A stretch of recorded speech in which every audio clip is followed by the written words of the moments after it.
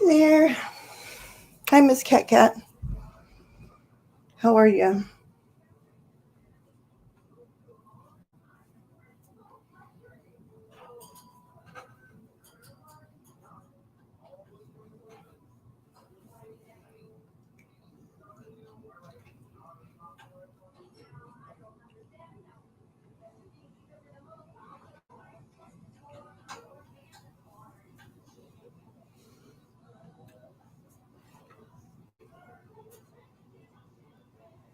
Not a whole heck of a lot. I did a lot of resting today.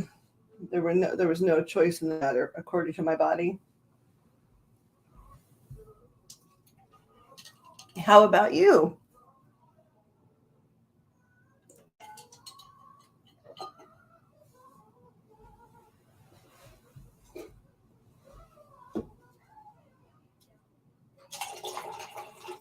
Good. Oh, well, that's good.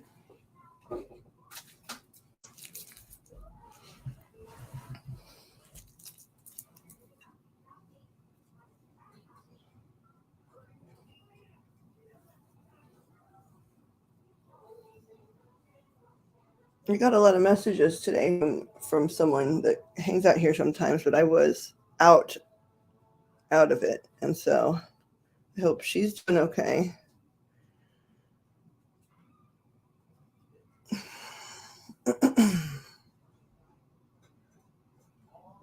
Oh, they're too rough?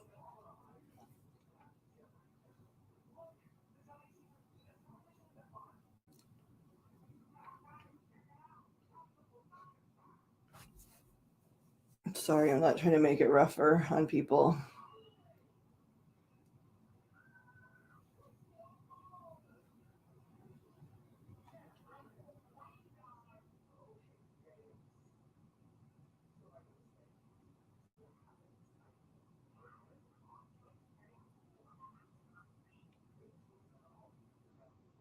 Okay.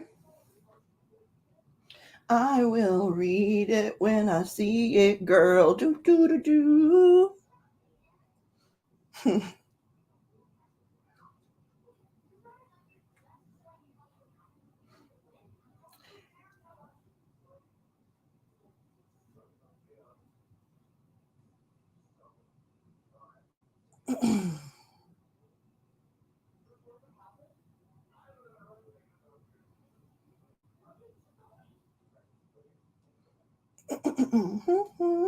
Do do do do do do.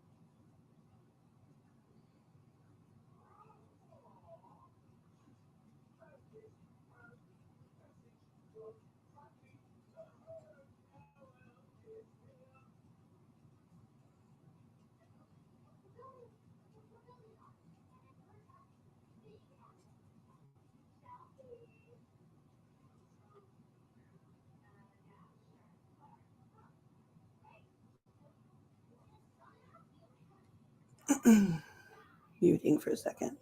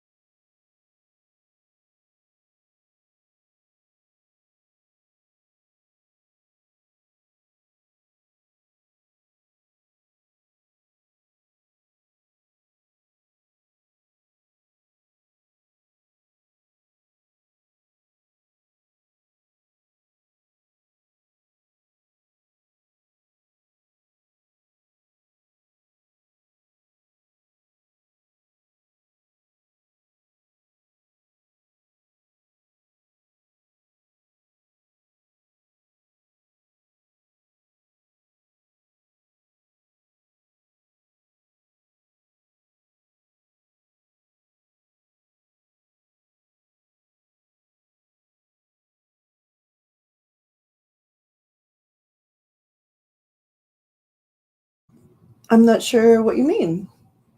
2 screens? I mean, that's cool that you got a new upgrade. But I was like, I don't know who BD's is.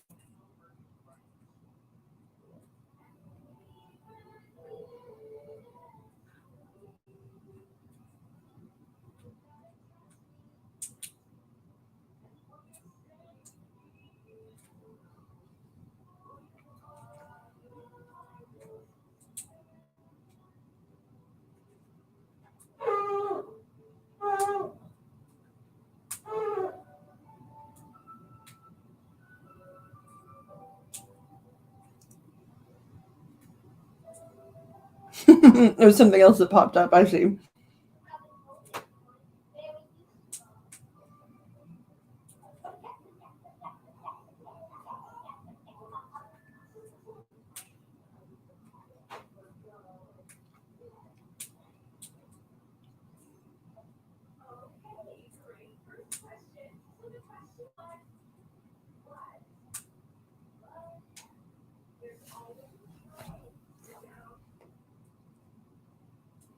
A BD post. BD. What is BD?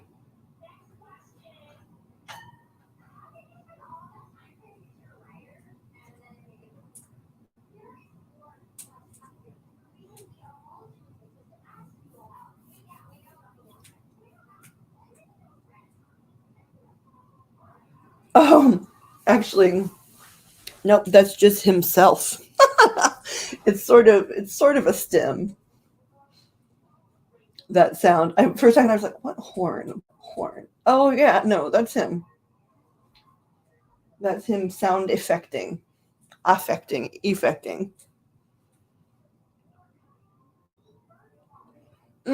Okay, I was like, birthday. I should have gotten that, but I didn't. I didn't. I didn't get it.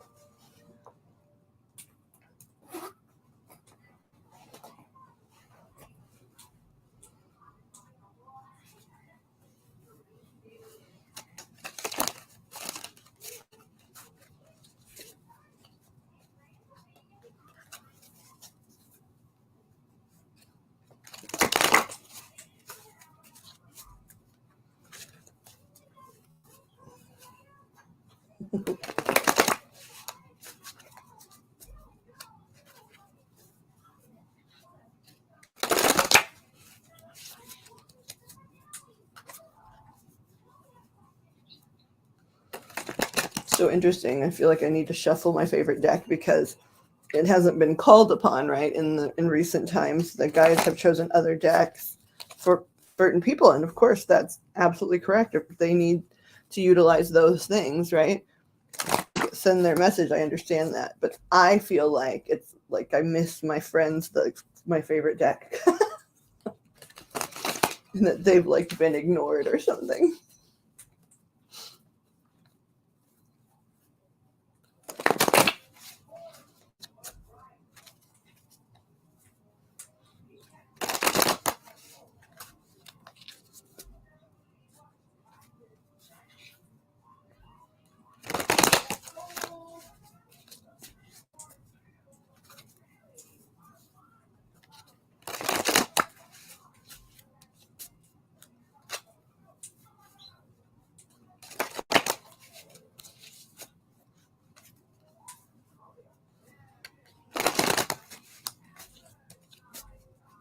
Oh, all I said was that recently the guides have been choosing, of course, whatever deck is appropriate for people's readings.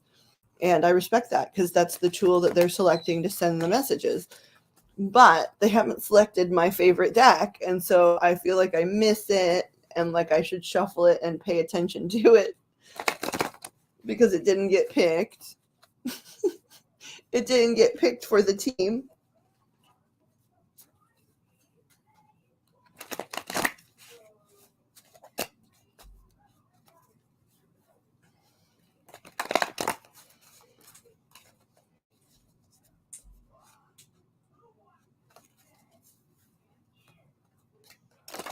Yeah. That's exactly right. It's like, let's shuffle it. I always view it as like giving the cards some oxygen. Let them stretch, take a deep breath, go on a little walk. Hi, Joe. Hello. So your favorite deck is on the bench? Sort of, yeah. It's been benched the last several times, right? Like when somebody asks for a read and the guides, indicate decks, this one is not indicated. And so I'm like, I'm so sorry, baby. I wanted you to make the team. Cat says hi. Hello.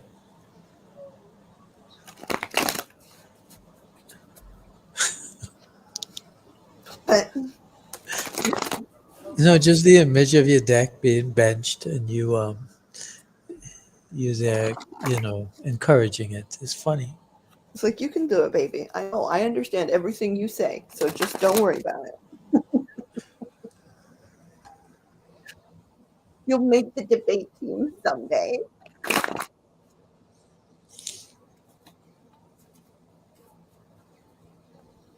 Although now I've got guides saying, then put it in the box. You have it in a separate bag. You have it in a separate bag because you're keeping it tidy and stuff, but we can't interact with it. So I'm getting corrected. The Playful Heart Tarot, the Kitten Chops deck, this one. I don't look good, but the deck does. So here we go. Look at this one. This one. This one. Love and It, accept it all makes the sense food. though that's your favorite Why? because it's whimsical and um, So now I'm going to it's follow their cute. instructions, though. I'm going to put it back here. Let's see. We'll see who needs to be relocated. They're saying one we don't use very often.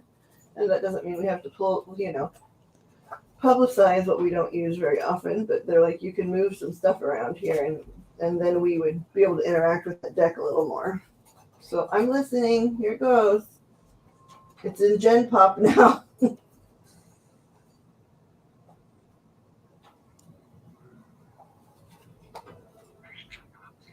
Here we go. You're in general population, baby. I hope you like it. And we'll take this one very nicely, put it in this bag.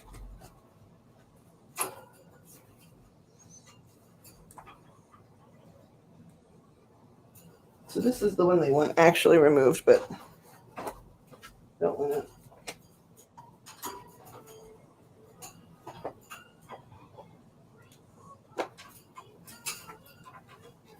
I think this particular one I'm moving is a deck that I likely got because it's going to wind up being for someone else.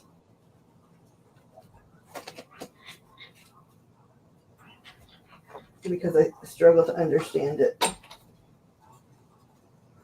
Okay, so this can go back in here, and this needs to be put over here. Okay.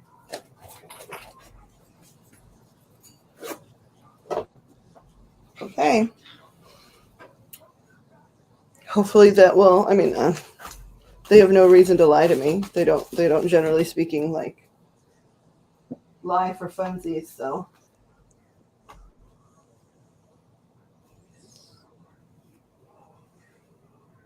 I'm assuming. You want me to turn them this way though? Okay.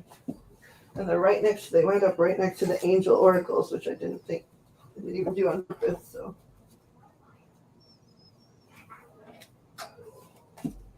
do that to protect them. Okay. Well, I gotta put something in there at some point. Put that on top. Okay. Okay. Now they're out in Gen Pop. Before I forget, and while I'm looking, so good. Shoe of the day. The shoe of the day always looks good because they're shoes. They're shoes. Shoes of the day. Shoes. I wish I could hide me and just show the shoe. The shoe of the day. Do do do do do. Um, what kind of box? Actually, it's a drawer. I pulled the drawers out of this old antique jewelry, like it's like a jewelry vanity type table with jewelry storage in it that someone gave me a long time ago. Ironically enough, to sort of be mean because I don't like antiques. They come with spirits, and sometimes I want to know about those spirits before I invite them in my house permanently and stuff like that. So historically, I've not really loved antiques, and somebody did it literally to sort of be mean, which is weird. Giving somebody like a present, hi Claudia, giving somebody a present to be mean. I know sounds super weird, but it's just true, and and so I've always kept it, thinking somebody else will want it, or we can get some use out of it somehow, or it could be repainted or whatever. Because it wasn't mean. Like the any spirits that came with it weren't mean. I mean, I didn't love it because of the intention behind it. So, but I now love it. I've pulled all the drawers out, and it almost looks like a library filing cabinet and it's sort of like fake velvet lined, so I can stack the decks in there.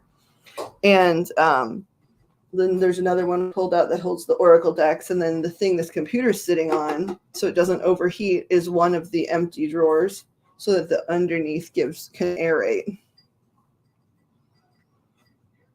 How are you doing, Claudia? I got all your messages. Well, message when I woke up from sort of healing. How are you?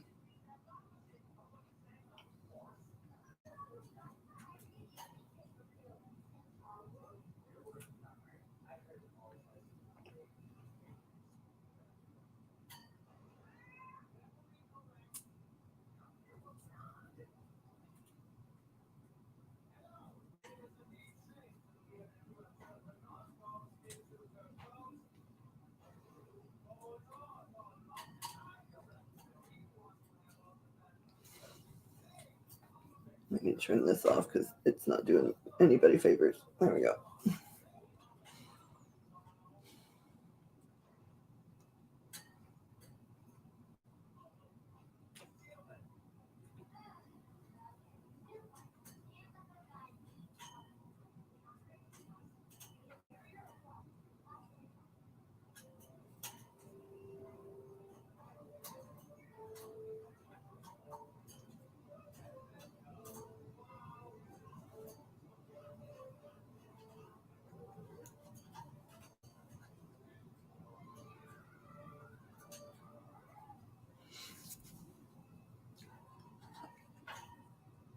An old friend?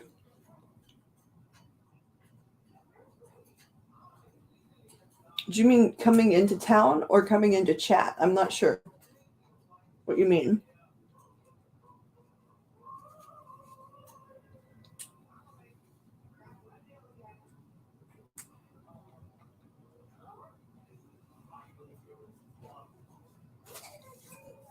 See, there's lag, but Kat and I had the same question.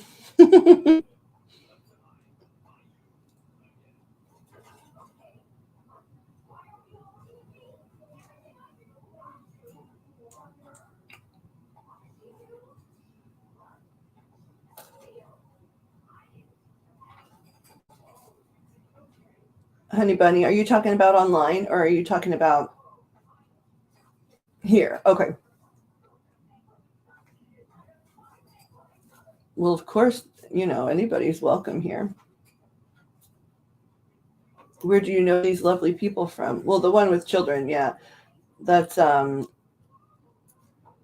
okay, so you have a friend coming to your house also. So you have friends that are going to come hang with you here online so you can have some company, right? And then there's some friends or a friend at least that's coming to the house.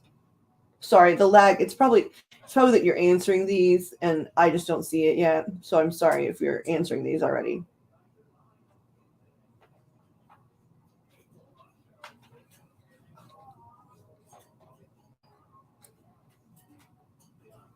I peeked in on someone else's live like right after we got offline last night, and they were having lag issues too. So the lag is super real. And then I just hopped around to different lives to see what was up, and it sort of seems to be site wide.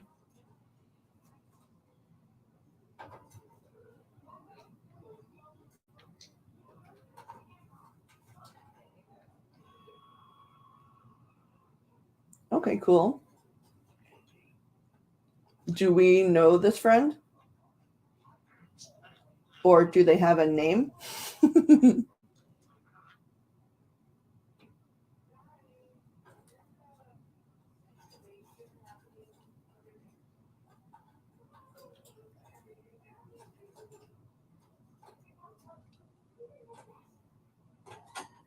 Perhaps.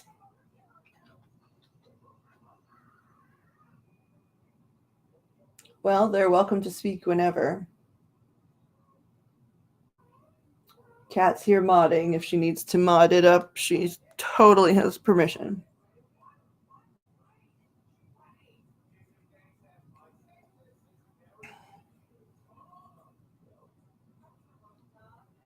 Aw, I've heard you. Yeah, I've heard you talk about Rachel.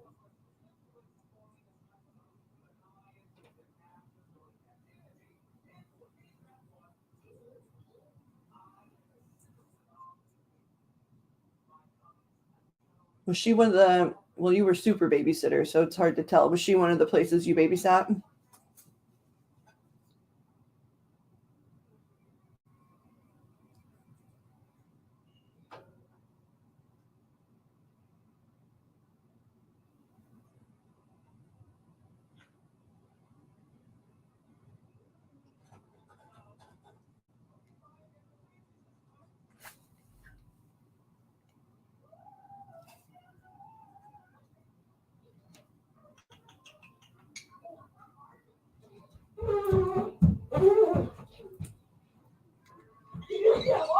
Hi, Birdie.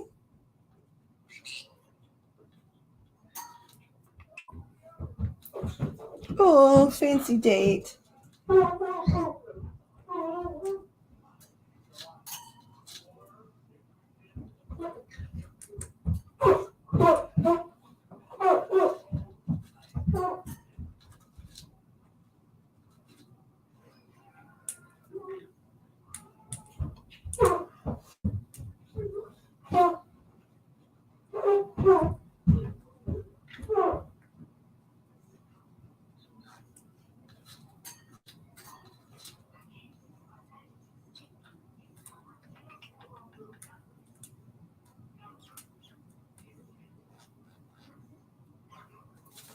Oh, yeah. Okay, I'm sorry. There were so many lovely children that you took care of, but I do remember some of that story.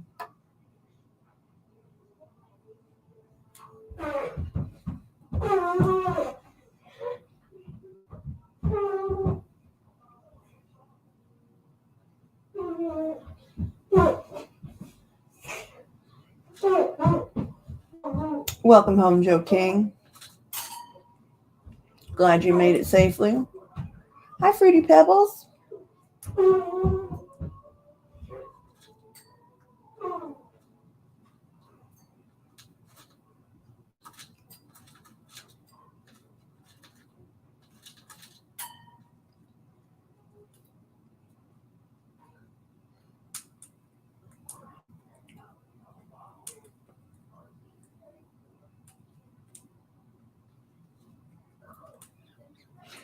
What's TBD back? Welcome to the room, Fruity Pebbles. If we know you under another name, hello again. And if we know you under just this name, it's lovely to meet you. Either way, glad you're here.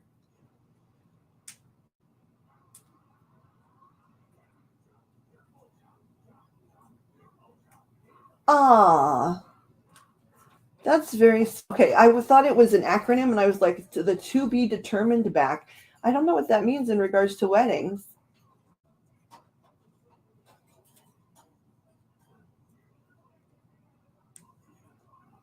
Welcome, Fruity friend. Right, I understand. Rachel has the kids, so us being up in the gazillion middle of the night is not going to be useful. It's not going to be useful to poor Miss Rachel. She's like, the kids keep me up plenty of time. Dude, if you get distracted, it means you're enjoying what you're doing and going with the flow of what you want to do. So just enjoy yourself. We're here. We're here whenever you want to float back.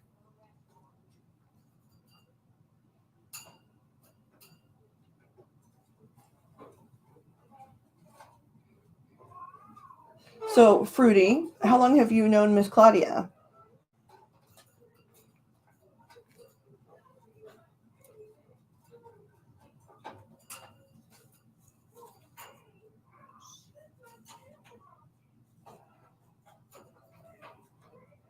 Card tricks and Rubik's Cubes.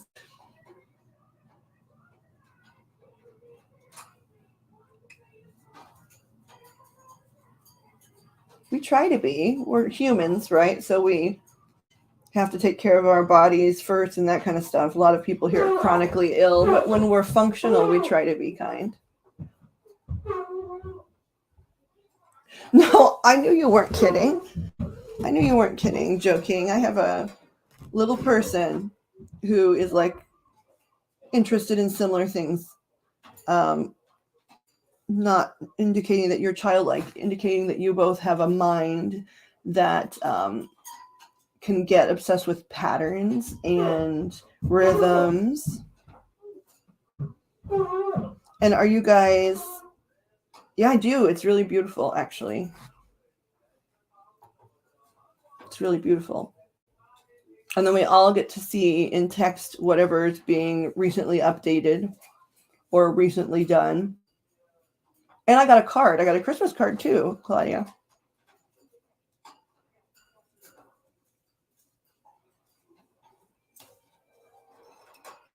I thought maybe you would know most of the names in this chat room.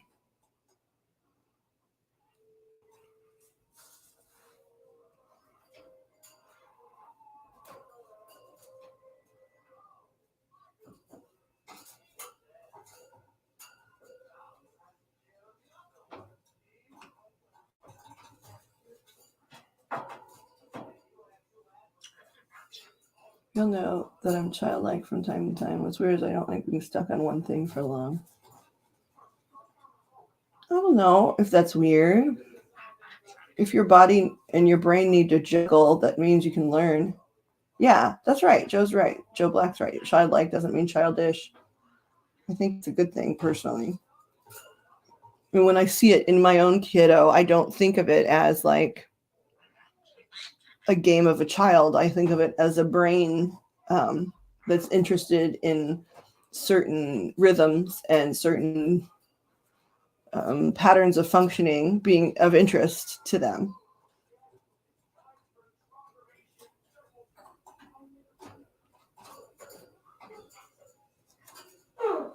So, Fruity, when you did a name change, did you choose Fruity Pebbles because it's just a fave?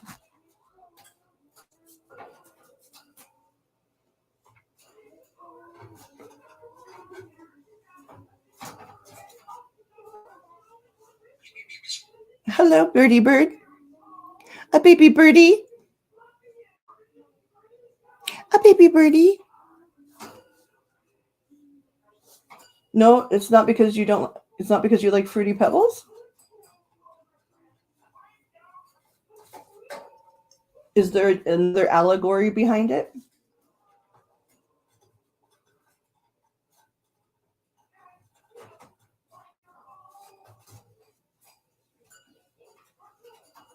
Yeah, I hope it doesn't bother you because, oh my gosh, the other day she scared the dickens out of us all. Like, she's always noisy, but she freaked out.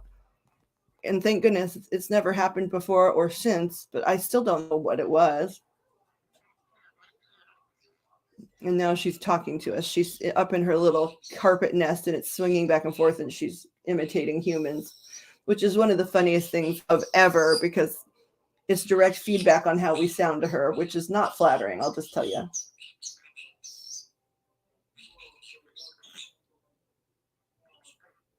A cockatoo on YouTube.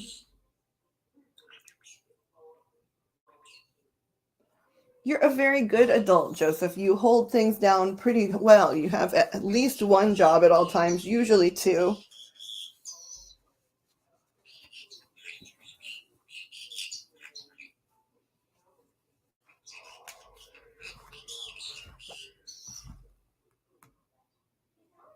That cockatoo has a foul mouth. I have a foul mouth, and I kept waiting.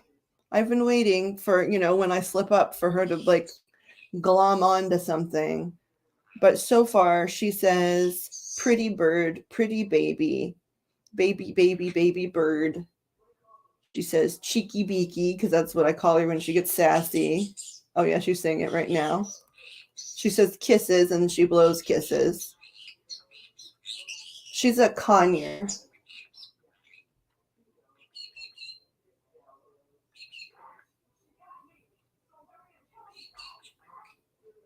Yeah, I mean my natural state is sailor mouth, but with the kiddo for a great number of years that changed considerably. And so make well Joe Black makes fun of a lot of my combinations of words that take the place of curse words,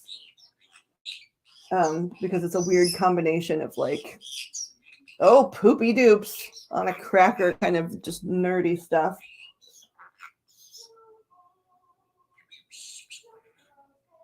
You've seen the cockatoo with the foul mouth. The cockatoos are the ones with the white ones with the big hair that stands straight up when they get excited, right? Like they have the mohawk. Because that's a cockatoo, I think, and the cockatiel is, I think, different.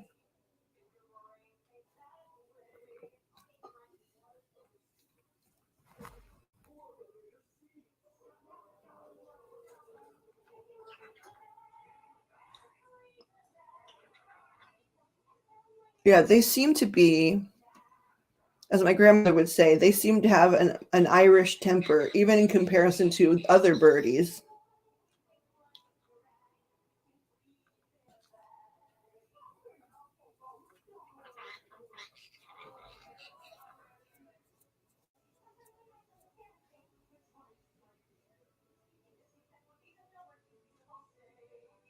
So Fruity Pebbles, I think it was in the pursuit of innocence, right?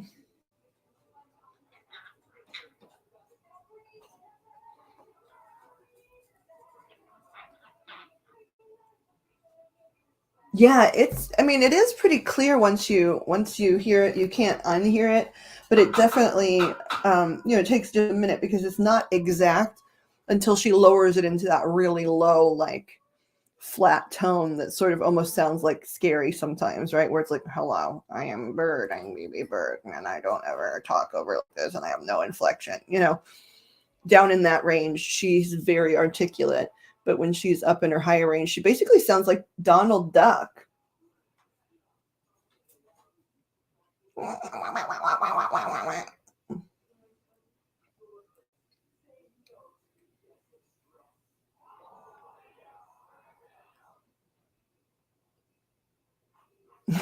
Thanks.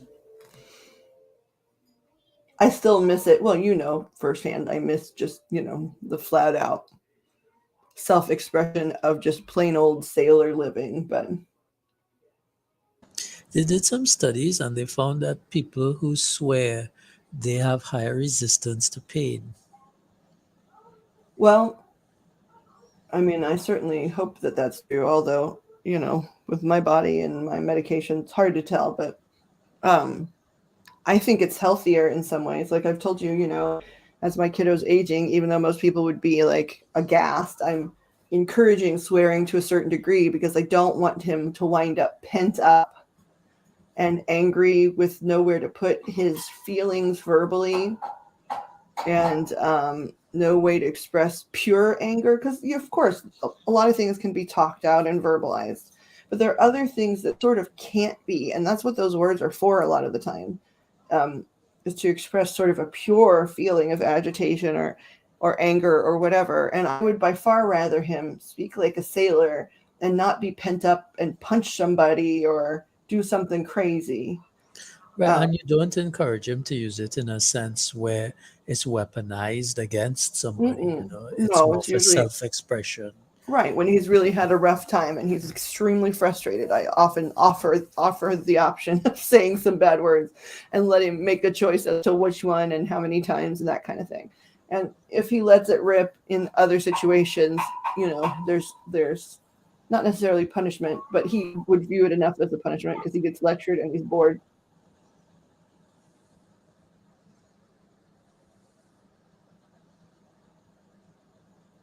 You can attest to which thing, Joseph King. You might be biased about cursing. Innocent but been through things. I understand that concept, Fruity. I'm sorry to hear that, but I understand it.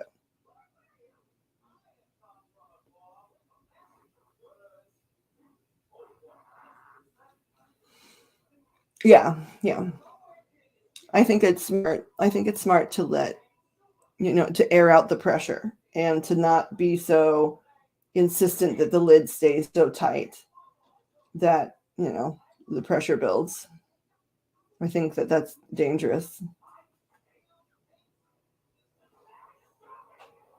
Some of the craziest people I've met are like my stalkers or whatever that I've had from through work, um, have been super insane, terrifying people, but they also say things like, don't speak with that kind of mouth or language, and it's because they really have been trained that way. And then all of their other feelings are, the crazy is leaking out in other ways.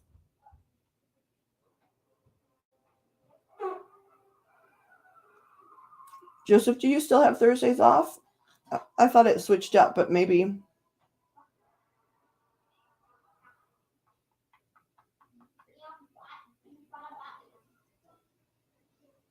Joe King, I don't know if you know about Joe Black, but he did a lot of Tai Chi and karate, like a lot.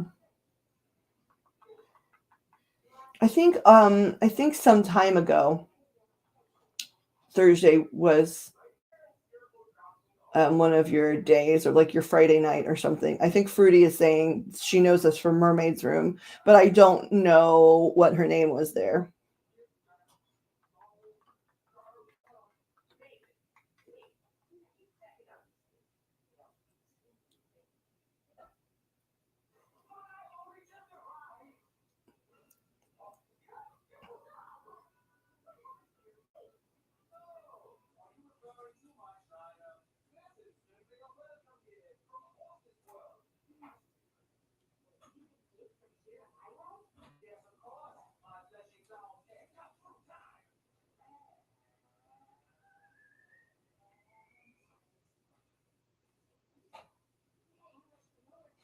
Okay, hold on, Beak. I'm so sorry. I was getting ready to let you up onto your playground, and then I got a little distracted. So hold on one second, baby.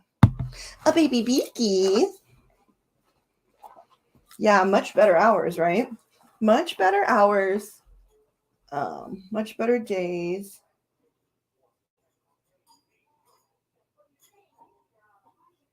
Joseph, you're getting clues, honey. You're the one being given clues as our mystery guest. Okay.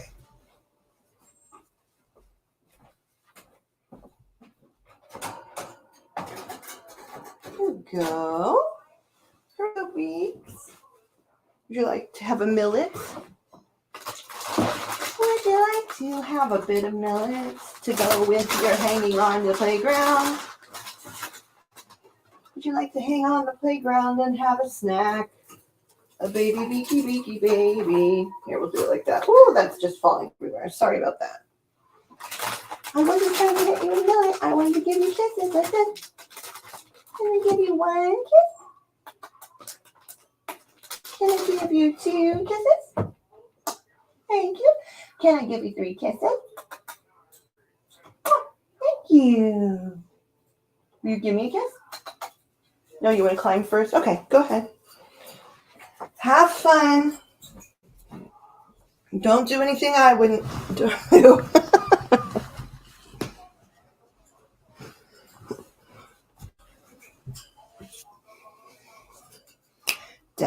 12 years old and tomorrow she'll be a whore. Nobody ever told her it's the wrong way. And she's up there climbing on her playground. Look at you. There's nothing you love more than being narrated. Look at you. You're like Godzilla.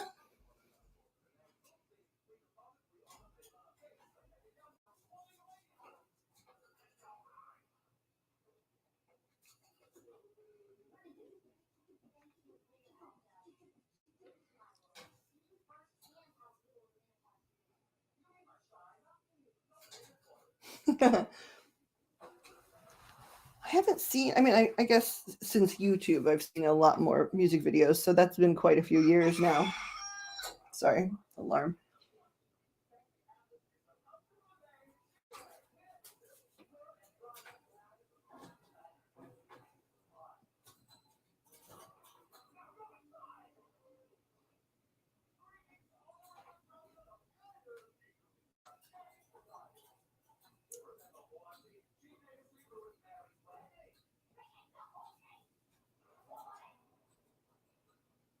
Okay.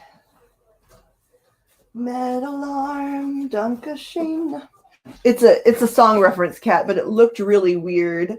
It looked really weird in sequence with everything that everybody said, right? I try everything once, most times not twice. Same thing with date rape, right? Like I was thinking that in my head too. Gosh, if somebody just looked at a snippet of this, it would look real bad. But they're talking about the music of the band Sublime.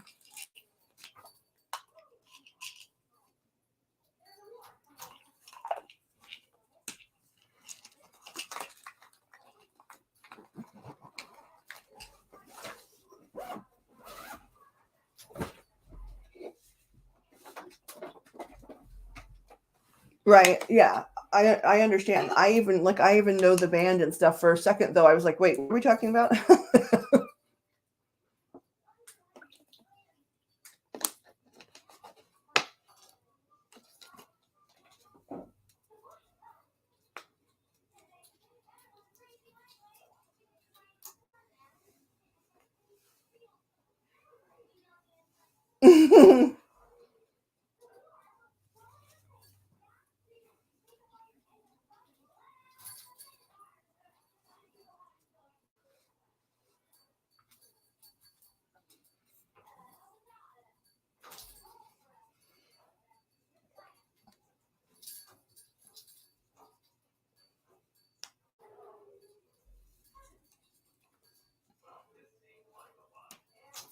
He lights me up that cigarette and I slap shoes on my feet.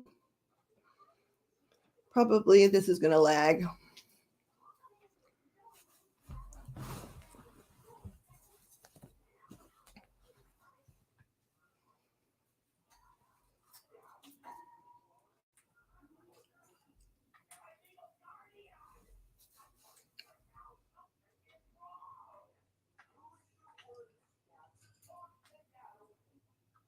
Hi, Liz.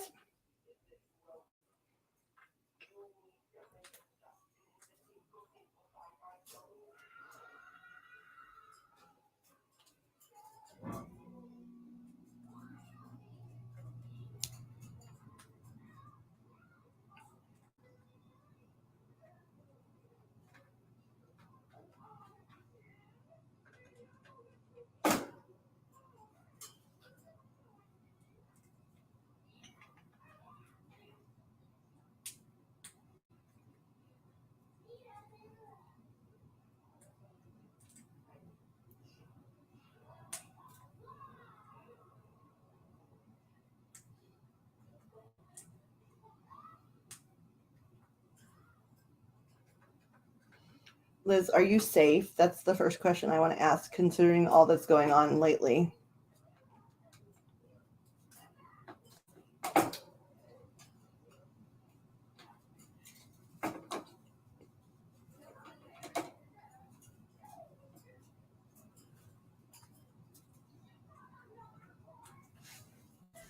You felt almighty.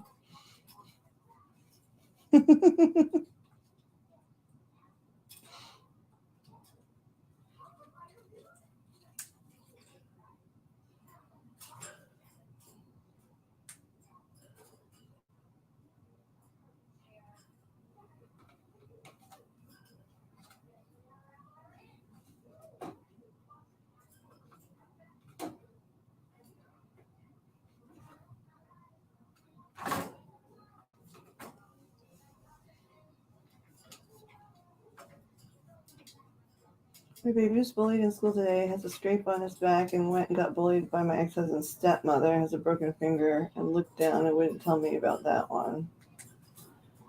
Oh, love.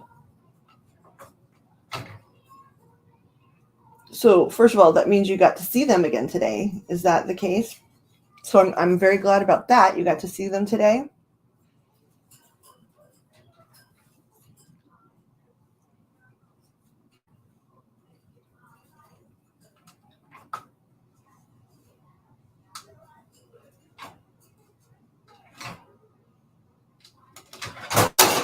I knew you got to see them 2 days ago or something, and you were elated, and I was very, very glad for that.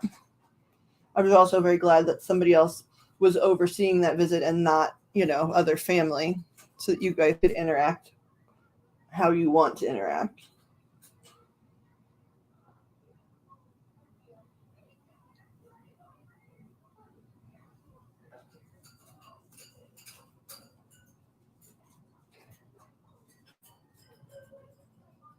I think, can you rephrase that, Joseph King?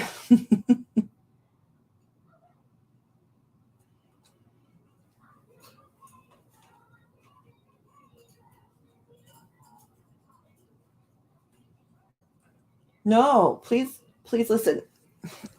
It's totally acceptable and understandable to vent. Although I want to say, I'm sure it does him good, even with all of that going on. I'm certain that just seeing your face after all that's gone on, brings comfort. So even though that totally stinks, and I'm sorry it's going on, I'm very glad that he has you to look at and tell those things to.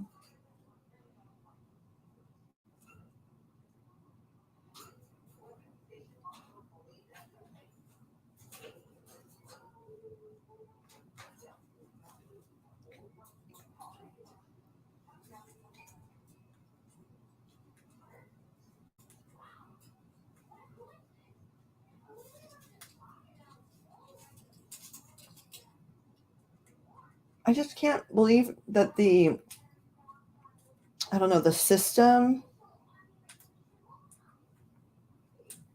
I mean, it's not good, but right now, when you have pending other legal issues with this person, the fact that they haven't slowed down and just said, hey, we're going to leave things as they are while we sort this other legal matter, that's the part that's confusing to me. Because while they're totally just never really out to do the right thing, they usually are self-protective enough that they don't want suits brought on themselves, so they slow things down, right? They slow the wheels so that they can't be liable.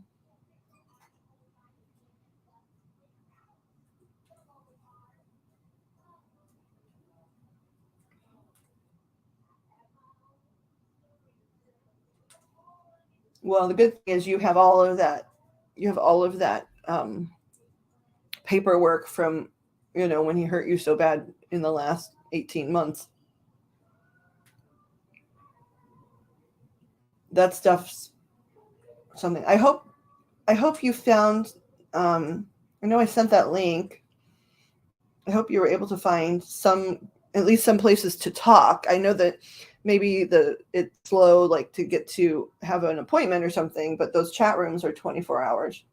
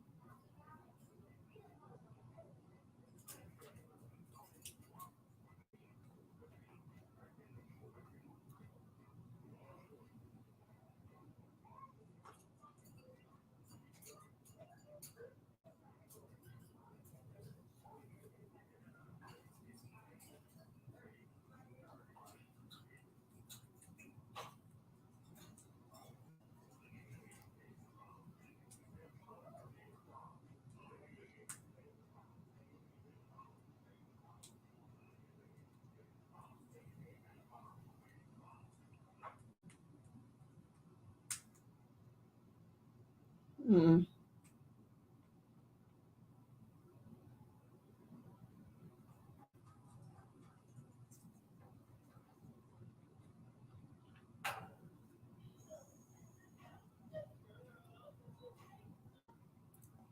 Yeah, I sent a bunch of links about different legal aids in that county, and different, organizations that can help. She voiced that she already has an attorney, but I think it'd be wise to consult with other attorneys as well, especially if they're free and they specialize. Has your daughter's dad written any kind of testimony? Is he just in too much of a mess on his own to have his words taken seriously, or would his word be useful?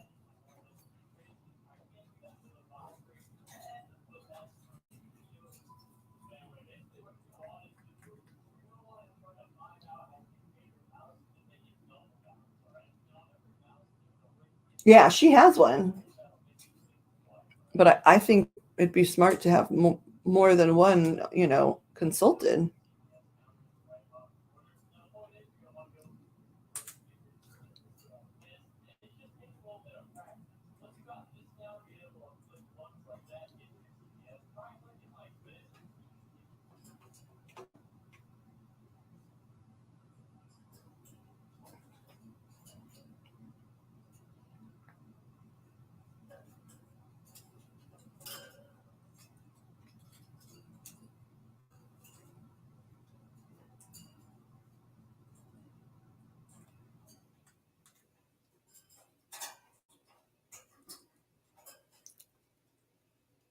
Hmm.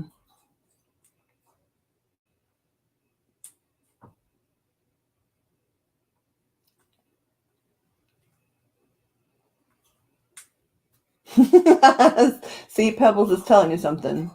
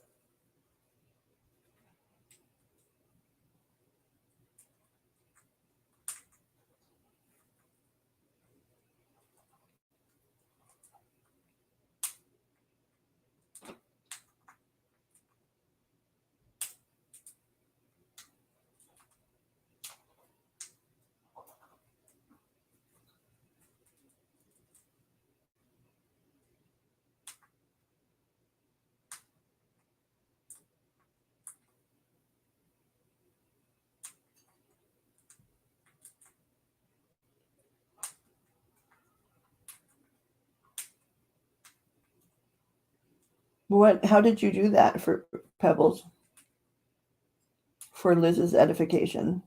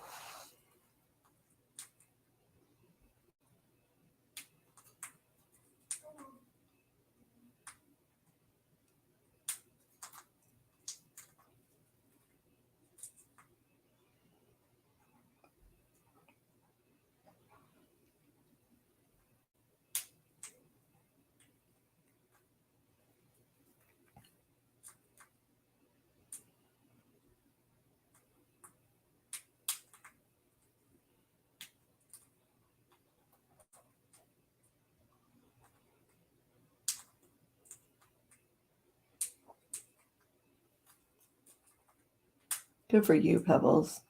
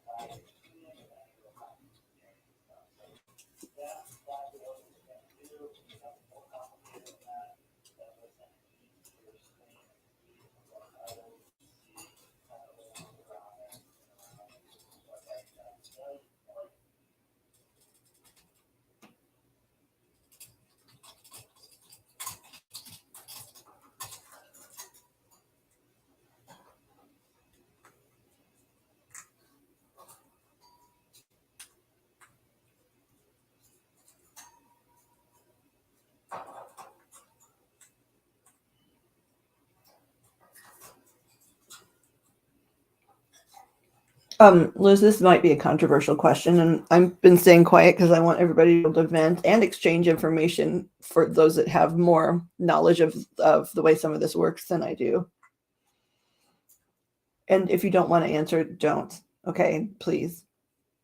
It's not a judgy question, but it's a matter of figuring out some of the angles. What is it they are accusing you of doing that makes the court come down so hard on one side? Is it that they are accusing you of something, or is it that you just have a biased, judge, or they have sway in that county or something? What is it? Because when you were talking, I kept hearing from my guides, it wasn't like she needs to work on her issues. It wasn't like that. It was like she needs to take what they've done to accuse her, like take the items that they're using to accuse her with and tear them up, like basically prove them wrong piece by piece and shred the accusations apart and find the right attorney to do that first.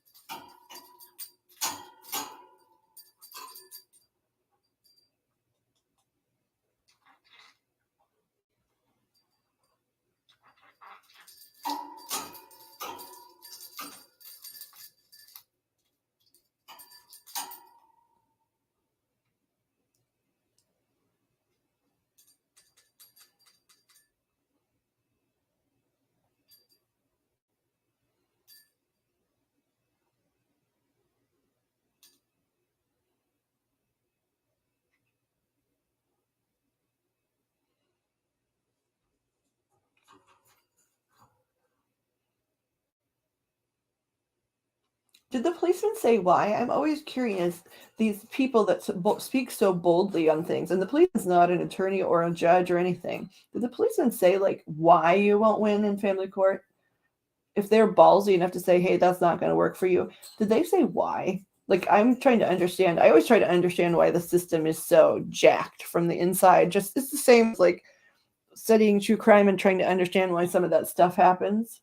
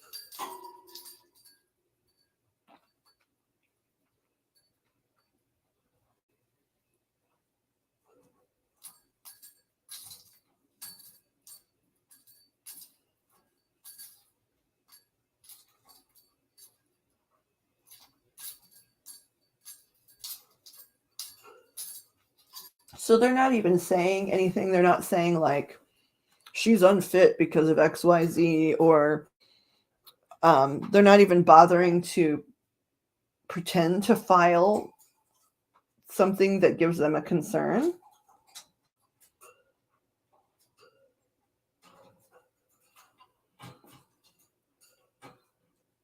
Yeah.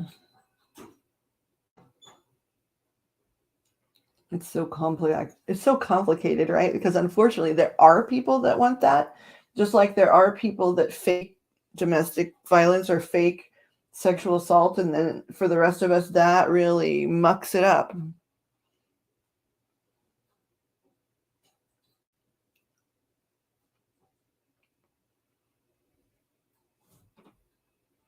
And while to a certain degree they're right that um, some things have been unfairly swayed in certain decades towards the mothers. Number one, there are some reasons why, and culturally, especially for the time, and then that stuff was established. And then number two, it's almost like it's almost like they should present these cases to the judge blind and not say which parent, say parent one and parent two, and not indicate a gender, because that seems to confuse everything.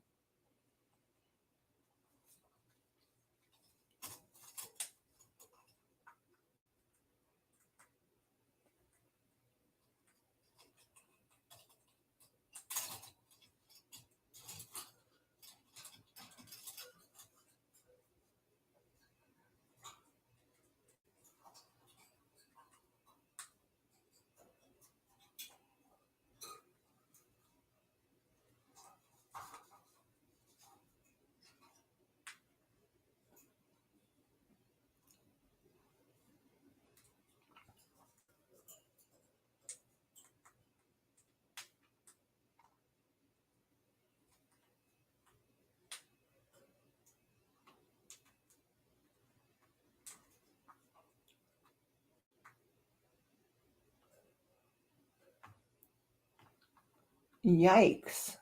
Is that Pebbles, is that in a small community as well for you?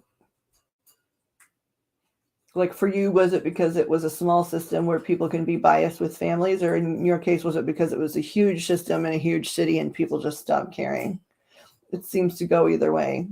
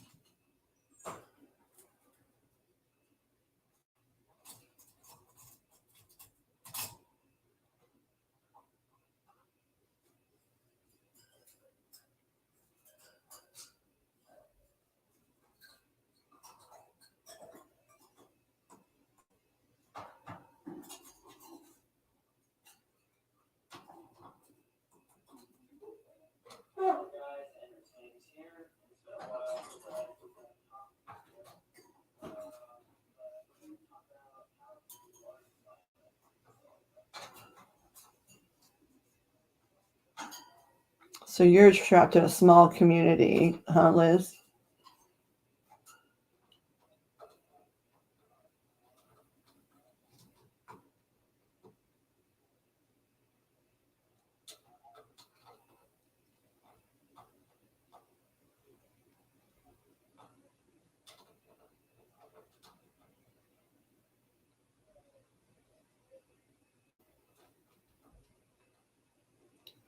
Why, Caddy?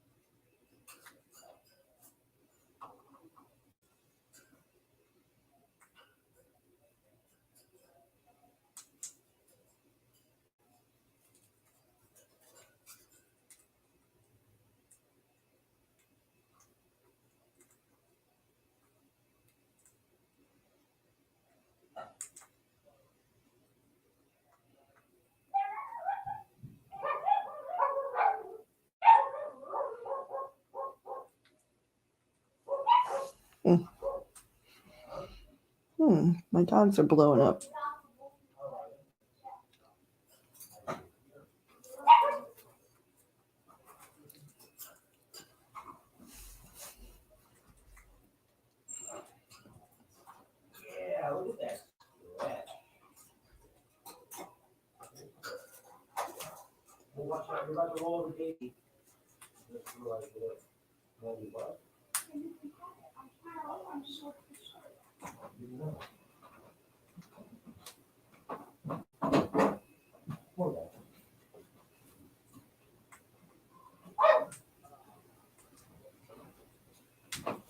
You need to go outside? Come on. Let's go outside. Who wants to go outside?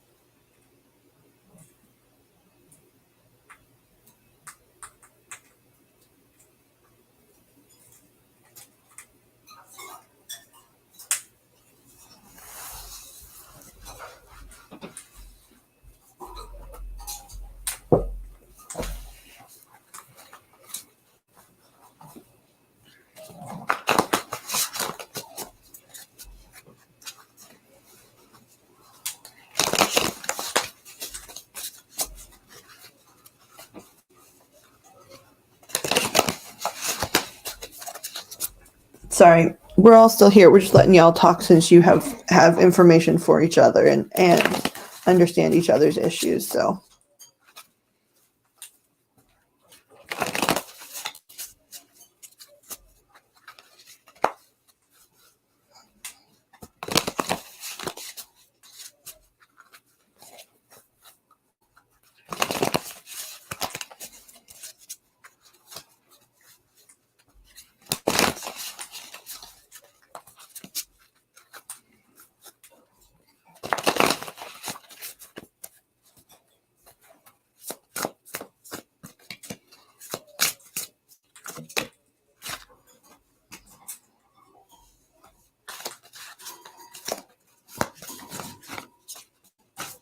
No, I don't. You don't need to be sorry. I want you guys to be able to chat.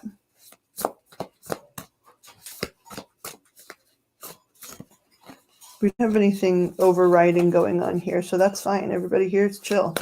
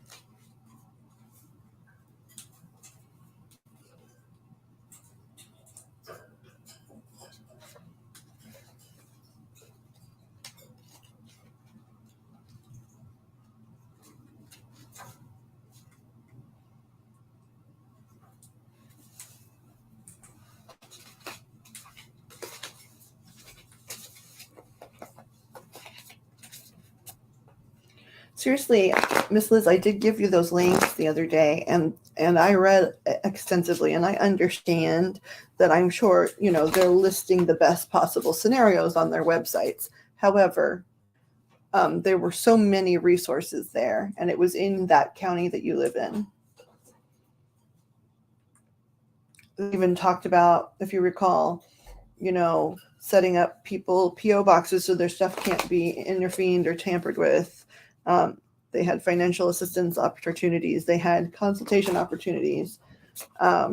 They had opportunities to speak with someone out of county in case you felt you were encountering county bias.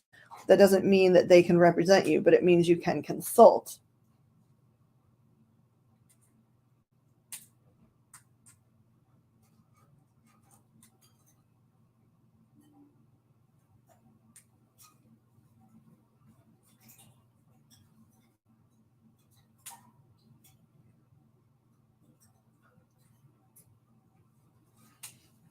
I think that's correct, but I also think that doesn't just mean like, and I don't think Pebbles meant it this way either, but I think I want to make sure Liz hears that it's not like saying you should be doing everything. It's saying you should be consulting every possible helper, right? So that you can build a whole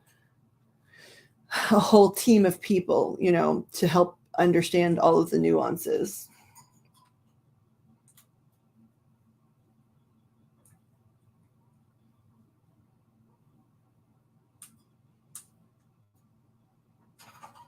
Right, but that's why I sent you those links, because they're for people in violence situations, family violence, partner violence, CPS cases, all of them.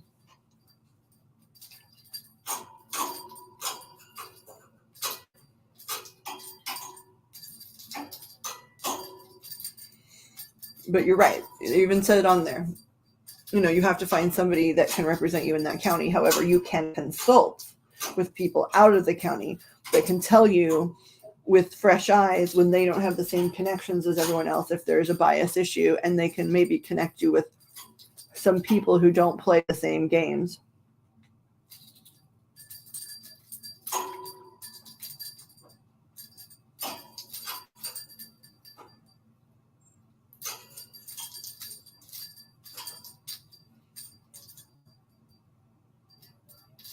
Yeah, I think they were actually listed on that site as well. And that's great. Who knows, maybe because you're working with them, you can ask them to connect you with some of the people on that site, since that site seems to be a home base for all different, a variety of resources in that county, right? It could be that since you're already affiliated with one of them, they could connect you to the others.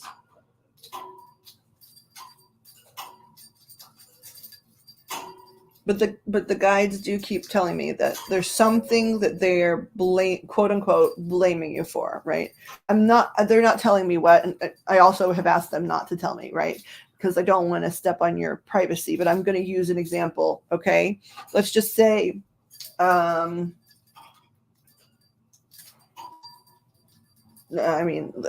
gosh, the list is long. Mental issues, drinking, drugs, things that it could be. So let's just say it was drugs, right? Let's say they're saying she's a horrifying drug addict, right? So the guides are saying whatever it is that they're utilizing as their primary weapon, outside of just, hey, I know the judge. Because even if the truth is, hey, I know the judge, they still have to put something on paper to make it look quote unquote legitimate, right? So whatever it is they're pretending to accuse you of,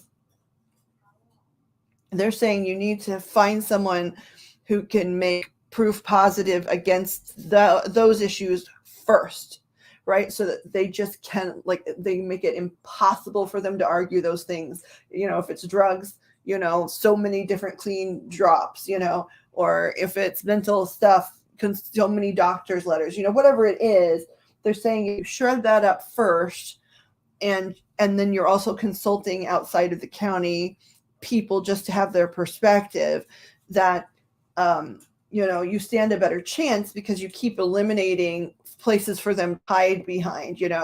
Eventually it's going to make apparent the fact that they're buds when they have no other leg to stand on, when all of their accusations have been proven false.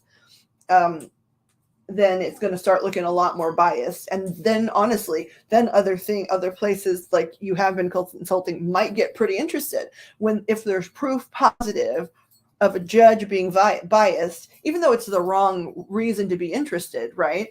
People want that salacious gossip. They want the ability to knock the other contenders out of the judge's seat and all that stuff. So it's not the right reasons, but they might get interested if you start forming a situation where you have proof positive of bias in whatever county.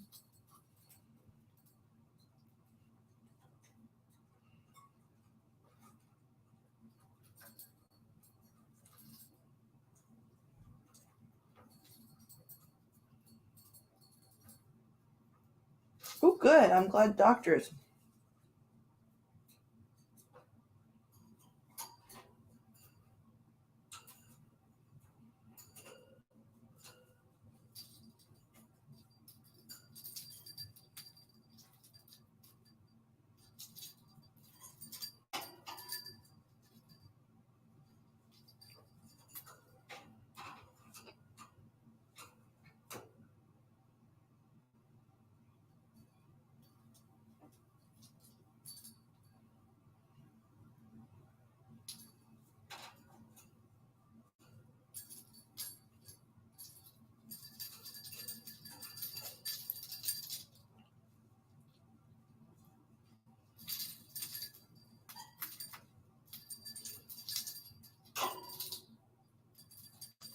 So the guides are probably giving me little tips because there's someone here in this room that can also then corroborate or give you further information about how to go about, shredding up their false accusations.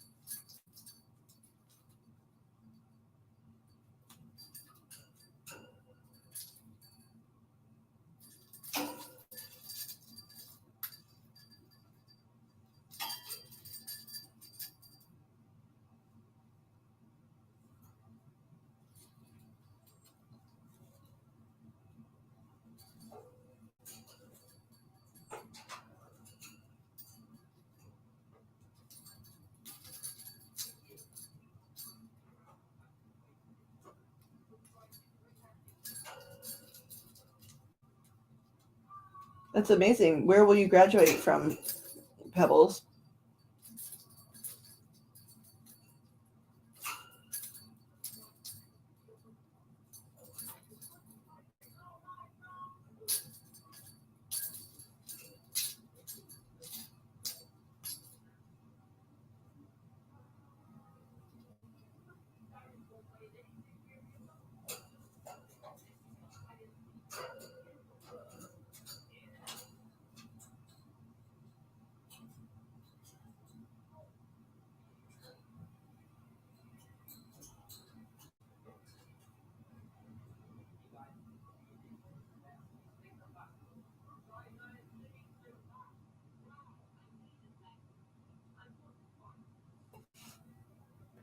Like K-State, KU?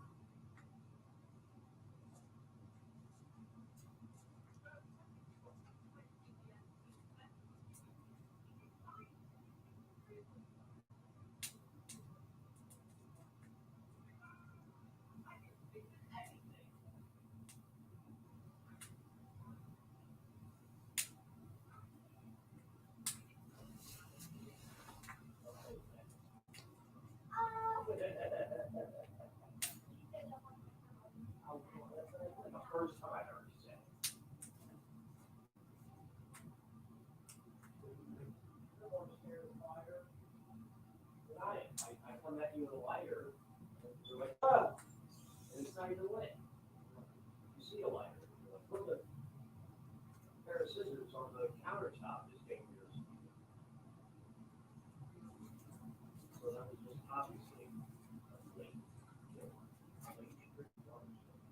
Sorry, I gotta pay more attention. What's going on?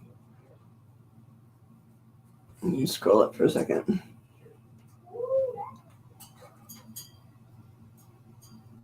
Oh, go Tigers. Let's see here. Part of my abuser's family and his family lives, they can adopt my children for their SSI.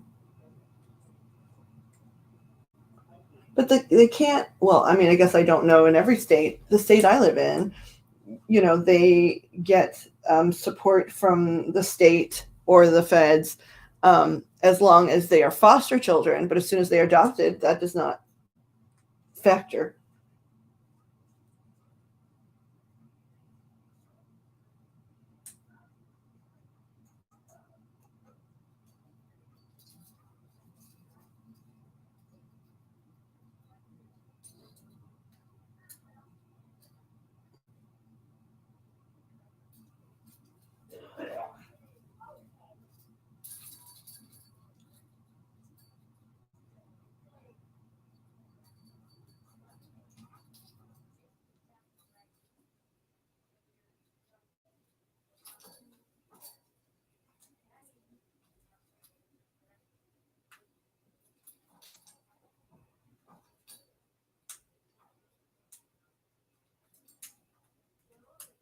I don't know if I've been to Fort Hays. I've been to Fort Scott in Kansas. I had family that wanted to travel all over the states and go to, all of the national parks and all of the historical landmarks. But I don't know if I've seen like the historical parts of Fort Hays or not.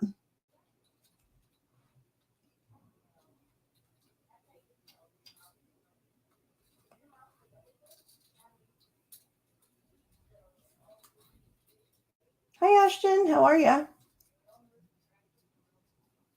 Girl, was it really true that he had that song in his head?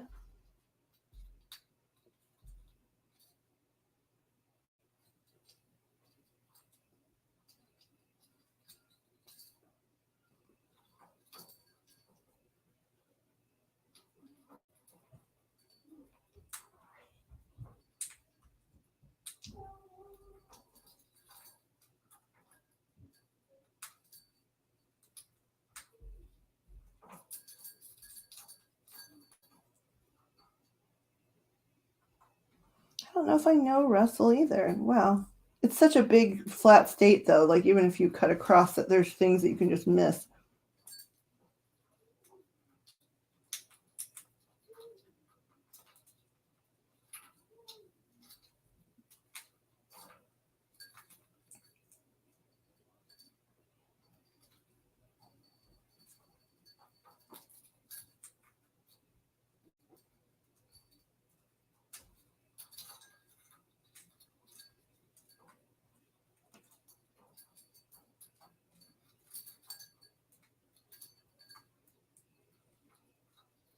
Bob Dole, right? Bob Dole. My brain just farted.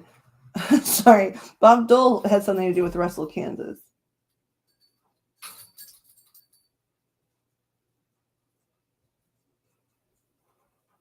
Miss Ashton, is your house less full?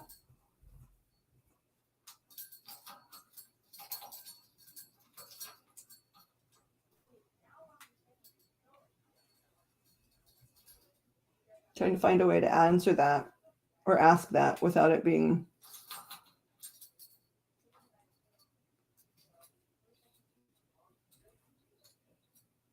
I guess, no. Do you still have company, Miss Ashton? Do you still have company?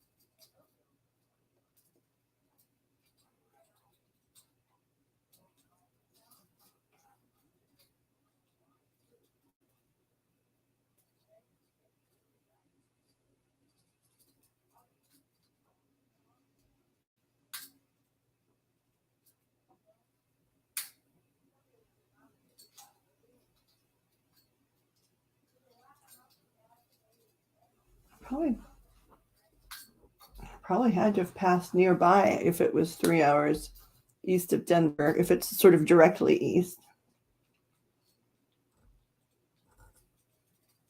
That's so interesting. This is just a joke, but did he speak about himself in third person, just like on SNL?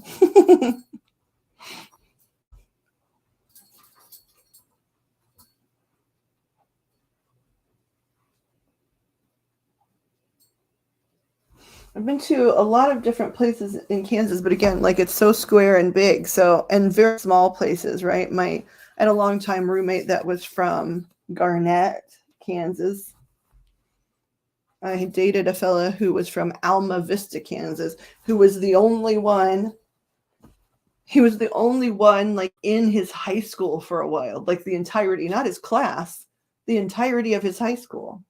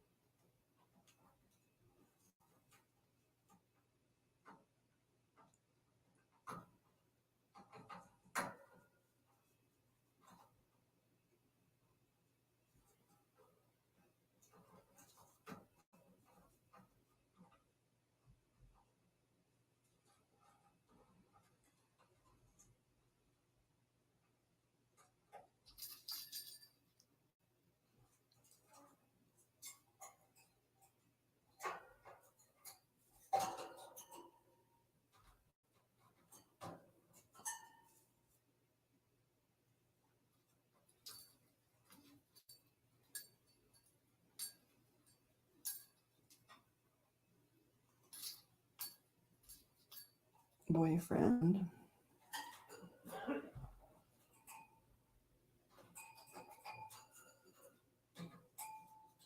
Oh, you got a lot going on.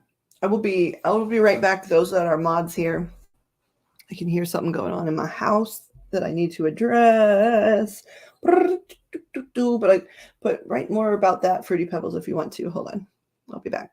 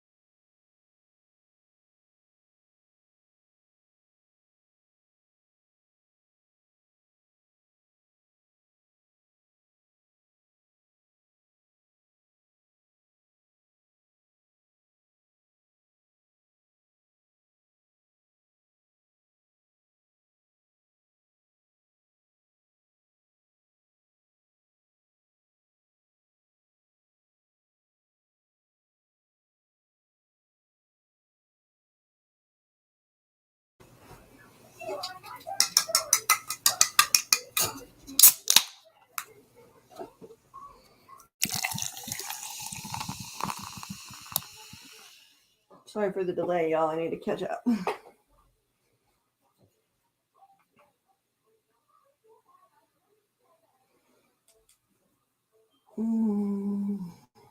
Let's see here what people are saying.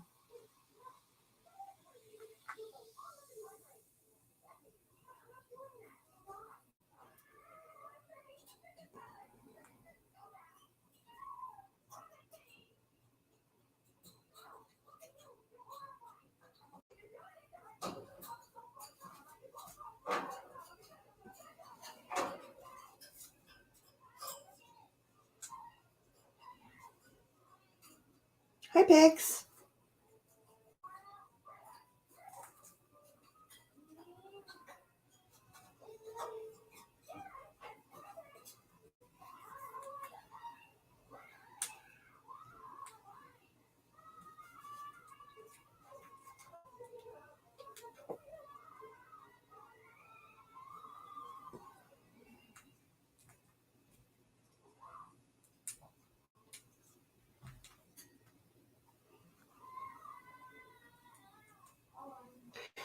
Okay, I'm reading to catch up. I'm back. Pix.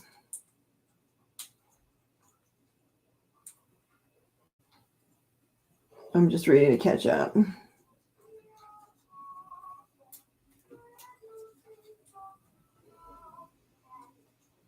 I don't know what that little emoticon is. Is it a little fairy?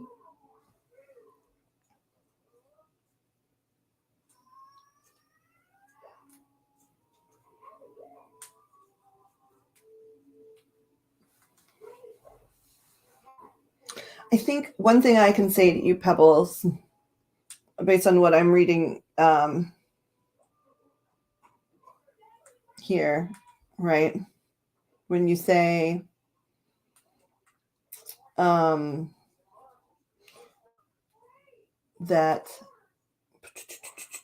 let's see, you just basically don't want to go back to that place, and that it's unhealthy and sinister. You're in a room full of people. This I can confidently say. You're in a room full of people that feel the same way. Now, I mean, I can't speak for literally everyone, right? Some people are better at just remaining sort of neutral and doing them, like Mr. King here. He does him, but he doesn't get involved in people's intrigues in any manner, right? He's busy focusing on his life, and he enjoys visiting different places when he can, but he's not somebody that wants to be in any of the loops of mess that any place creates, right? So he just sort of wisely stays, like, says, my name is Paul and this is between y'all. And oftentimes in that other room we're referencing, when there was stuff going on, he'd be like, wait, what? Because he just stayed disinvolved. So yeah, I'm sure you've seen him both places. That's because he can be both places without getting involved in that kind of stuff. But I feel safe speaking on the behalf of like Kat, for sure, Pixie, right? And a few others, but their Kat and Pixie are present, that no one wants all that anymore. It was too yucky. Energetically, it got really yucky. And then, like you are expressing now, it was really hard to figure out who really was in agreement with who, because there were so many people playing intrigue games. But, and again, I can't speak for everyone in the free world, but I can say, like with Kat and Pixie's case, they felt taken in and deceived. Two of us were a part of sort of pulling the string that pulled a lot of the stuff out from under everyone. Not that we wanted to hurt anyone, but that we just couldn't take being lied to and swindled anymore. And it's painful to see the people that are still being swindled. It physically hurts to see that. But I don't want you to do anything you don't feel comfortable with, no one's going to push you. I saw where Kat said I'm psychic. I mean, I don't know if I classify myself as psychic. Sometimes I know things, sometimes I don't, but usually I try hard not to know things unless I'm invited, if that makes any sense. Like, people often ask me why I don't do true crime. Well, I only have ever done any kind of true crime in my life if I've been literally invited locally where I'm from by like family or law, or the rare times I've spoken on cases that are all over the internet, I've literally been visited, by non-physical entities that are communicating with me. But if I'm not invited, then I just don't try to peek in there, because there's usually reasons that people don't want you to see things, or they, it's just not the right timing or whatever. So don't feel don't feel anxious that people are going to unmask you immediately. I don't know what you know about me. I was involved even in recent months in doing some of that research. That like local name-based real life research. And I think you were too, but I don't wish any harm to anyone. There's a few people from over there I would really like them to not ever, I would like not to share space with them again. But, I don't wish harm on them. But there are several people in this room who are owed a lot of money for, for things, for services that were never rendered, that donated money to people that didn't really need help. And so we understand that type of pain. No, Claudia would not tell me. She won't tell me. Don't worry. And if I figure it out, I just won't say anything. I don't know if I'll figure it out. I'm not trying.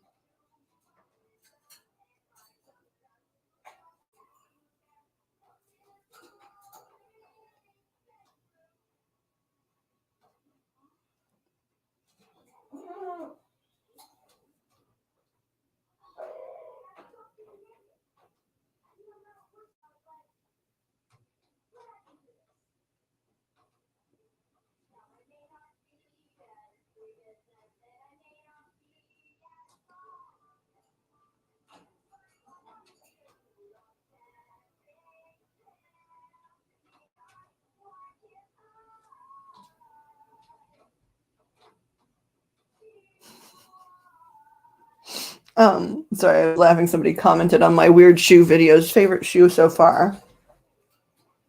But I guess what I can say is I feel like the 2 or 3 people that I really hope to not share space with again are extremely, extremely aware that I hope not to share space with them, and they would know who I am for sure, right? It wouldn't be a question. And they would know these people in this room for sure, and I don't think they would want to come around unless they were playing some weirdy game. So we're sort of trying to be troll proof over here. We're not perfect, but part of the reason things are growing so slowly is people are over here are manifesting only wanting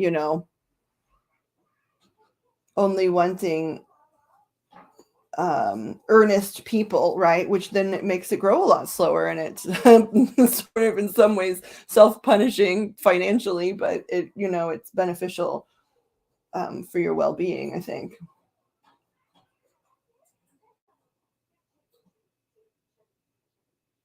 Oh, I don't know if Joseph knows who you are. If that's your question? So Joseph knows. I'm just saying, Joseph, you may see that he's here and there still currently, and it's because he doesn't play in any politics, and he doesn't get involved in the inner workings. He just wants to come and chat and socialize, So anyway, I'm sorry, I didn't mean to freak you out. I don't think he knows who you are for sure. I mean, you clued him in a little bit probably with talking about Sublime, but like that would probably be it.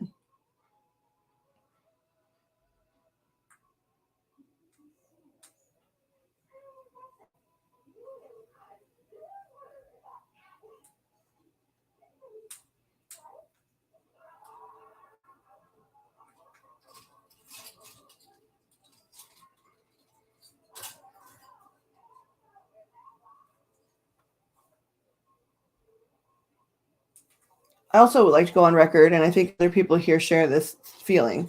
What's happened there has been very sad because the proprietor of that place has actually some real abilities, but chose to take those and twist them and utilize them in ways that I think probably, first of all, reduced then her access to those abilities considerably in making certain choices.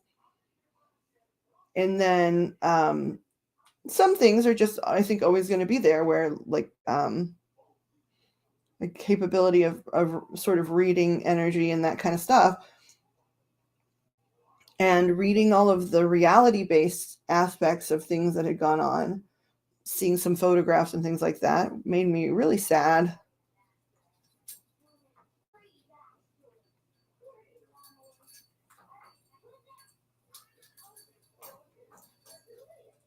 Oh, thank you, Claudia. That's really nice to hear. That's really nice of you to say too.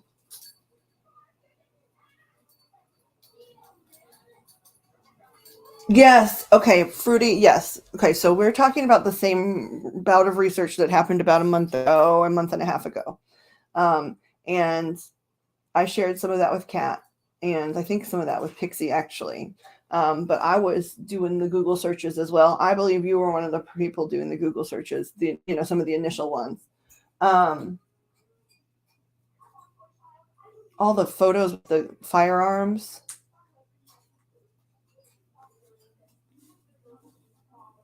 Ooh, painful. Some of it's painful.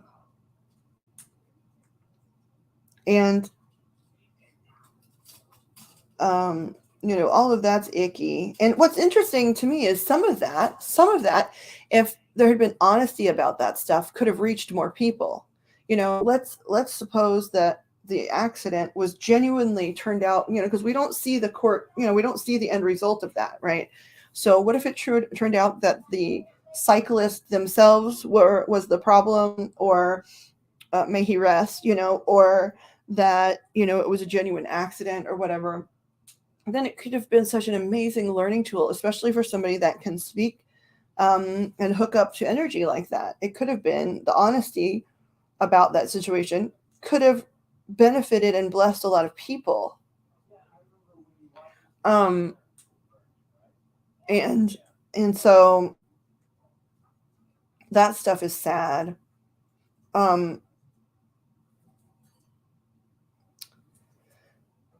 I was one of the first people that sort of was trying to contact that gentleman's family who had passed away, all of them recently, back and forth, back to back to back, just the parents, within the same year, and then the fiance and the sister within the same day. And I was doing, first of all, psychic research and couldn't find any of those people. So I told someone else that's in this room, I can't find any of those people on the other side. And I've started searching and it just doesn't seem right. And so that was the start of that situation. Yeah. Well, someday when we get to know each other, Pebbles, the fact that you brought up Tim Mullins, right? I'll have to tell you sometime. I've never spoken. I mean, I've spoken in my lives about it, right? But I haven't done a video about it or a stream specifically about it because, like I said, I stay out of those cases. But it's been in like the last, I don't remember, 6 to 8 months. I lose track of time a little bit. That I had Summer Wells herself come to talk to me. I was surprised, but what was interesting is she wasn't specifically talking about her case. She was talking about someone that was doing a lot of reading and telling me a whole bunch of things about that person and their connections to other people. And that to a certain degree, that person didn't know. They didn't know that they were connected to some of these people that they were pretending to read, and that if they found out, that they would go quiet immediately or try to make up a new story or something. That's sort of a convoluted version of it. I have much finer details. But I was surprised. I was surprised that that's why the spirit of a little girl came to talk to me. She was wanting to say that, well, a whole bunch of stuff, but it wasn't specifically about her, right? It was about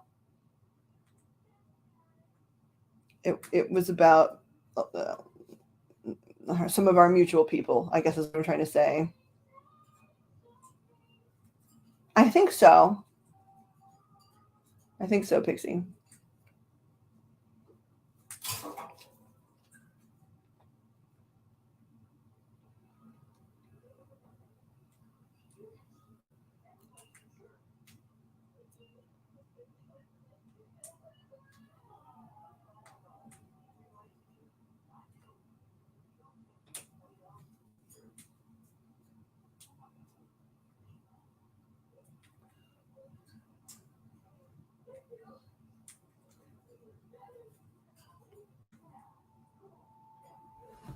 Ouch. Oh, sorry. It's meds o'clock. My body says, hooray. Hooray, it's meds o'clock. Have you?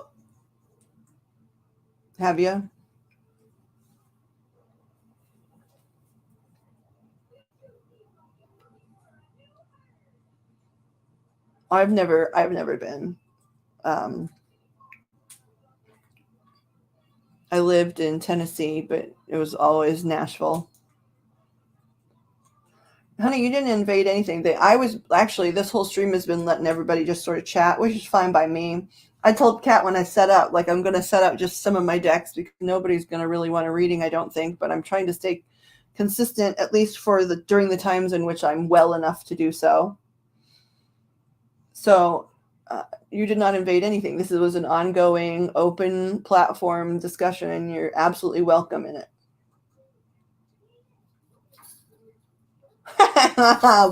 I would like to gently say bullshit. See no evil, hear no evil, speak no evil. I don't mean that you cause any of it, but I'm saying you definitely are willing to discuss it with us, and there's no problem with that.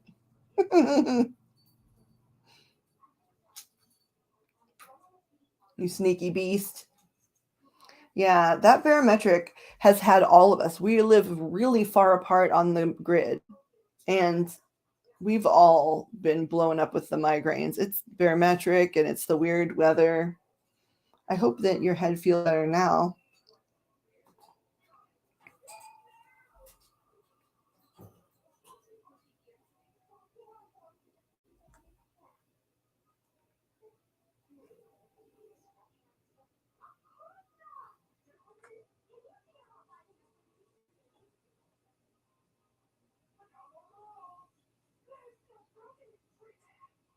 I don't know if Liz left or just got quiet for a bit, or if she went to look for documents, maybe, because she was thinking about, she had documents on the mind. So it could be that she went to sort of sort through paperwork or something.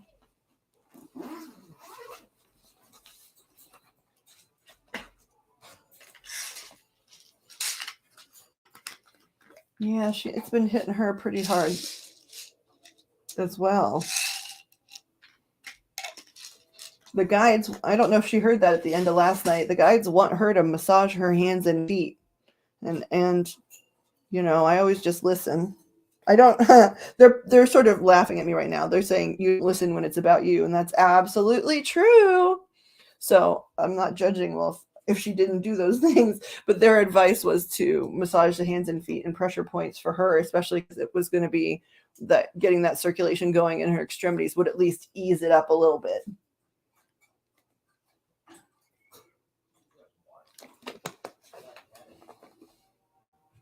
My little friend.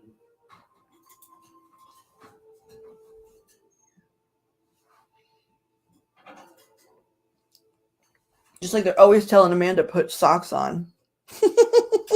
Every time she has an achy head, they tell her to put socks on.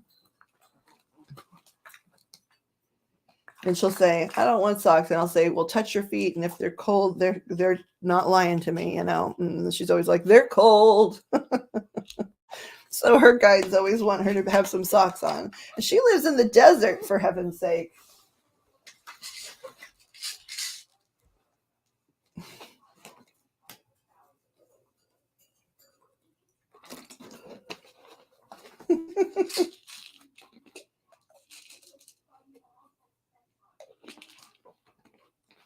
Yeah, she was having a run of headaches there back, I think it was the fall, wasn't it? And like every time they were like, put on socks, put on socks. And it was like, you know, I'm sorry I have to pass this message along again, but they're extremely adamant that you put some socks on, my darling.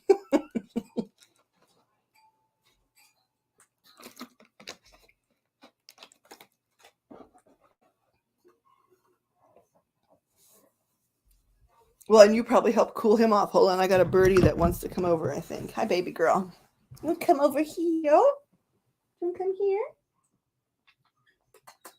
You going to come? Are you going to come over? Come on, baby. Come on. Ouch. Ouch. Come on. Come on, baby beaks. You coming?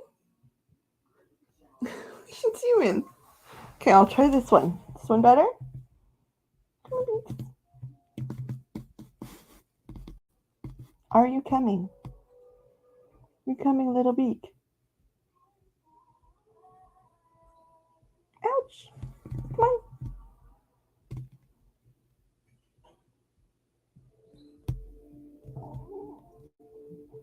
Okay, well, if I'm leaning across the mic and you're just going to keep biting my hand, then no, you can just stand there and stare at me.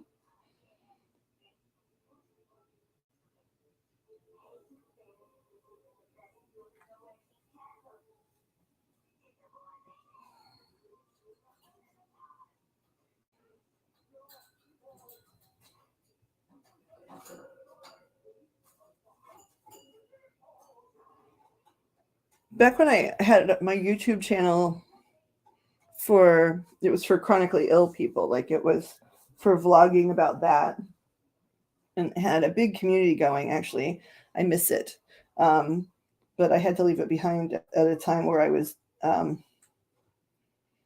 divorcing and was in a dangerous situation, so I had to like sort of go like on an internet diet for quite a few years. And so anyway, I used to review like things that made sick people feel better. I can't remember. It was some stupid, you know, theme song I had for the little segment or whatever. But there were these heating pad things, and they were plastic. I'll have to find the name of them. And they looked like they were filled with clear fluid, and you snapped these little things inside them, which created a tiny spark, and it was like a sodium solution. So it turned into, inside of the bag, it turned into a chemical reaction that created heat. And those things felt so good on the ouchies, and they stayed warm a long time. But the good thing is you couldn't really get burned on them because you couldn't fall asleep on one because it was going to cool down, and so it wasn't going to stay consistently hot. And I loved that thing so much. I wish I could remember what it was called.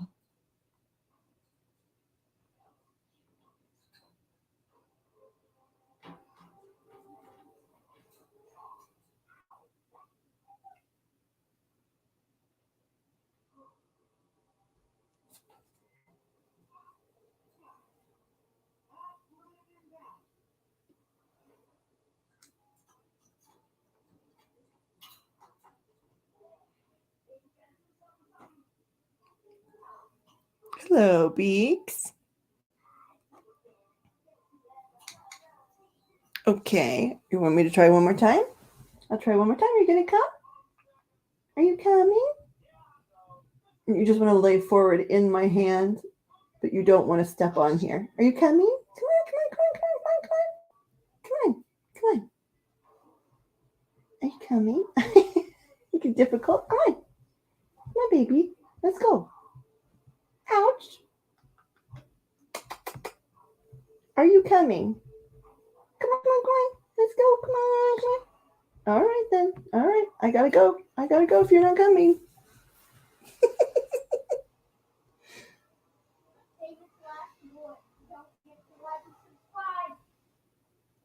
I'm sorry, Fruity. You get regular treatments, yes?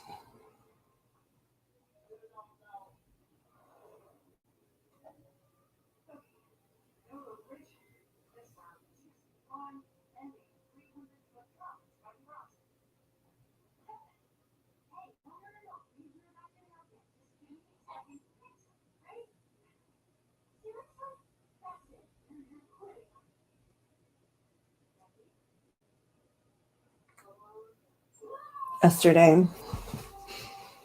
I'm sorry. Are you able to how soon after are you able to resume like semi-normal like eating, at least snacking? Are you able were you able to eat a little something today?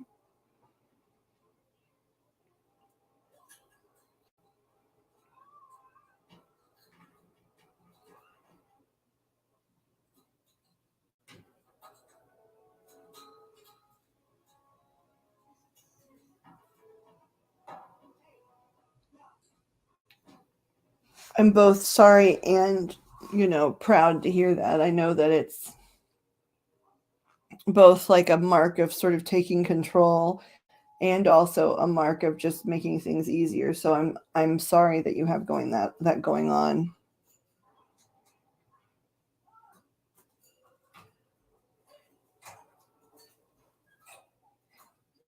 Are you planning on donning goofy wings? I said wings. Wigs. Wigs. I saw my bird. I'm sorry and said wings. Are you planning on donning goofy wigs?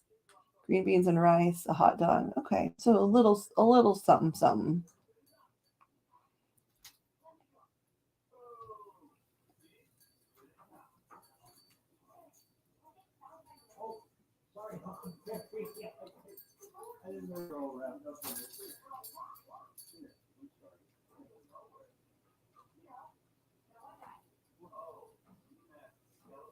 Yeah. I've had other things, and I have had brush with what you're dealing with, but I was really young and I was really lucky, and they cut everything out. And knock on wood, at the time that was it, and I sure hope that's all. But I've done IV therapies similar for other things, right? Where you lose your hair and you're in the IV lab several times a week, and you lose a lot of strength, and it's really akin, but not the same. So I don't want to compare them. Yeah. Okay. Well, thank you for being open with that stuff. I sort of felt like I knew who you were. I feel like I'm pinpointing it with that information, and you have consistently been in my thoughts and prayers, as other people have mentioned, what, in passing, at least in passing, what some of the stuff you've been enduring. And I'm so sorry that that's going on for you.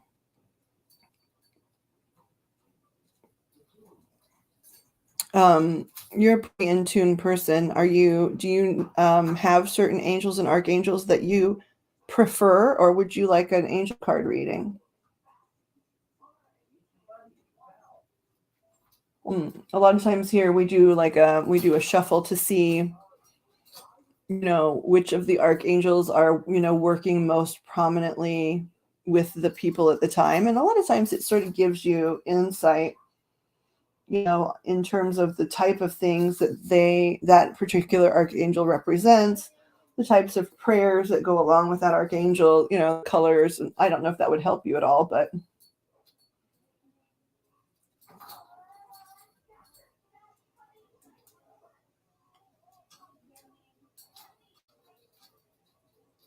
do you? You believe she had something to do with your illness?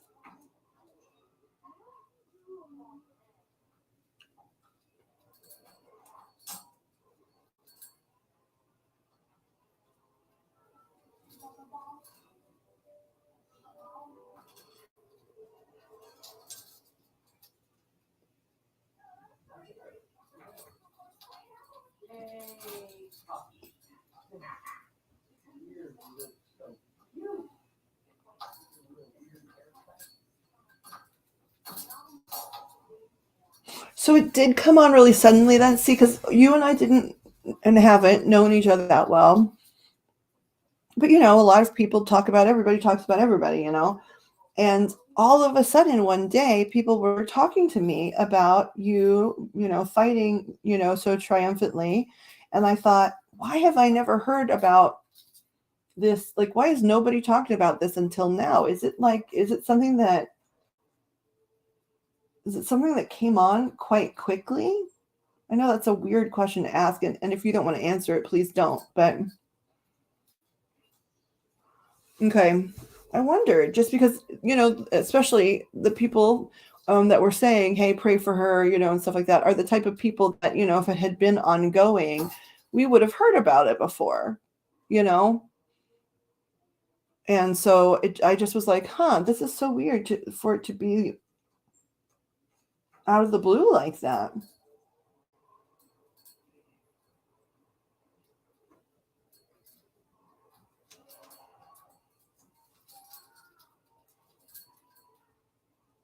She has things of yours.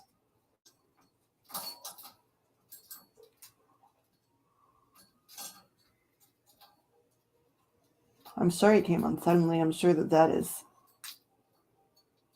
a lot to take in really quickly.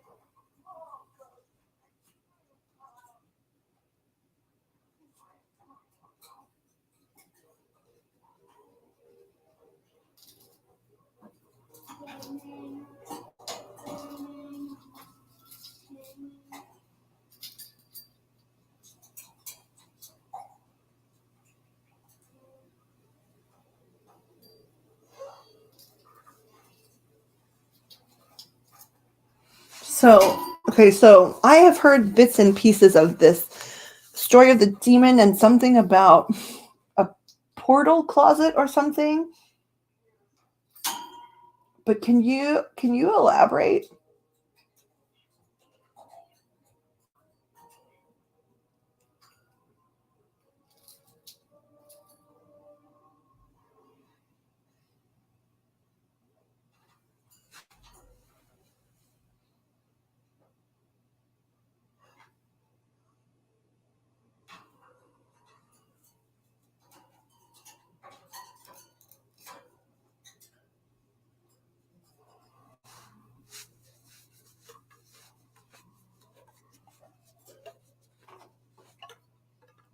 Maybe that was a weird game of telephone, right? Because I'll say comfortably who said it, because she said it in here, live.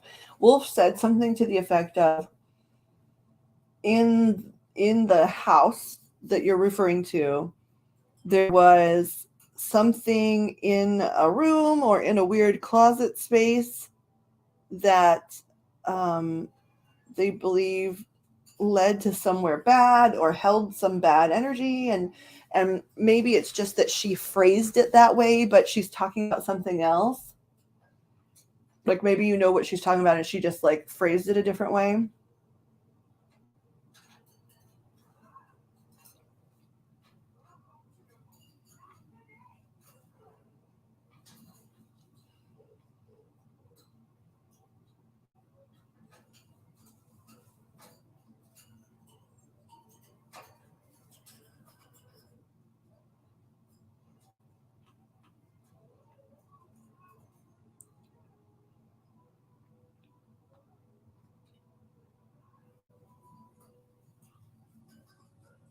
A basement. Okay. And was there like a door to the basement that? Okay. Okay. Because there was. I think that that's what it is. When you're saying I would not go down there, I think that the connecting thing is the door, right? Like like Wolf was like the door. The door. It was like a portal. She refused to go in there. Um, and I think that that's probably where we got sort of tangled up in playing telephone.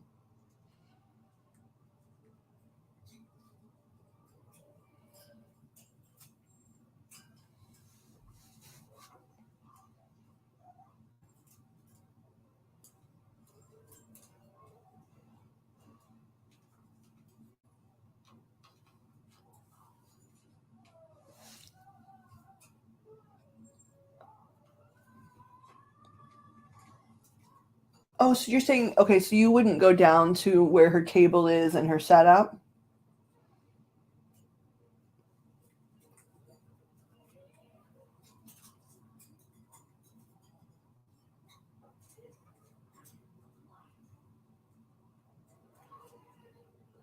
Okay, I'm so sorry. I'm not trying to make this exhausting. Are you saying the area of the house, the area of the basement where the setup is, sort of is directly under her bed?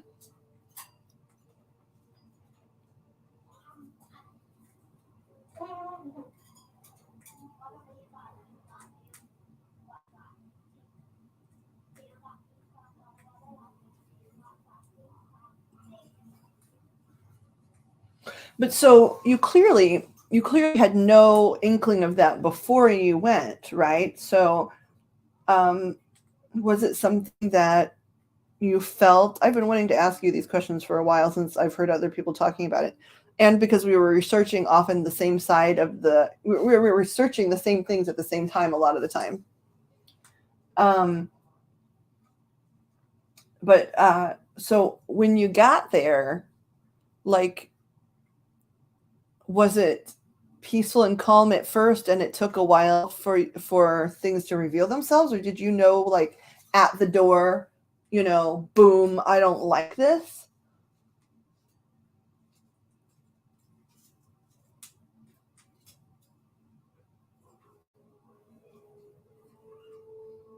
Now, of course, do everything you all need to do to feel safe and protected, but you are safe and protected.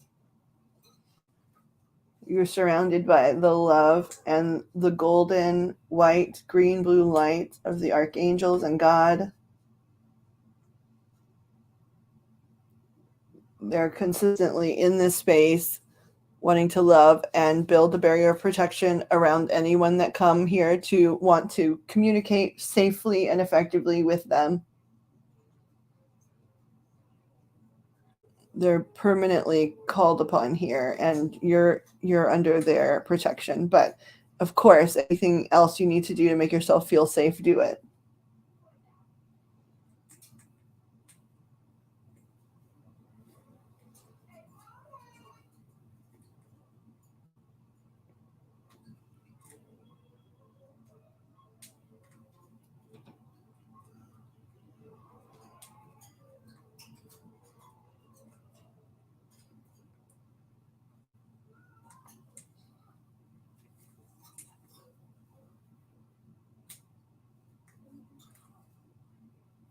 No, it was not for you to be nice and hush. Smudge all over your house if it makes you feel good, love. Pray your butt off. If that's what makes you feel good and connected and protected, do it, girl.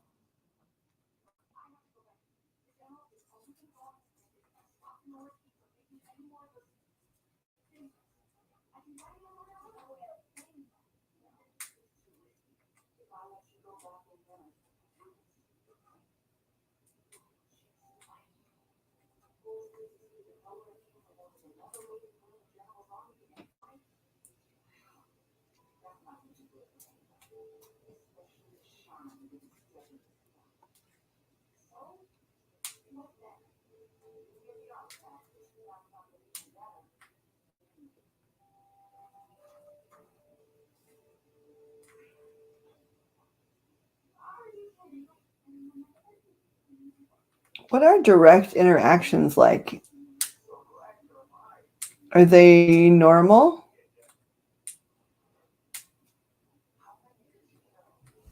For the most part?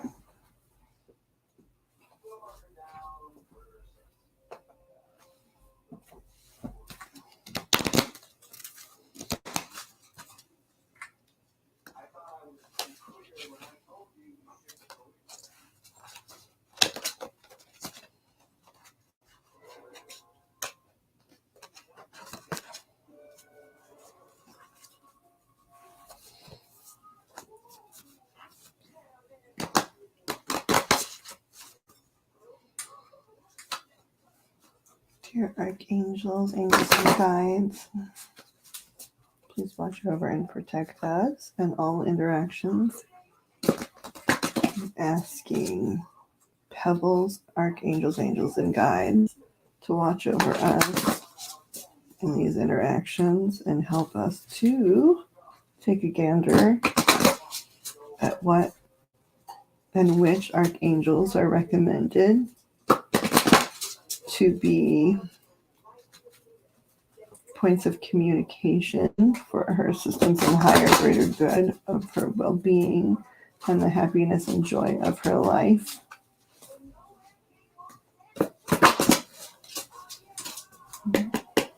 For her, see some for her.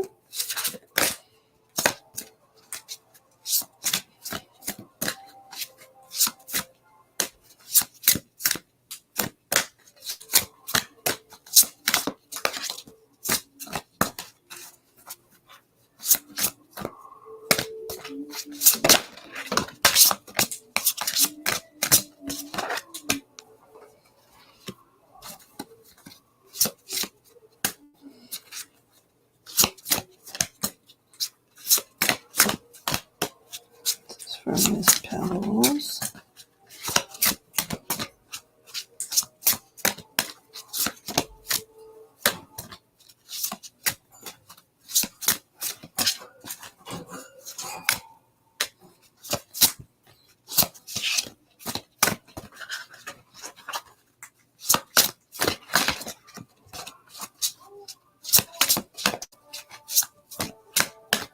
I think she views him as her companion and buddy and not her child to care for. I think that that's what that statement meant. I could be mistaken though.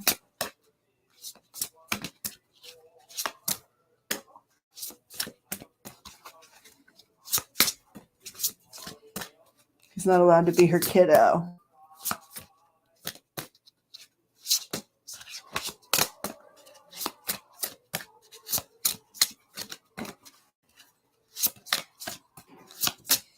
Can we get Pebbles some more cards?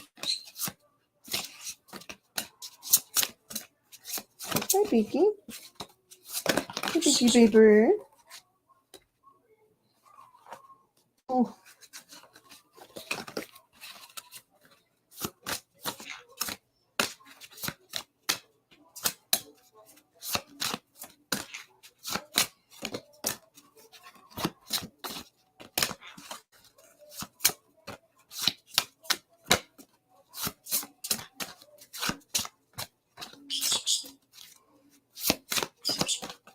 I hear you, Beaky, but I've got full hands with cards right now, sweet Beaks. And before you didn't want these it.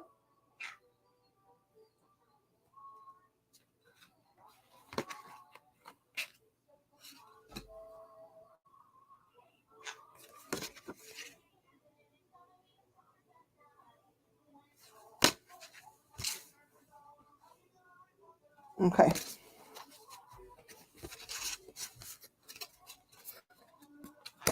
Okay. I usually try to draw 3 archangel cards for people.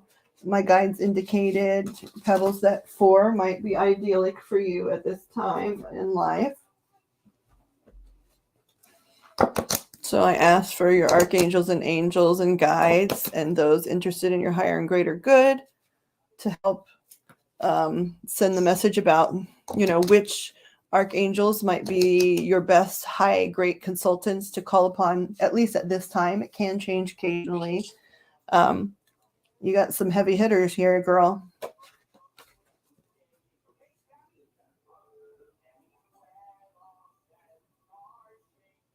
So keep talking. I want you to keep talking until, because everyone here really wants to know some stuff. I'm going to turn on my camera and not look good, but I want to show you your cards. And you can come back and rewind this. So you don't need to stop the flow of what you're doing now. I'm just following the flow of what I'm told to be doing now. So the first angel that fell for you is Archangel Uriel.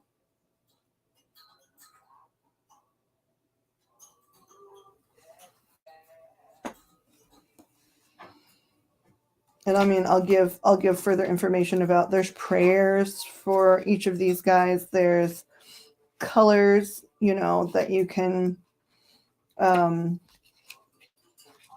utilize in candles or your clothing or the type of light you think about when you pray or meditate.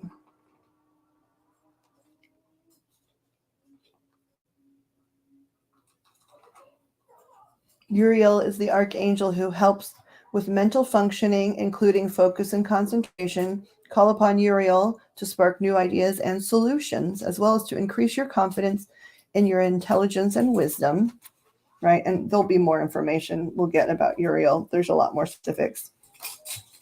The next that fell is Metatron. Heavy hitter, Mr. Metatron.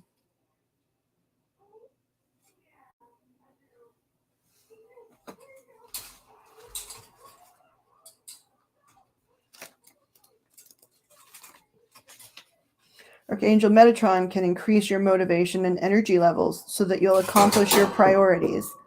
What did you throw, Birdie? Metatron uses a sacred geometric shape called a Merkaba, or Metatron's cube, to warp time, which enables you to instantly manifest your dreams and needs into reality. There's more, of course, but that's just the basics. The next one that fell was Raphael, which makes sense to me in every possible way. Raphael is a healer. He's the keeper of the green light, which is the heart chakra.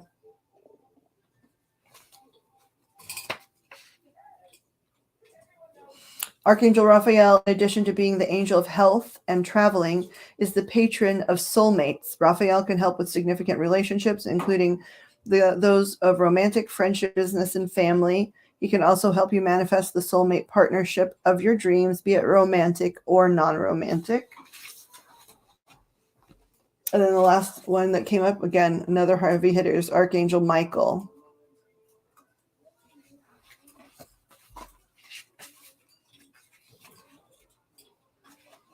Archangel Michael is the supreme protecting angel who walks beside you through changes, giving you courage, strength, and self-confidence. Call upon Michael whenever you'd like specific guidance about your next step, especially if it's connected to your life, purpose, or spiritual path. So we can rewind that later.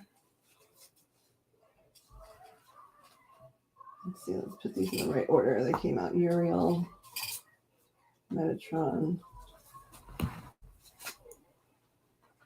Raphael.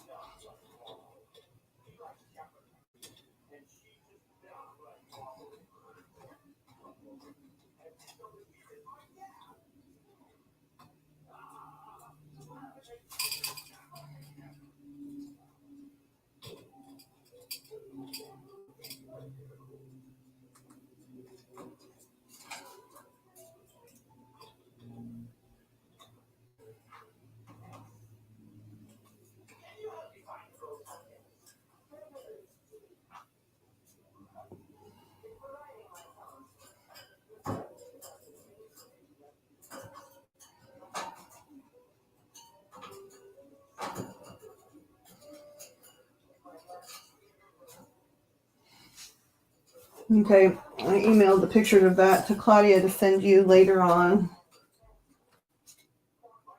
Or texted, sorry, not emailed.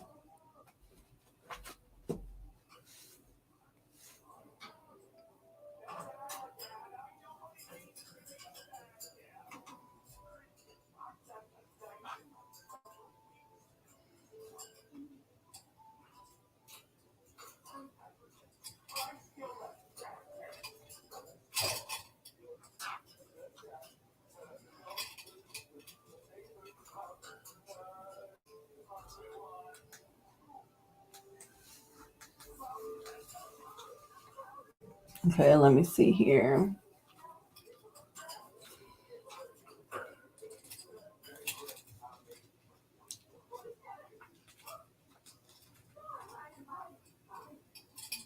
She doesn't leave the house. Okay, I'm sorry. I'm going back to read what you guys wrote. Her neighbors hate her because she had 50 to 70 garbage bags on the porch. And her daughters left. I contacted the mayor about the garbage too. Harley is her oldest son, and Haley just graduated. Harley won't have anything to do with her. Harley doesn't have much to do with her, does he? Yeah. So I thought Haley, 18, when he got married, was the last I heard about any. She's not allowed to be involved at all in his life or his band to come. Her mother lives 2 miles away. Haley is there. We have 3 or 4 of the same ages. There's a huge statue of Jesus on the mother's front yard, life size. Dirty house, all small people. A stolen dog.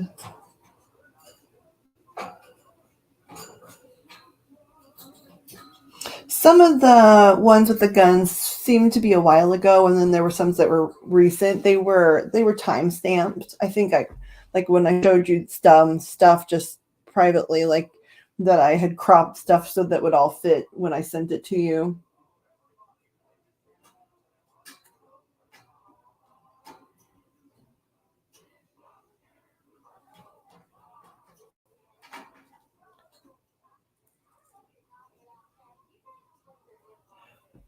What do you mean, Kat? Yeah, she said to me. What did she say?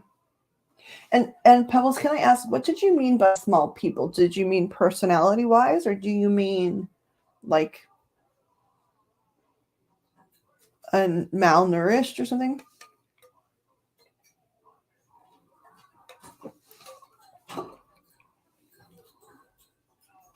Yeah, and there's more, in the future when there's time, like there's some lovely prayers for each of the archangels and lovely images just to look at sometimes when I'm feeling really sick.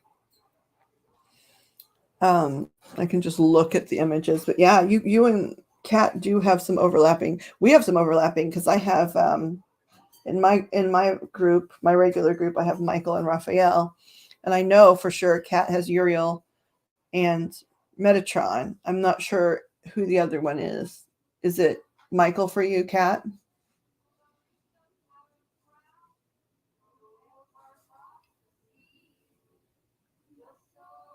False people. Okay. That's what I took it to mean. And then I thought I better clarify because it could be some other signifier I'm missing.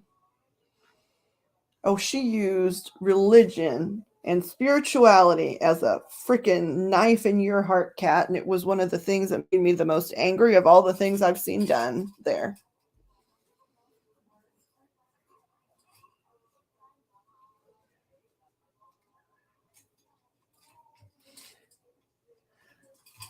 I need to call you Pebbles. Pebbles, when you first got there, was your jaw on the floor, or is it something that like you were tired from traveling and focused on getting to that that prayer vigil, and so was it like something that slowly crept up, or was it something that like once you spent more than 30 minutes in the house was sort of everywhere? Trying to gauge the it, the nature in which the energy you're feeling moves.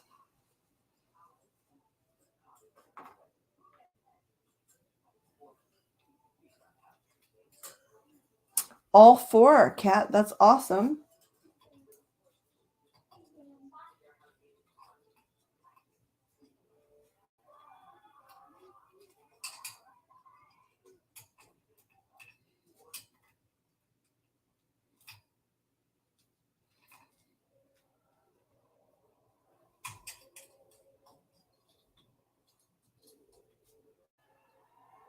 When you first got there?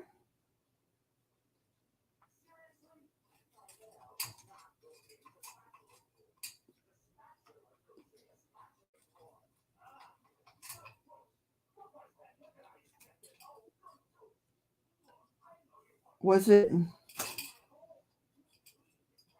that I'm getting a vision, so that's why I keep asking questions, right?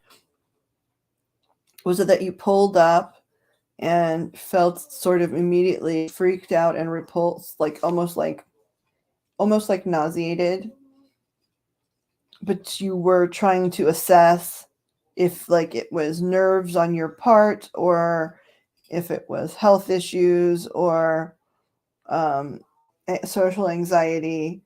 Is that sort of how it went?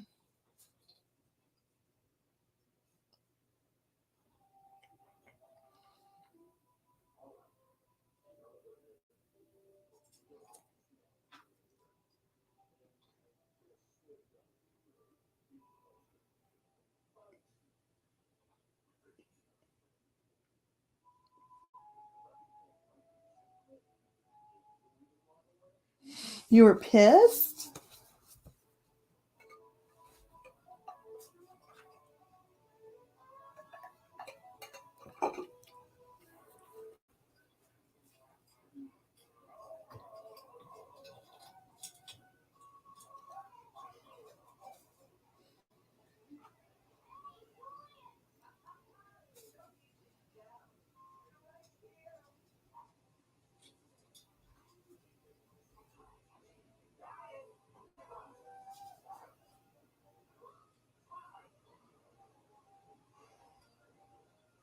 Hi, whoever's coming and going. It's nice to see you.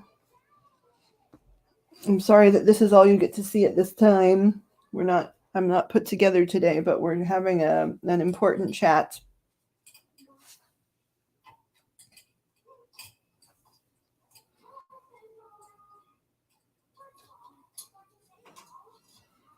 Thank you, Claudia, for passing the pictures.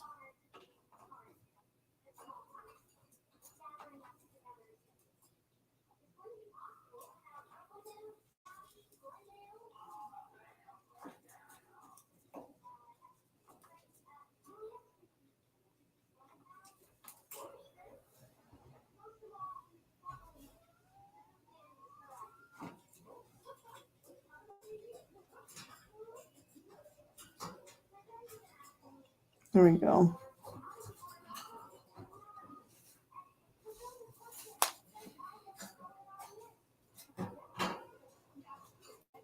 Wait a second. You were in town? You were in town to visit when you got that phone call?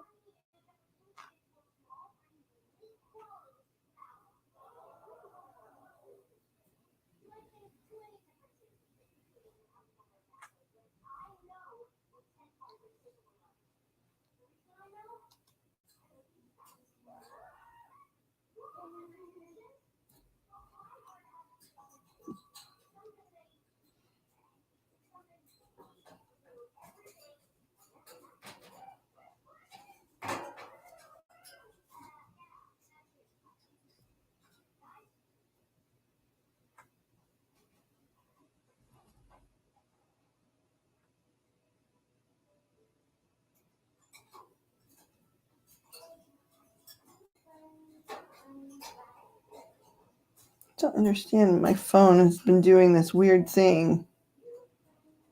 Like I opened something.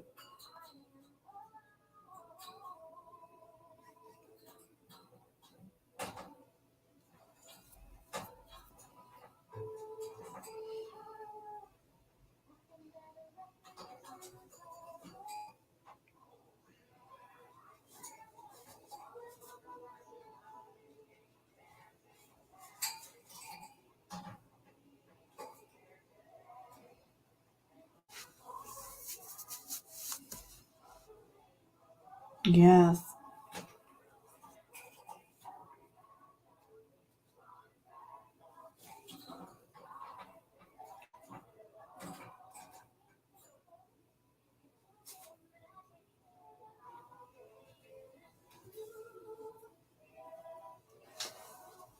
Gave her the laptop and we went to her mother's.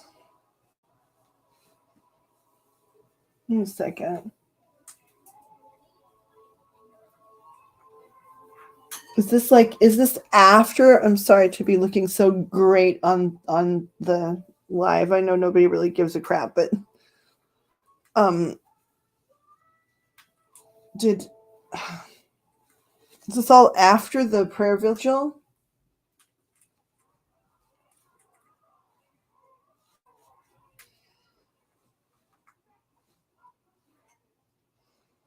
And another thing I've been curious about, since I've heard some of these stories a while back through a very small grapevine, is when you had these experiences, right, and you saw what you saw, observed what you observed, did you call it out? Did you call it out like right there on the spot, or were you like, I just need to get out of here?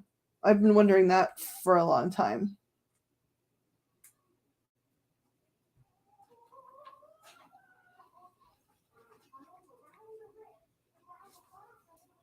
Hold on. August 29th.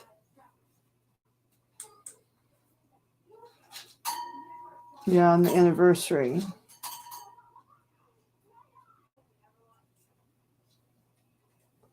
So were you were, I'm so sorry, there's certain things I don't remember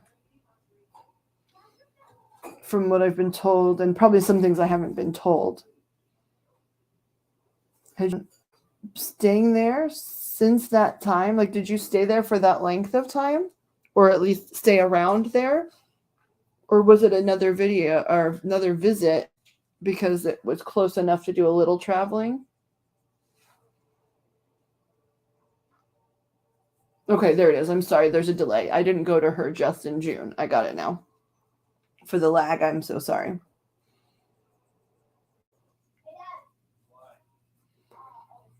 Was there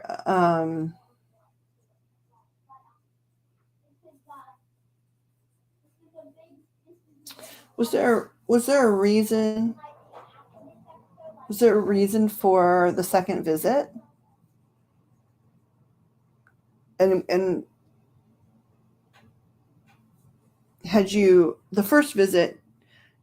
I guess what I'm trying to say is, did you know all of this stuff after the first visit? Or was the first visit like, hey, we're going out and seeing these things and participating in this prayer group and doing things, and so you just sort of didn't have the time to see stuff, and then when you went back in August, like everything clicked? Or how did that work? That's a question I've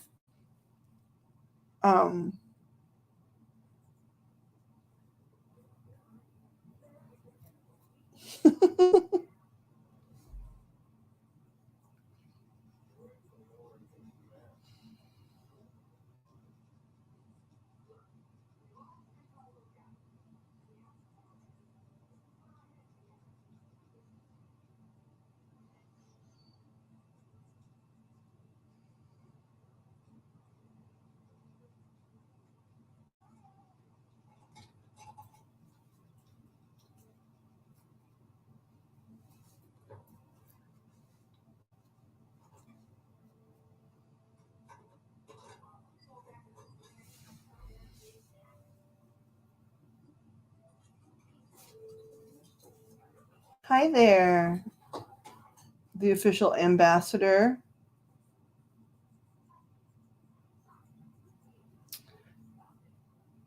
I'm not sure. Have we met before? There's another person that hangs out in here who has trouble feeling their extremities. That's why I'm asking.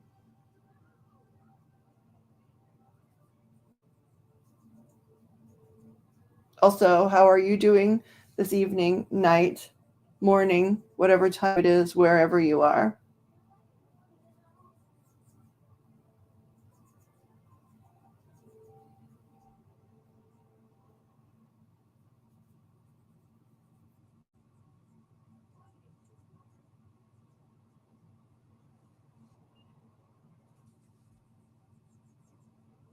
Well, welcome. Out of curiosity, how did you find us?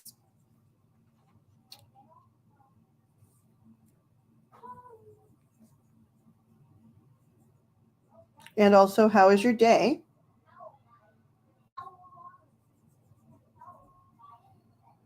Day, night, you know what I mean. We've got some people here that come in from Australia, and we're late night owls, from the States. And so just curious.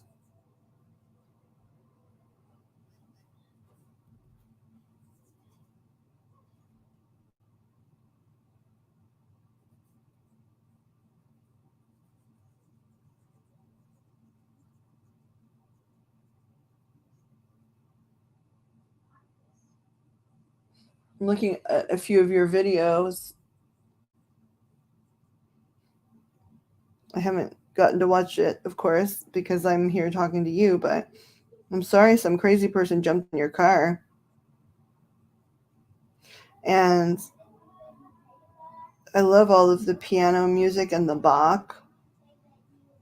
There's something that says glass. Would that be Philip Glass? Probably the long and winding road that is the internet. You know how you follow one thing into the next little thing, and suddenly you're totally what did Jenna Marbles refer to it as? Internet spelunking.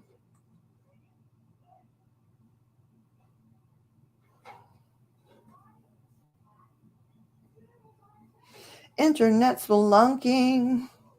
Well, we're glad you're here. Almost 5 a.m. where you are. Okay, so you're Eastern Standard.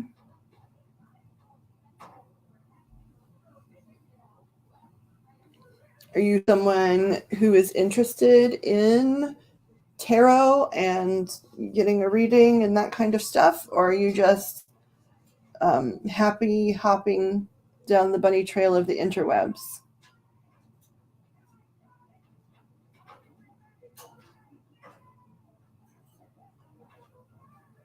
Yes, I was looking I clicked on to see your channel, Ambassador, and I could see in your saved, what do they call them? Saved folders or whatever, that you had a folder on Bach, a folder on pop piano, and then it said Glass, and I was assuming it was Philip Glass.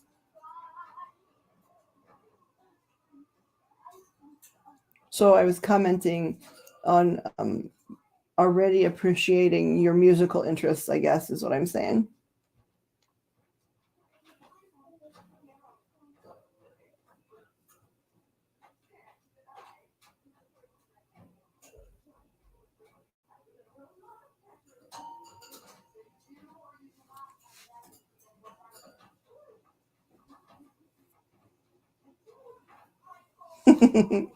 Yeah.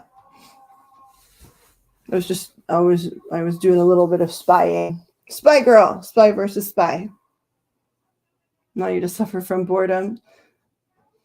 Well, our friend Joe King is logged in here somewhere, and you guys could have a lot to talk about in terms of wide variety of interests, boredom, internet spelunking. But I think he's gone away briefly.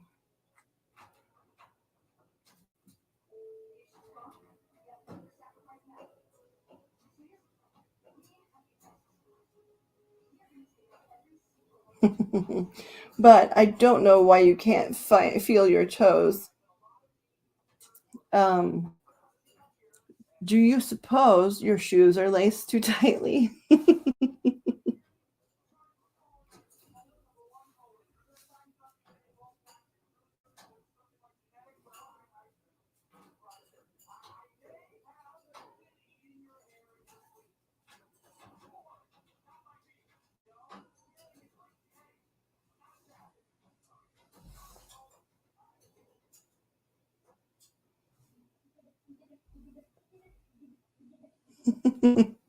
We've got some nurses in the chat that hang out a lot, so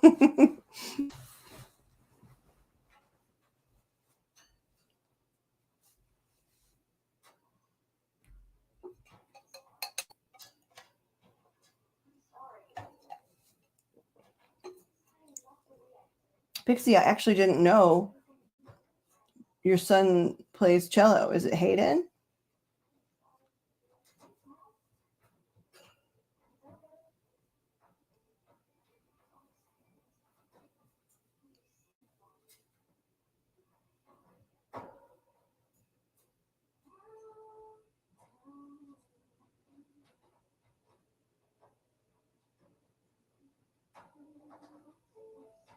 Holton. Did it travel with him when he oh my gosh, I didn't know that about either one of them.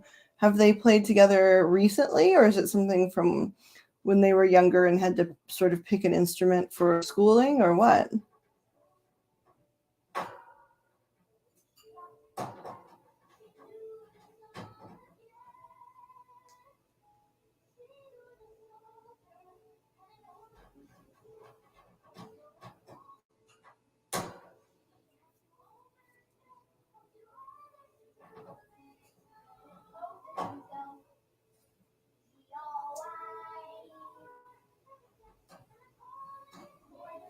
That's so interesting to know.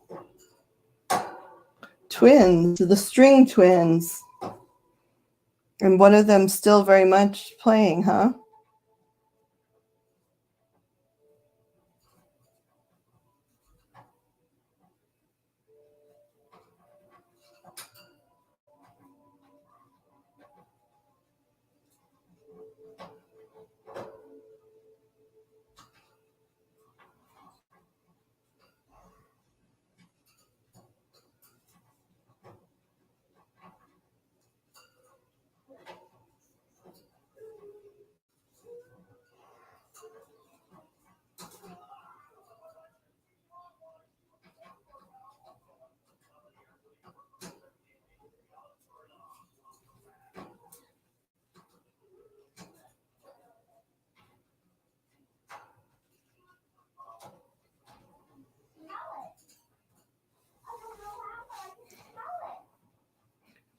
Regardless, you're very welcome here.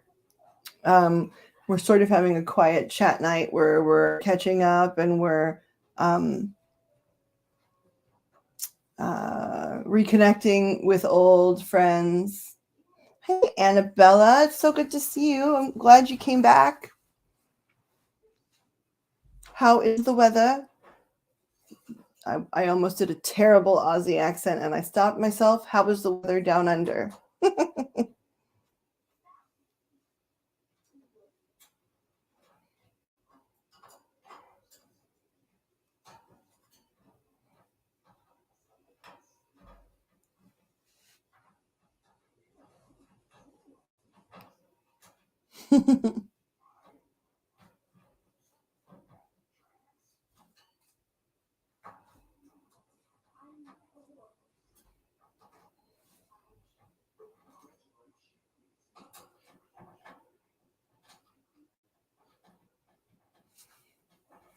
See, we are two different units of measurement, so I always go to try and see what that equals.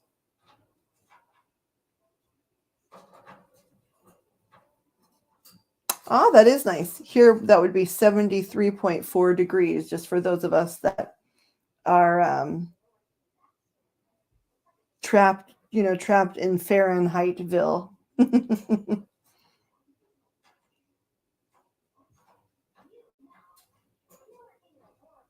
And then 35 would equal 95 for those of us that are in Fahrenheit land as well. So it's going to get hot tomorrow.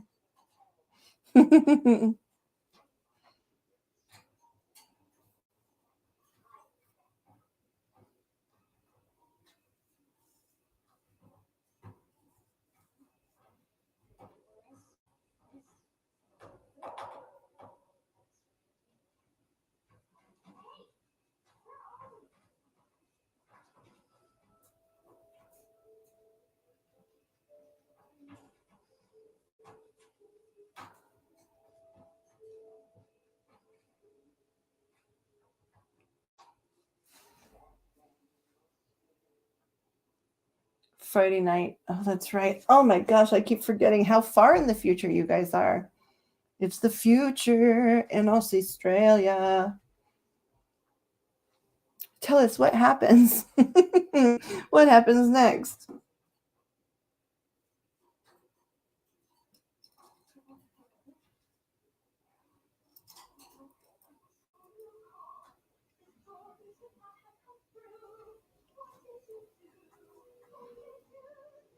I don't know how to handle this new thing that happens to me texts.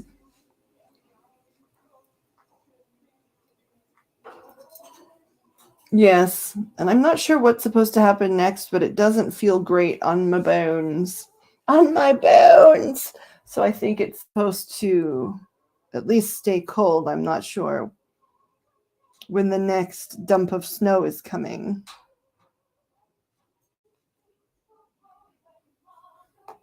Let's see. Now I'm looking it up because I want to know.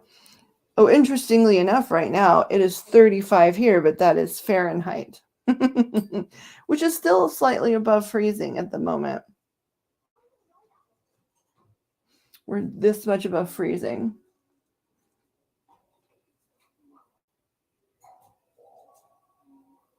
Let's see. I don't see snow,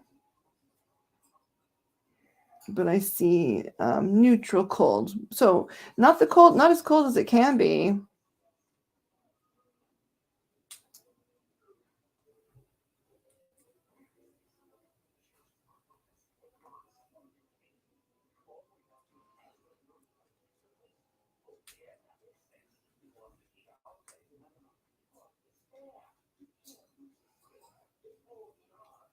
Sorry, I'm trying to keep up with everybody, but their private messaging as well as public.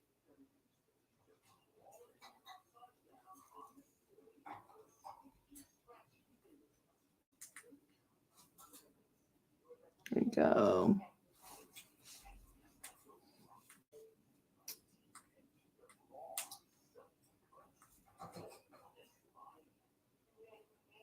Minus 18. Now I want to know.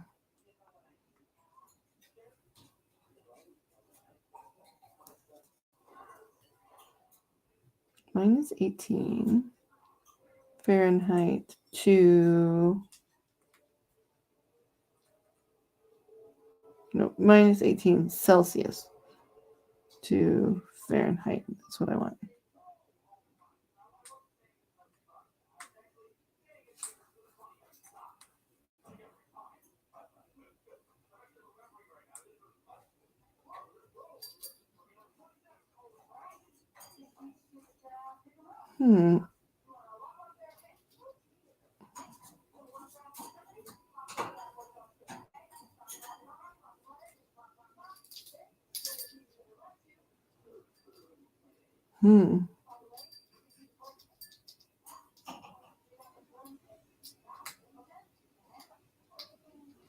That's still, I mean, that's cold for sure, but it's not quite as cold as it can be.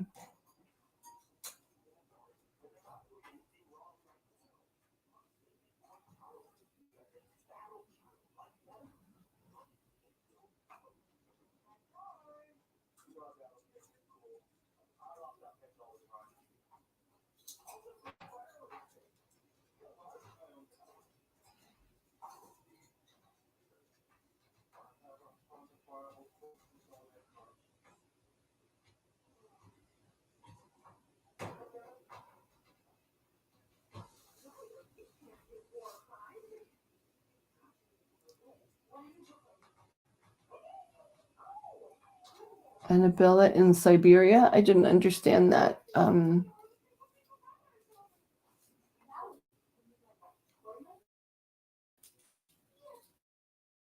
if you're with Ambassador, where art thou from?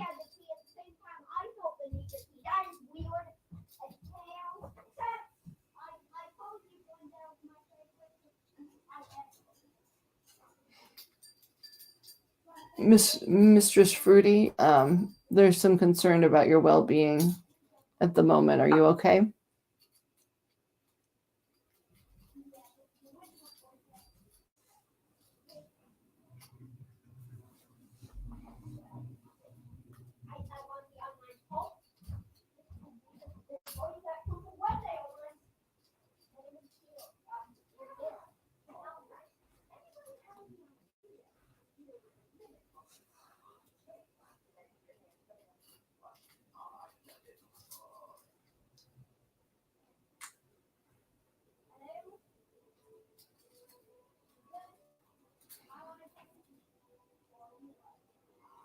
Sorry, y'all. I'm trying to juggle all of the varietal of messages coming my direction. So I know this is not the world's most thrilling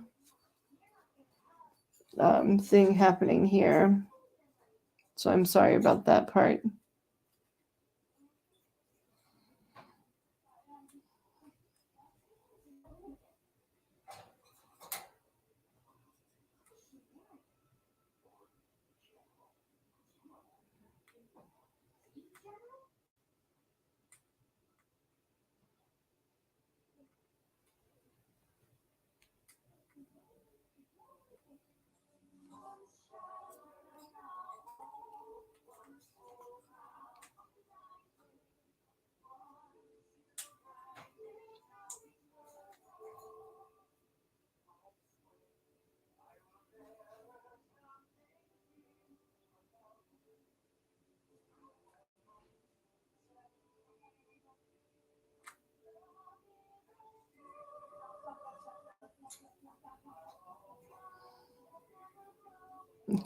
Okay, sorry.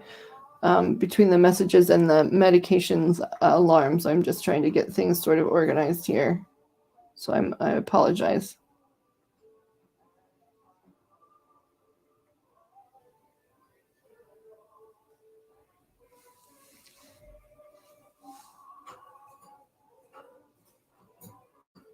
Let's see here. Romania. Oh, it was cold. Okay. Tarot Destroyer. Broke free from my job last year. Welcome to live chat. Remember to guard your privacy at Tarot Destroyer. Annabella in Siberia. Claudia Robinson. Fruity. You okay? Annabella Sculus. LOL. Cat. Thought it was colder. Tarot Destroyer. You're very interesting.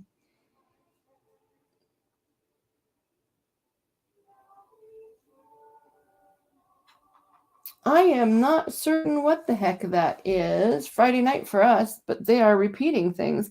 I haven't seen a spam that does quite that yet.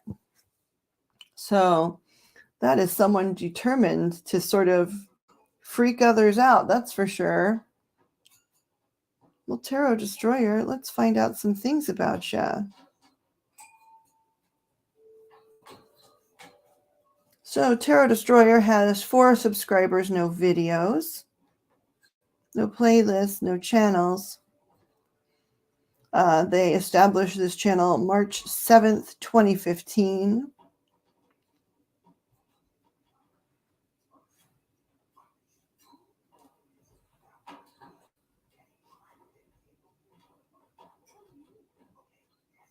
Just so we know, this is their page. This is your YouTube page, so it's really easy to find. This is not private information of any kind.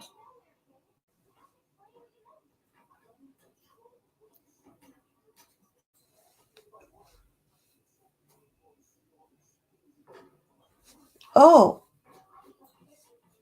Hold on, wait. I'm sorry, I'm on the Discord end, so I can't see. Claudia, hold on. Hang in there, honey. You got blocked because Cat was trying to get the Tarot Destroyer and accidentally clicked on you. So hold on one second. I've got to get in here and figure out how to fix it. How do I fix it?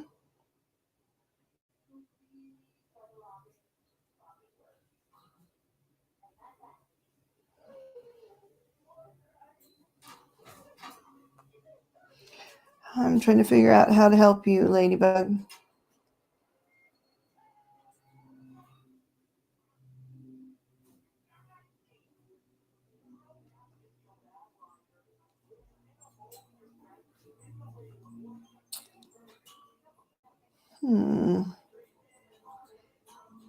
Cat, do you know how it says, just so you know, Claudia, it says timed out for 300 seconds, right? So that's 5 minutes.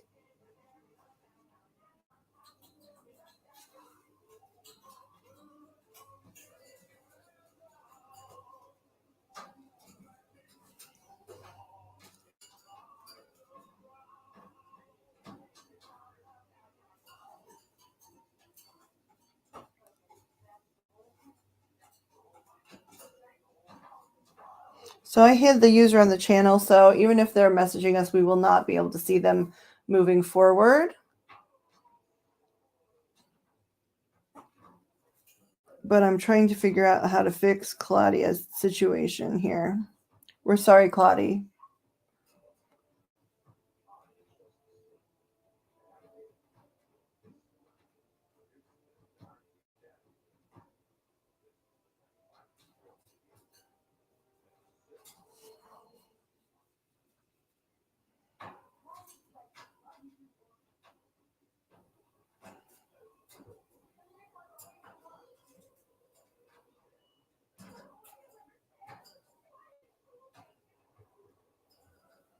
No, I was trying to get you out of there.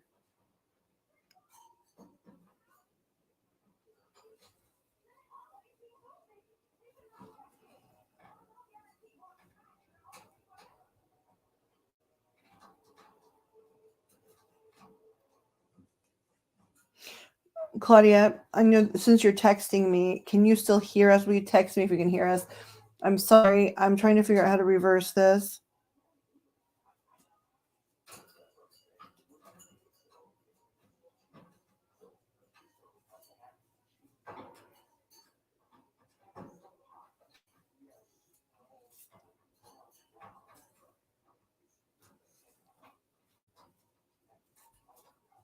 Okay, so just understand we're trying to we're trying to we're trying to work on fixing it for Claudia. Pebbles, I'm glad that you're okay and your phone is just being a little weird. You need to get some rest. I hope that you do come back. I know that we're on pretty late. If I go to their YouTube channel, What Cat, I can like release it.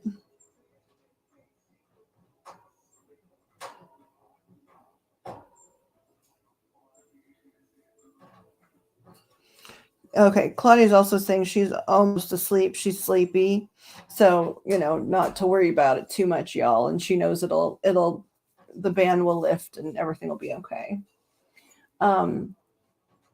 Fruity, so please do come back. I would love to give you, anyone new here, which you are new to this, if you ever would like a free reading, or if you're uncomfortable with that in light of recent events, if you'd like, we've had certainly sort of meditation and prayer, gatherings, just, the lot of us in here, we don't like make them super public or anything, just whomever is a regular. We've had some sort of focused meditation things, or, intention setting, just whatever we can do to help you. And in the meantime, please feel free to send messages from via Wolf or Claudia or whomever you're comfortable with, and just let us know how you're doing and stuff like that, and we'll keep you in our thoughts.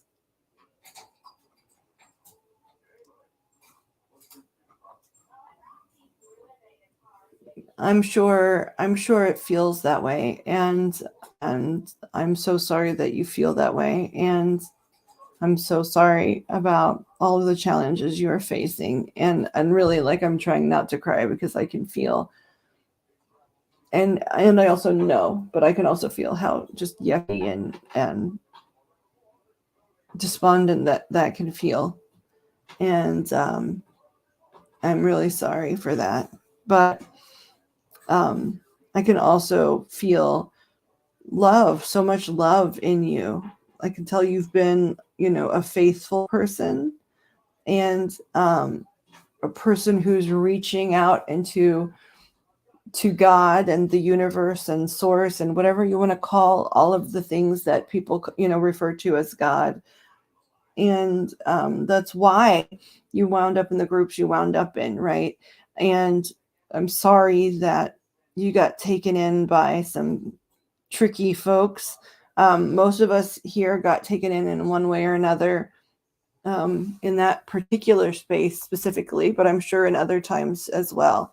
And no one here is perfect, but we all do our very best to make that, that we care about you, and that also more importantly that God and the angels and the archangels and your guides and your ancestors and the people that you know every day here care for you more than you can ever possibly begin to imagine.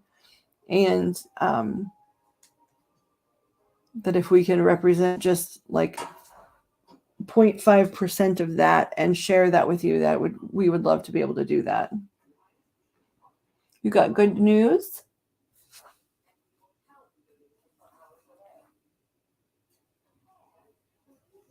Mad at him too. About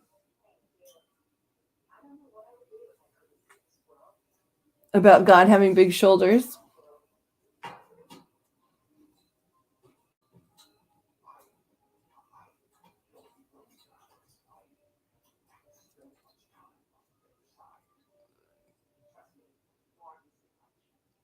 Are we allowed to know what the good news is? Regardless, it doesn't matter. If it's something that you felt both was good news and genuine and you're joyful about it, then I'm very happy for you.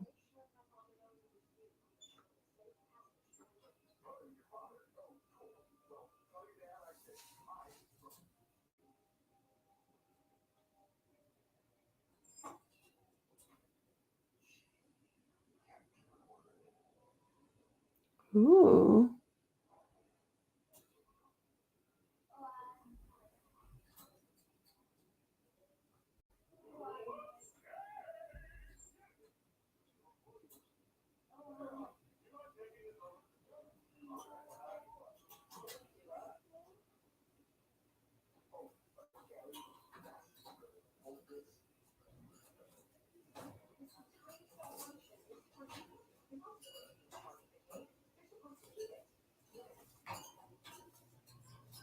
And does that mean that the scans came back smaller?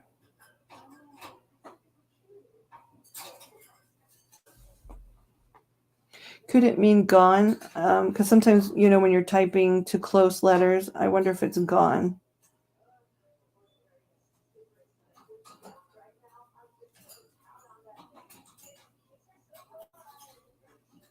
Hi, Raj. How are you? I'm trying to think of what time it would be there. Probably afternoon or evening. Is it afternoon and evening where you are, Sir Raj? PET scan in Marsh. Now contend within bones.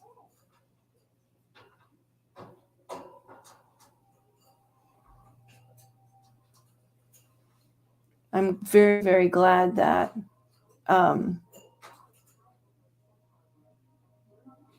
that there is evidence of change for you, Pebbles.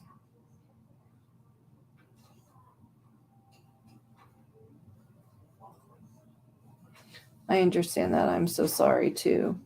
Are you able to have a little snack? I don't want to ask you about your medications if that feels too private for you. And I'm sure you're on it, by the way. I'm not saying you don't know what to do. I'm just saying sometimes when I felt yucky or when I feel yucky, having somebody to remind me about, have you taken your lorazepam? Have you had some sips of water? Do you think your blood sugar is low? All of those things, are important.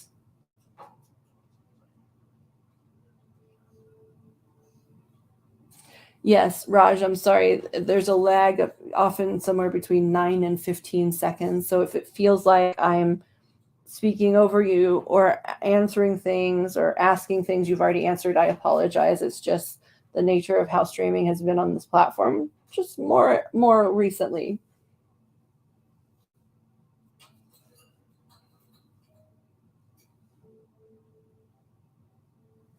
Doctor was more excited than you were. Yeah, it's hard. It's hard to.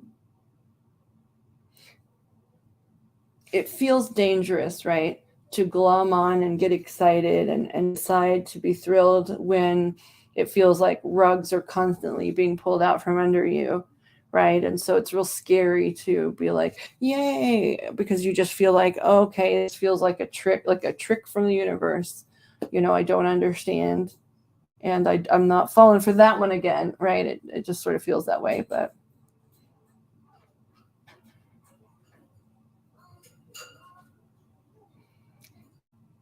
well, nutrition watch and low potassium watch. Does anything taste? Do you have anything that tastes good? Like, I know sometimes there are things that aren't good for you that taste good aren't good for you, but sometimes that's better than no calories, I guess.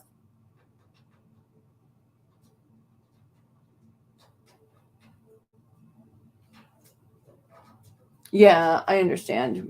He's excited, at feeling like it's time to take a look at some things, and you're like, but you have given me no information.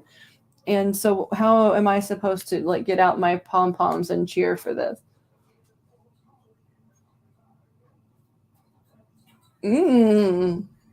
Mocha coffee and bagel. Those sound good to me.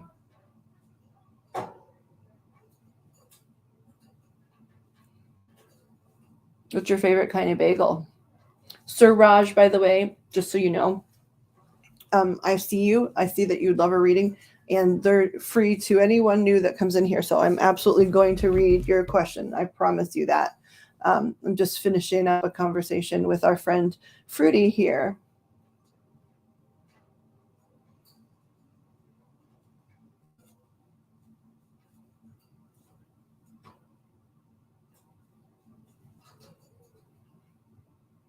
Any bagels?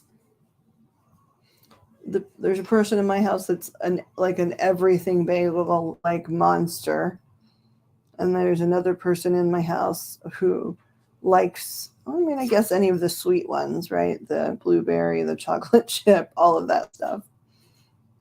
And I'm even more ridiculous. I'm not this weight because I'm disinterested in food. I was for so long, but I wasn't at this weight either. Then I figured out food tasted good, and here's the evidence of that.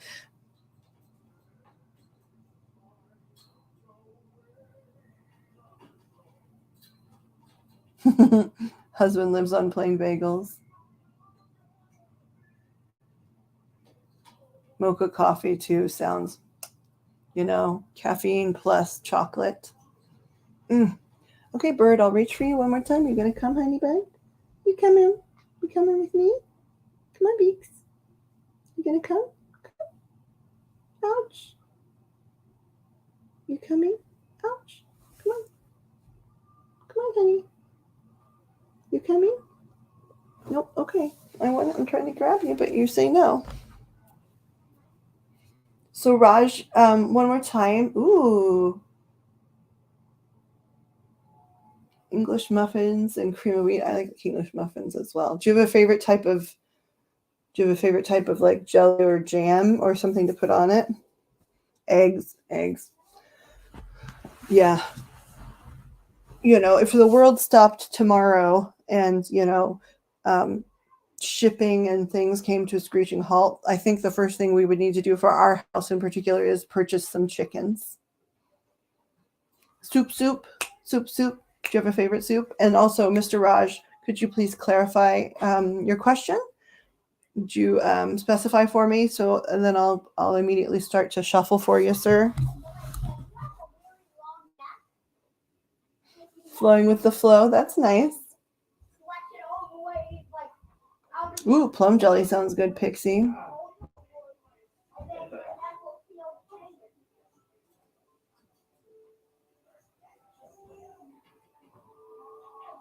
You think now, Pebbles? You really think? Get the chickens now? I'm learning about birds from this little person here. Yeah. Oh, yeah. It's been crazy here too. I mean, I'm sure it's been crazy everywhere. I'm not trying to be special. Oh, Claudia asks Pebbles that you please contact her later. She's sending me that message via text.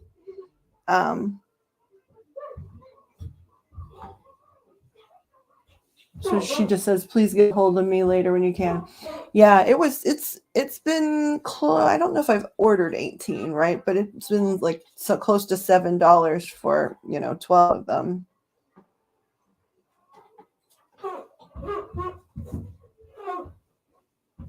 Organic chicken.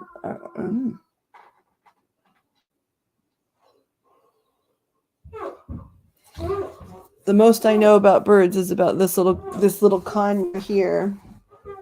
You think you're in a one-sided love relationship, but I strongly think that she's your soulmate. Is there any chance my love is going to be successful? Okay, that's an excellent question here. Ask the guides here. That's the right deck.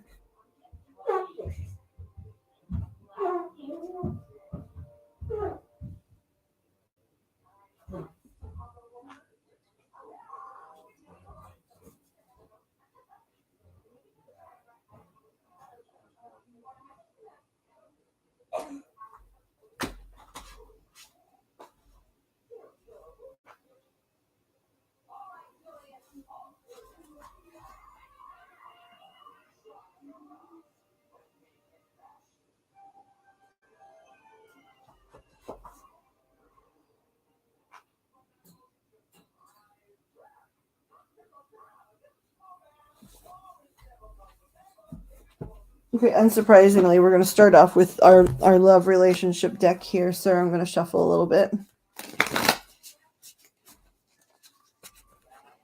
I think she's my soulmate. There's a chance my love is going to be successful. It's been an on and off situation. Okay. All right.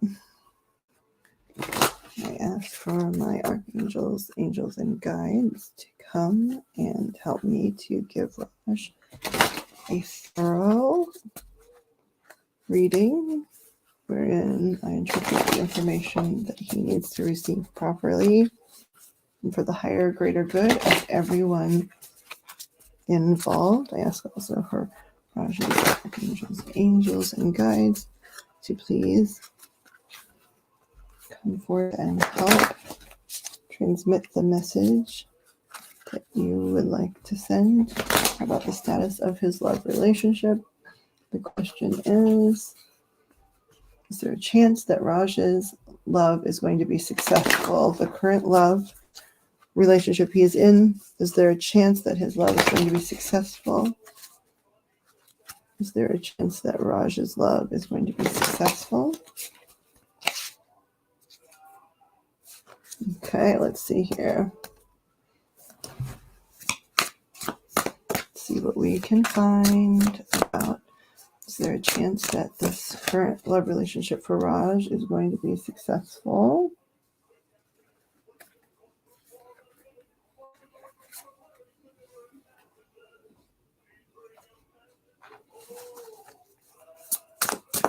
Is there a chance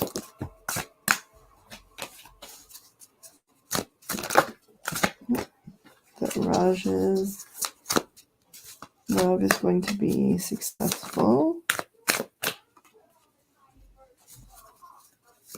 There's a chance that Raj's love is going to be successful.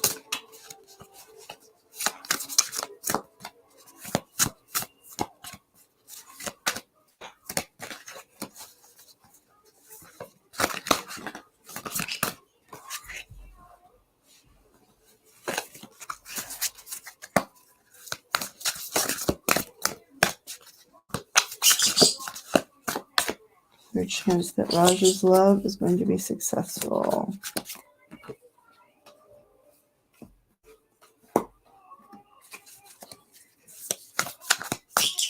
I hear you, baby bird.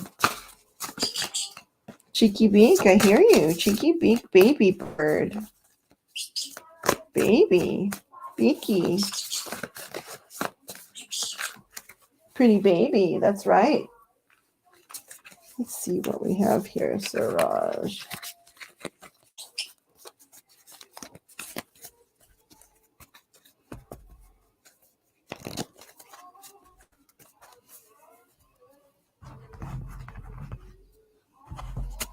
Okay, here, give me just 1 second. I'm going to grab the bird or make an attempt to do so.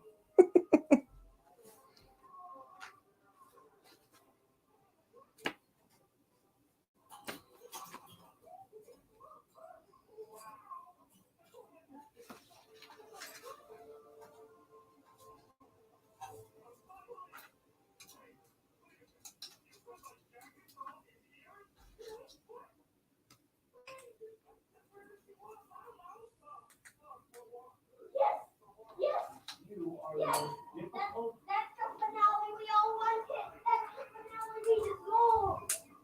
It deserves. That's when he finally his jacket.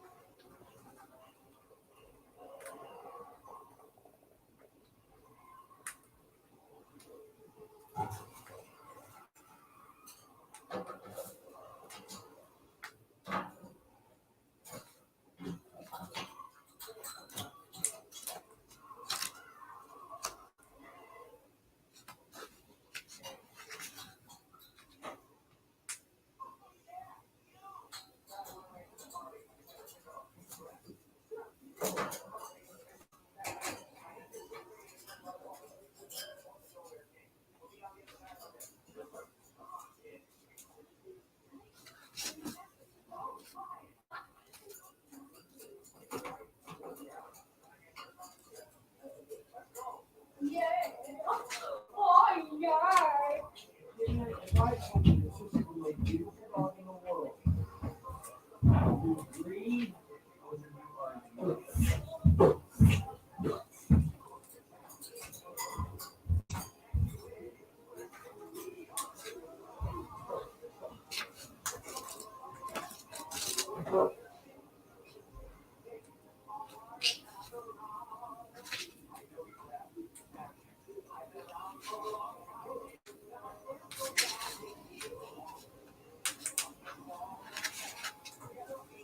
Girl. Hey, I'm about to binge this in one day. You want a biscuit or something? Maybe a toad? You like a piece of leather?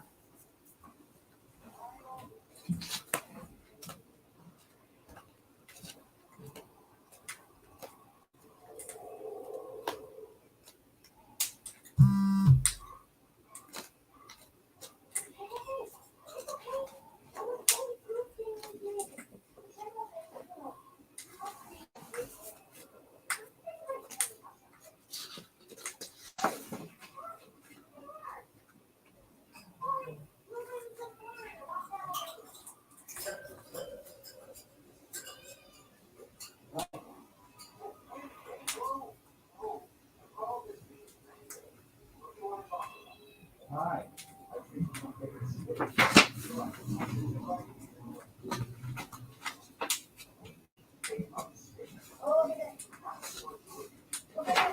I'm trying, but I gotta walk.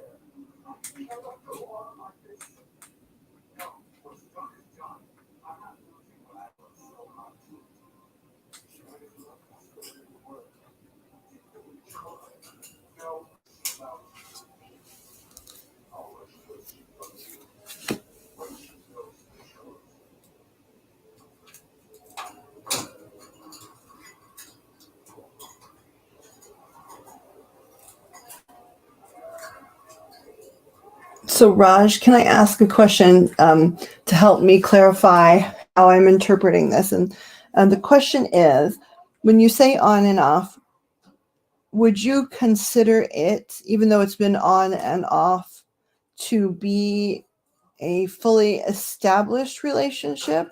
Like, has there been times at which it's been a fully established relationship, or is this something that you're always hoping will cross into that territory of being an established relationship, but it hasn't made it there yet? It can go either way, right? With the cards that I'm seeing, it could be that you're sort of in limbo of of like you sort of have the beginnings but never an establishment, or it could be that you do have an established thing that then flickers off and on.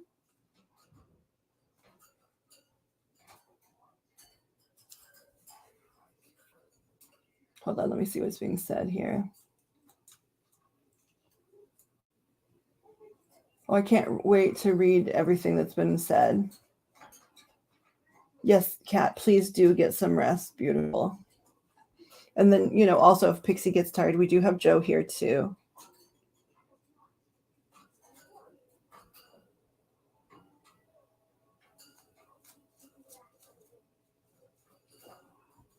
Love to you, Kat.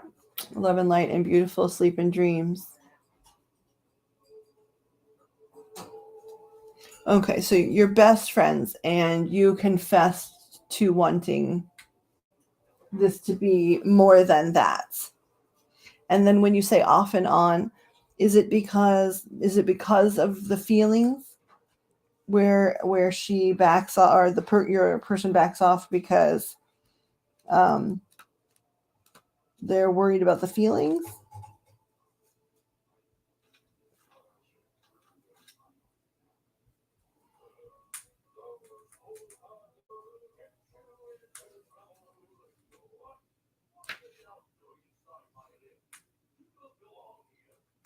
Annabella, I'm so glad you came back. And I hope you come again on a time where we have maybe more flow and more things going on. I'm so glad to see your face again. We had a lot of things happening here that were just sort of like interpersonal house cleaning, healing the group kind of things. Enjoy your movie, and we look forward to seeing you again soon when things are maybe a little more hopping. Thank you so much for coming back.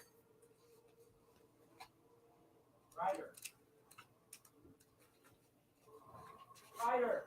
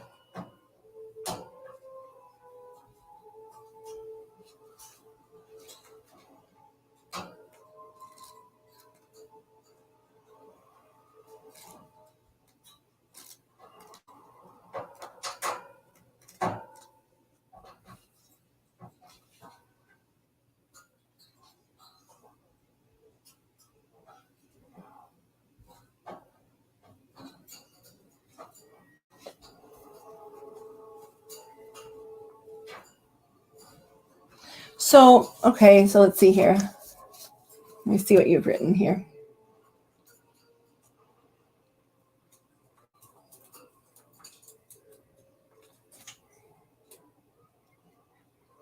It's a confession. We talked usually for approximately 3 months. Then she suddenly stopped contacting me. Again, we talk, so this off and on situation. I know she cares for me, and then suddenly she started to show she doesn't care. It hurts. Okay, so what I'm seeing in the cards right now, when you say that you are best friends, does this mean you have some knowledge of her family workings, some of her family information on her family history?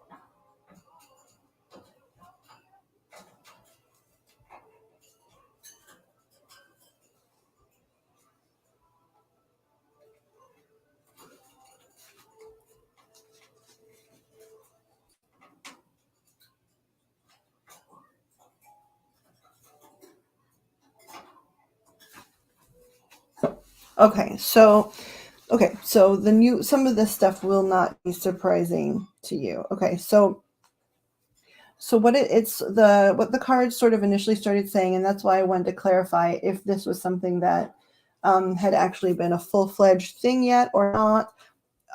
It still would be very similar responses here, but it would matter, just a little bit.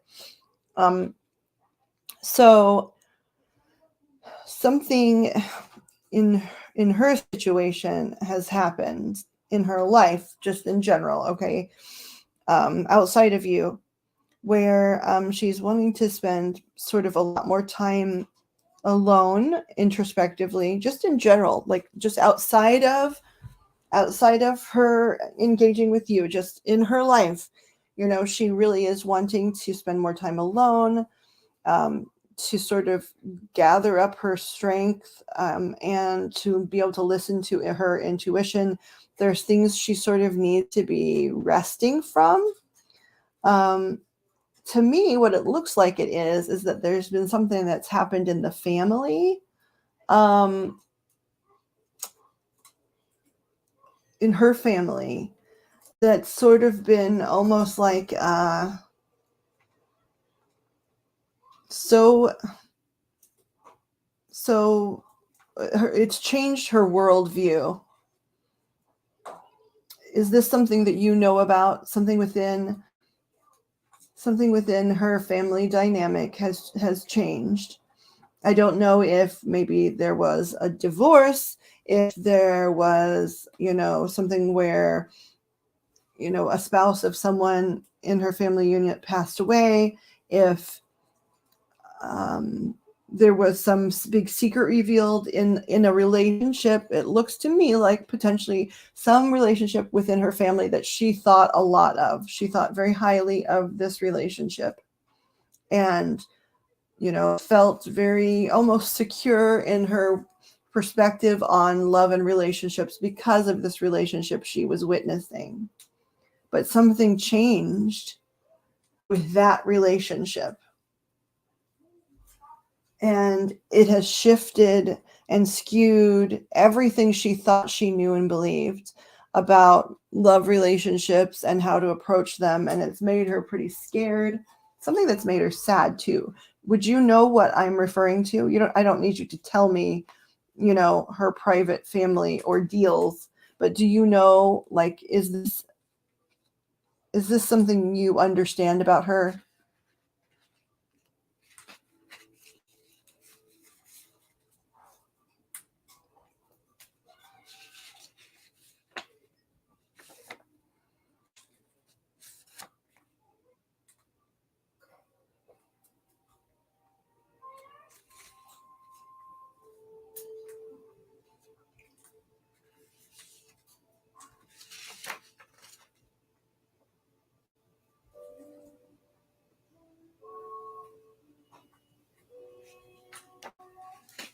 You're not aware of something like that. So I'm trying to figure out if I'm way off or if it's not something you know about. So let me take a look here.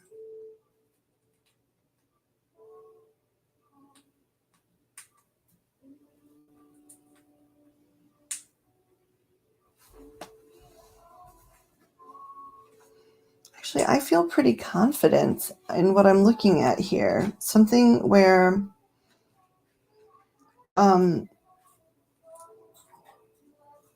something that changed her worldview. I guess it could be something else that changed her worldview. Like she, let me see here. Let me see if I can get a clarifier.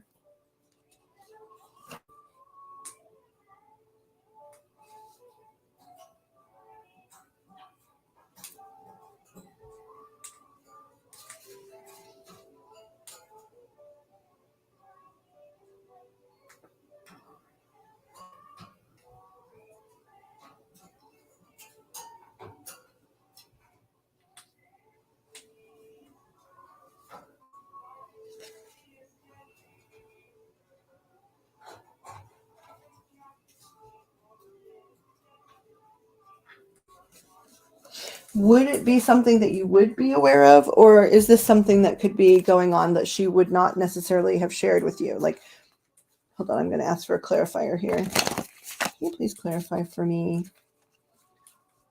exactly what shifted about the worldview here? About the perspective of this person. What occurred for them to alter their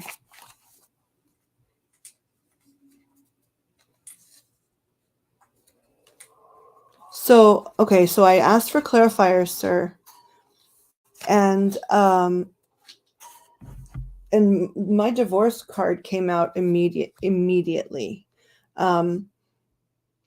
With the sun, actually the sun fell out first, and then my divorce card, which in this deck is the 10 of Swords. And so it really is talking about, feeling like she really had a full view on what she thought relationships were, and a full perspective. Everything was sunny. She could see everything. She felt like she understood. This divorce came. This divorce, or this could mean some other form of separation. And it's really changed. It's really changed her worldview. And so, what it looks like is, to me, when you feel like she's sort of on and off, it's because I believe, and I will ask more with a slightly more specificity how she feels about you exactly. But I was wanting to get a whole, view of the situation, and it's sort of saying she's really genuinely like, if she says, hey, I need some time now, or I'm sorry, I need to back off for a while because of X, Y, and Z. I don't know what excuses she gives, but her need for space, resting, and thinking, rethinking things is not, that part's not false. Her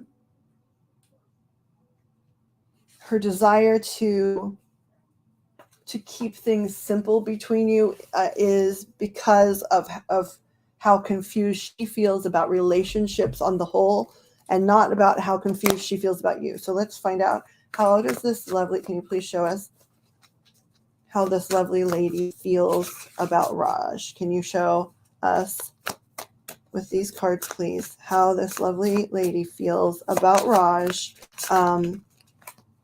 outside of all of these other life complications?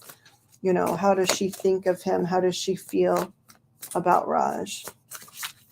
Can you please show us that? Interesting.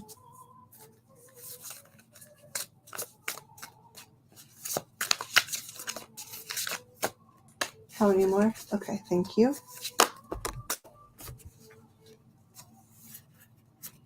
Oh, she feels pretty warmly about you, Raj. She feels, her, when it's just strictly her feelings, when she's, just strictly in her feelings about when she's thinking about you or spending time with you, the cards that are coming up are beautiful, which might explain your confusion, right? If you say she pushes you away, but when you're together, or, when you feel her energy, you feel like you guys could almost be soulmates, because, there's some energy you're feeling about, how it feels when you guys are together, or when you spend time together, or whatever it is that makes you feel like, gosh, we're really connected. I'm seeing in her feelings for you. This is what came up when I asked how she feels about you. Okay. The World card came up. That's a pretty high compliment. She thinks the world of you, right? She feels like, being with you, and, thoughts of just having you in her general atmosphere like that could really give her the world and introduce her to the world in a way that she's been hoping for. She even occasionally thinks along this line. See, that's a bride looking inward, trying to get to a point where she feels, she feels like she's longing for something like that, a commitment like that, but that she's not quite ready for it, right? Here's another beautiful thing that came up. This is the star card, and these are in this deck. It's two people, laying together, just exploring the universe, and just look. It's really simple. They don't need anything fancy. They just need to be side by side and have the sky. They're enjoying their time together. The Queen of Cups came up. She's definitely in her feelings, when she considers you.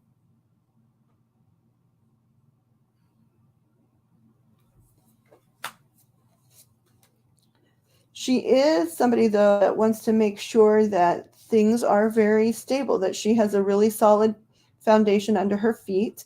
And that could either be literally, like, I don't know, career, finances, but it could also very much mean, hey, I want to feel really secure about how I feel about love and relationships, how I think about them, and right now, my perspective on that has been shaken. So this, this Queen of Pentacles is about her wanting to make sure she's got a really solid foundation under her feet, before she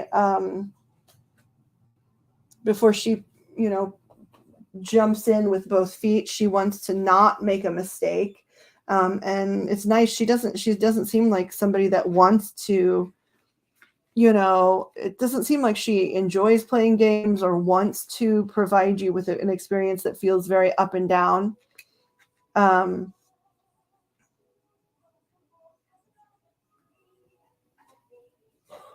see here.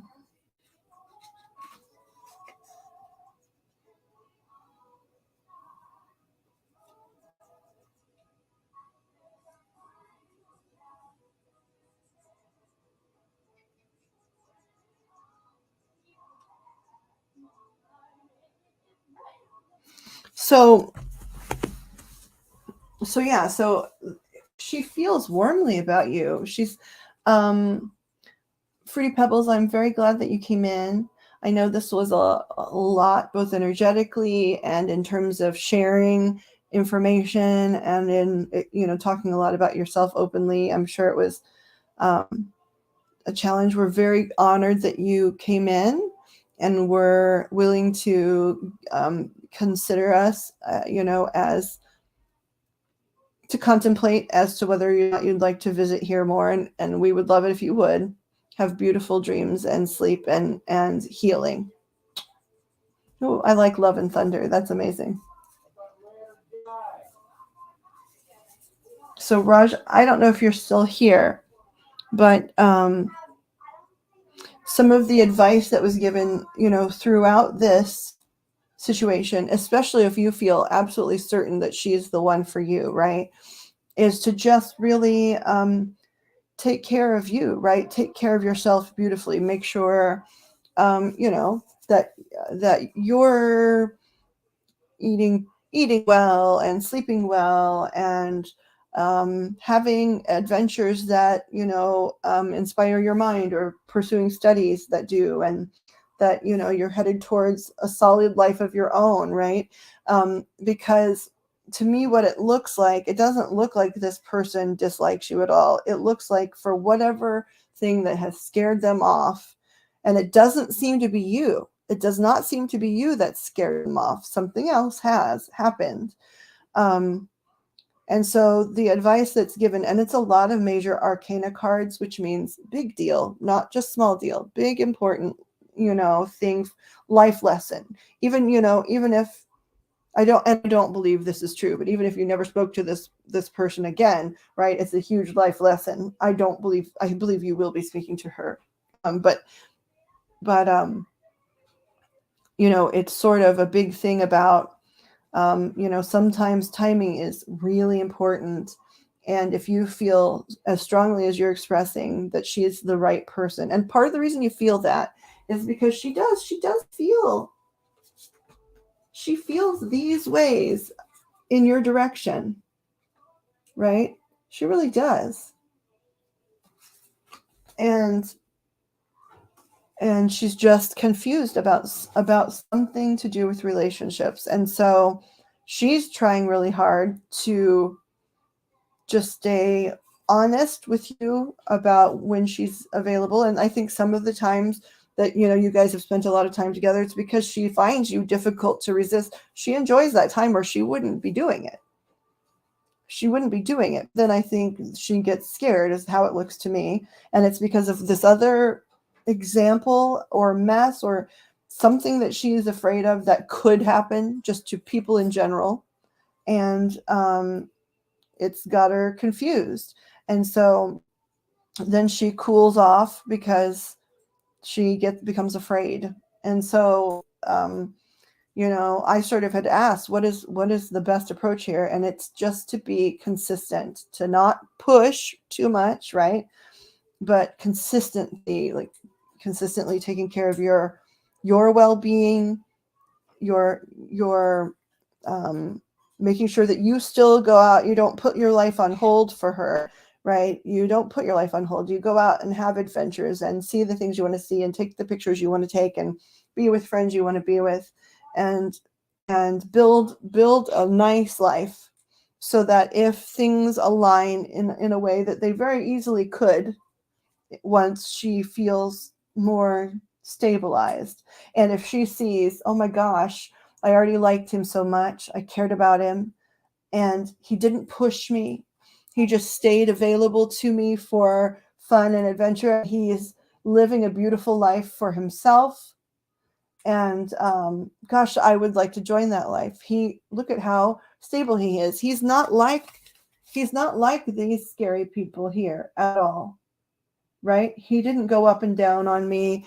He didn't get super dramatic when I needed time to my own. He didn't pick on me to tell him the answer of why things are happening this way. He just went with the flow, and he enjoyed our time together when we had it, and he let me return when I was able to return. And I think so highly of this person for being genuinely my friend first, and being so patient. I just think that that's the key. I think that whatever this other thing is, that if you stay patient, and really, when I say friend first, I'm not saying that to deter you from any secret romantic thoughts you have. It's not saying give up on the romantic, but right now, when romance, for whatever reason, terrifies her, and if you guys continued into a real relationship in the future, more than half of that would be a solid friendship more than anything else. If you work on just being her friend and living this happy, healthy life for yourself, don't let this, pattern with her tear you up, because it's just not about you. I see nothing here that says she's rejecting Raj. I see nothing here that says she dislikes you or she wishes that you'd be away from her. It's just she's got stuff going on that she needs to wrap her head around. And again, if you just are consistently her friend and you just continue to live your life, please. And they keep saying that, right? They keep saying continue to live your life because they don't want you to put things on hold, partially because you deserve a fully well-lived life no matter what's going on with her, but also partially because when you guys do have chances to come back together and she sees how well balanced and healthy and joyful and the life you're able of living, she'll be much less frightened of serious relationships and dating and all of that stuff. So do you have clarifying questions? I mean, has this seemed just way off the mark to you? Because I can see, to me, it feels fairly right on, considering you and I are strangers, right, that just met right now. It feels like a fairly right on thing, because it would explain why part of you feels like, but that's my soulmate, and the other part of you feels like, I don't understand this dynamic at all. that would explain that. It would explain why when you are together, it feels like everything. And why it's so confusing that it goes away when she's not doing anything super jerky or dramatic or, it's not, I don't think it's a game. I just don't think it's a game she's playing with you. I think something genuinely goes on that scares her and that she likes you. And sometimes you're darn near irresistible for her. And that's when she comes back around. It's that whole old antiquated, if you love something, set it free. If it comes back, it's yours. If it comes back, it's never truly yours to begin with. She's come back several times.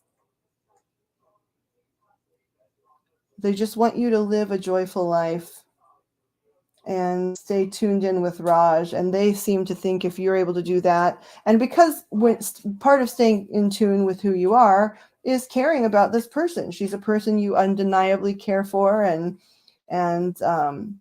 admire. And that's part of it. That's part of being you. But just be all the other parts of you as well and enjoy it. And I don't think you have to deny any of your feelings, but they're just saying don't be pushy because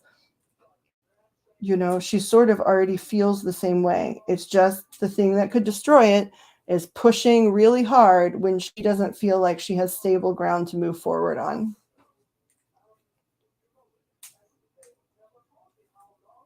She wants to be friends only, but again, she wants me to not. So she's saying, I could be your friend, but if you have feelings for me, I don't want to. Is that sort of what she's saying?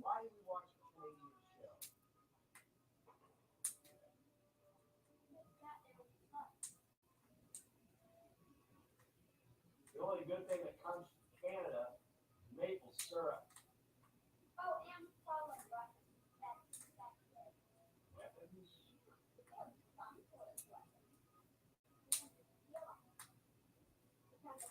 Yeah.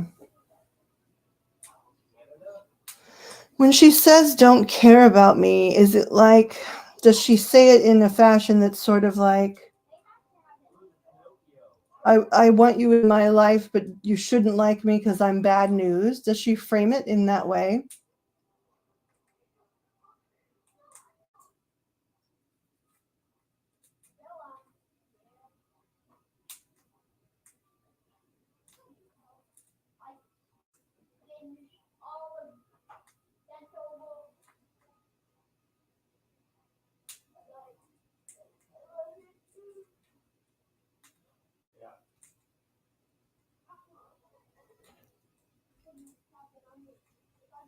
Yeah, I think really whatever this is, and then again, this is a divorce card. And it came on the heels of this, right? This is the sun. So it came from feeling like I'm the center, I am the sun, everything is bright and beautiful. Uh-oh, a divorce came and nothing is bright and beautiful ever again. Now, while that might not be literally a divorce, there was something about some sort of, I think, familial relationship where she felt like, oh, I'm so lucky. I'm from a family where people are in love and no matter what else happens, that's really important. And then something happened to where that changed.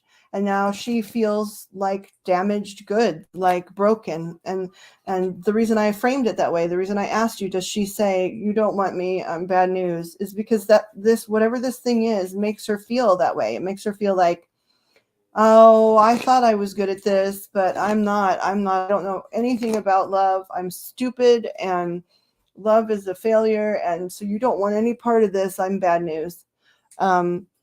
So I just think that, the advice they gave you is, yes, of course, continue to be her friend if you're able to. I mean, if it's super painful for you, I understand needing some space, but still making sure that she knows you're always available.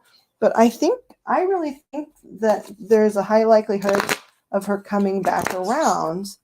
Let me see. Can we see like, let's make it a whole year down the road. A whole year down the road. Can you show us a year down the road the dynamic between Raj and this person?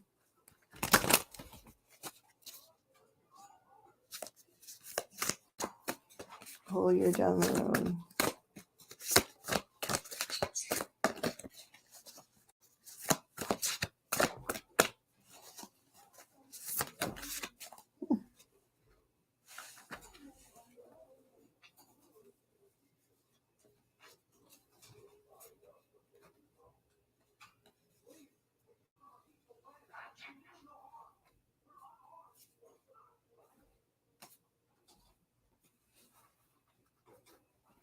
What is this? Try one more time. A whole year down the road, the dynamic between Raj and this person.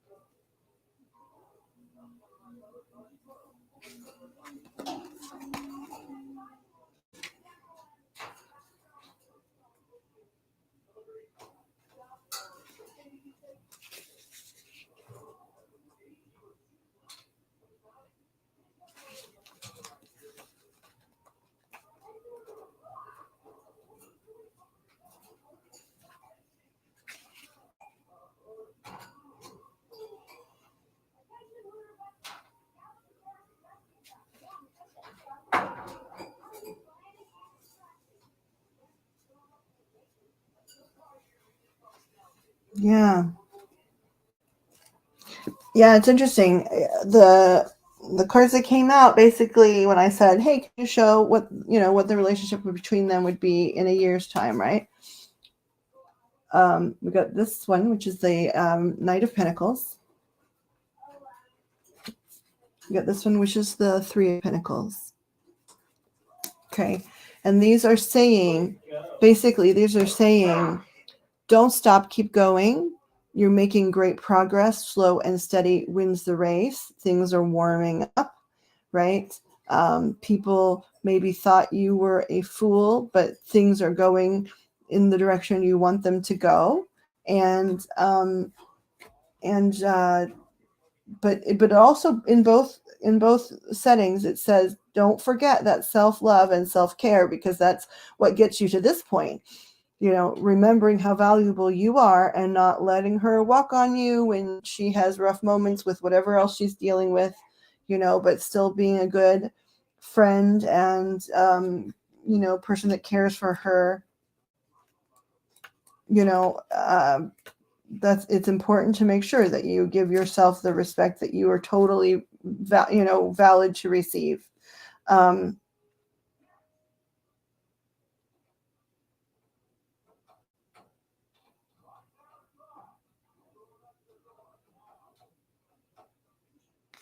And it's saying, don't forget still to check in with yourself. Let's see.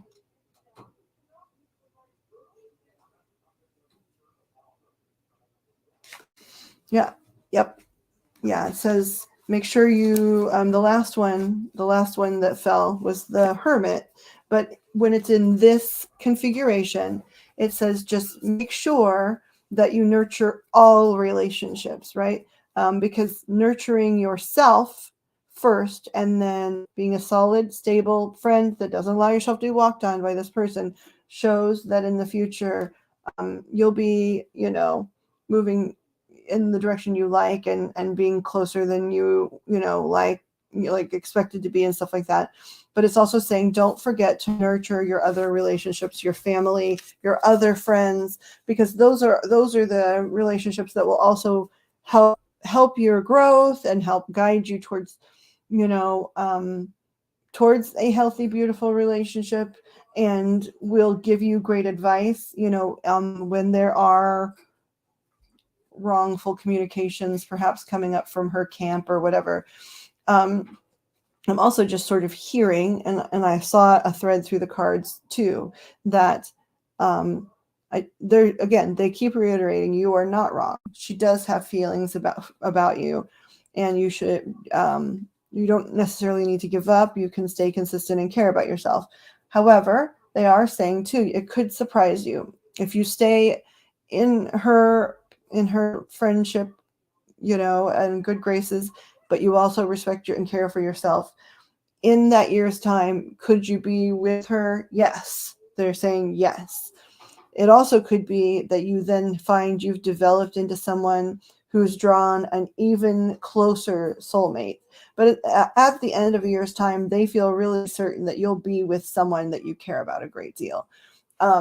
They're saying it is a high possibility that it could be that girl. But if for some weird reason it isn't, it won't be because of rejection. It will be because you have grown and matured and nurtured yourself into a place where you've met someone else that mirrors all of the beautiful things you have become, and it's easy. Either way, in a year's time, your relationship, whether it is with her or another woman, will be so easy that you'll forget that any of this stuff happened.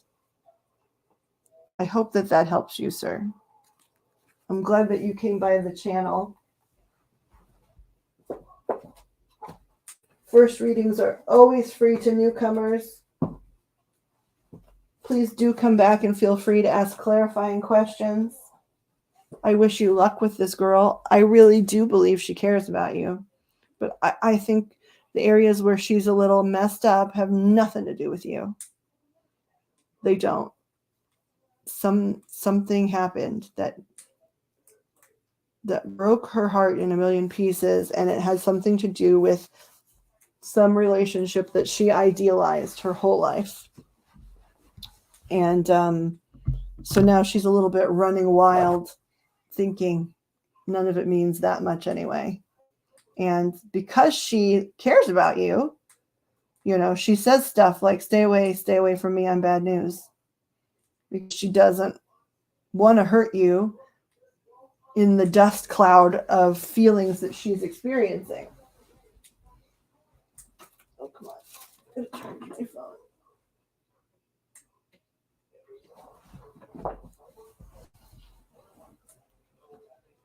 It said that consistently you will see her throughout. I'm not sure what you mean by come back when you sort of have said if there's not been a full romantic relationship as of yet. But yes, they showed her consistently there in your life. She's consistently there in your life, throughout this time. But that it really is contingent upon you taking beautiful care of yourself, right? And having healthy, beautiful boundaries, because, that will draw her in, because she wants someone who's healthy, not someone who is willing to just, shatter themselves into pieces for love. She just saw that happen in some other version of something, and it terrifies her, right? So, in the reading, she was consistently throughout there as a friend. And then I saw how she felt about you. So that means, yes, she's going to be in your life. And then at the end of the reading, it said, yes, at the end of a year, there is a huge possibility that you are together. And if for some reason you're not, it's because you're with someone better. That's the only way in which that card was not her, is if it's somebody even better for you. Not saying that there's someone better than her as a human being, just someone more compatible with you. But she didn't look like she was going to go anywhere. So when you say she's going to come back, I don't feel like in her heart she's gone anywhere. And you're going to see her pretty consistently, it seems like. My bird is getting weird. Hold on. I'm going to turn the camera off.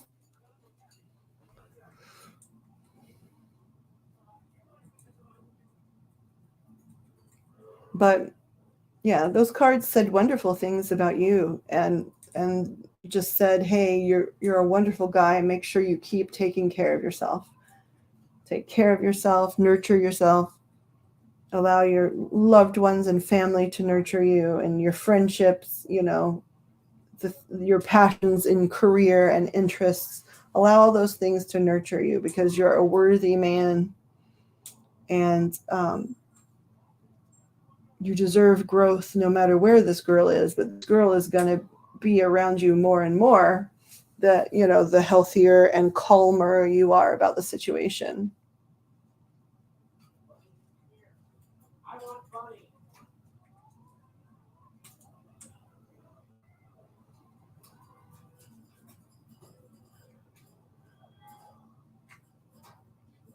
Okay. Also, I'm sort of hearing that also that I read the part of, she wants me to not care for her, and then I heard and saw that she says things like, I'm bad news. I do think if that conversation comes up again, and I believe that it will, you have to say something honest, right? Which is, I am fully capable of being your friend. I care for you and would never cross any boundaries that you're uncomfortable with. But you cannot dictate how I feel about anyone, including yourself, on the inside of me. Right? On the outside of me, I can be your friend, and I can. I'm a very kind-hearted, gentle man, and I will honor any boundaries you put up, because that is what you ask of me. But what I have to tell you is, you don't get to dictate how I feel in my mind and my heart about anyone. And so I will be a great friend. I will honor all of your boundaries. But if I want to feel warmly about you in the privacy of my own heart, that's my business.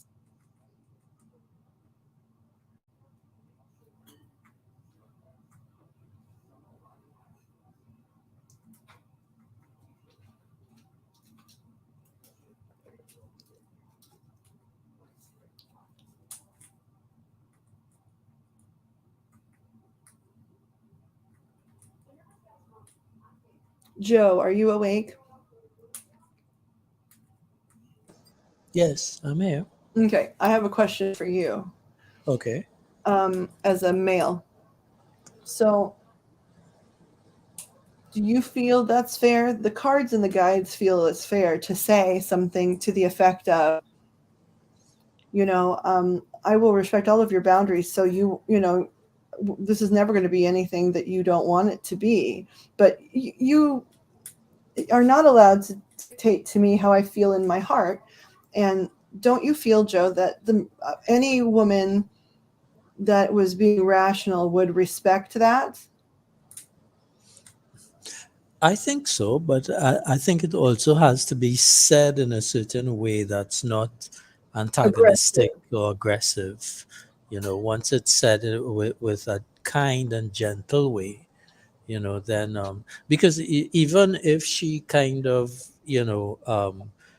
throws up some sort of opposition at that point in time, if you handle it with kindness and gentleness later on, in a quiet moments, she will, contemplate what you're saying, and really accept it, more likely to accept it than if you run the risk of spiraling into a superficial confrontation. Does that make sense? Yeah. Oh, yeah. No, like, I don't think the advice is to say, I love you and you can't stop me. No, no. Right. That's Exactly. not the advice. But it is like, hey, if you're going to dictate that right now you're not ready for things, I respect that and I honor your boundaries, which then means you must honor mine by not telling me what I can think and feel. Right. Fair enough. Yeah. Exactly. And I think most or many women would maybe at first listen would be like, oh, right, but as soon as they actually thought about it, would Right. go, oh, that's a very respectful answer. Yeah. That's a She may respectable not answer. understand your intentions immediately, but don't get baited into unnecessary confrontation. Right. Or lying, right? Don't lie. If she says, "Hey, you can't, but you got to guarantee me you don't feel this way." Well, don't lie. If you feel a certain way, don't say, "Okay, okay, that's fair. I don't feel that way. Magic wand has been waved," right? No, you can't tell me. You can tell me what boundaries to respect, and I will because I care about you and I'm an honorable person. But you can't tell me what happens in my mind and my heart as long as my mind and my heart and my body are respecting your boundaries. Yeah, And a and lot of girls would be like, like you oh, alluded to earlier, there may be subtle ways this person could try to take advantage. I don't know her. I don't know if she's a what kind of person she is, but and it may not even be something that she is doing, but you have to draw some lines for yourself as well, and not cross those lines. Don't be a pushover. right. And I think that's why the cards kept saying, make sure you self care, yeah, care for yourself beautifully because you deserve it. yeah, and focus on you, and being being authentically you, because sometimes you might be so taken by somebody, you may make compromises in terms of yourself to accommodate them that you wouldn't ordinarily do, and you say, well, I'm doing it for love or whatever. Um, this isn't the place for that. You've that's the wrong context right now. You need to be as much of yourself as possible so that she could really see who you are. Absolutely. And she came up in the cards as someone who cares about him. She's just frightened of something outside of either Right. one of their control.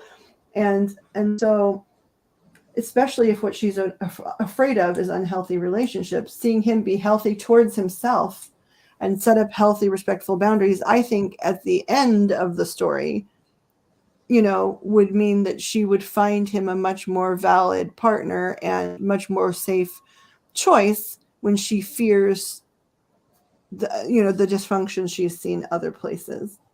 Right. I'm And even as what you alluded to before, if this whole process, if she's the catalyst to help him to become himself to the point where he attracts somebody that responds more positively to that, then it doesn't mean that she just disappears. She could be a friend as well, but maybe your feelings about what that friendship would be like would have evolved or changed.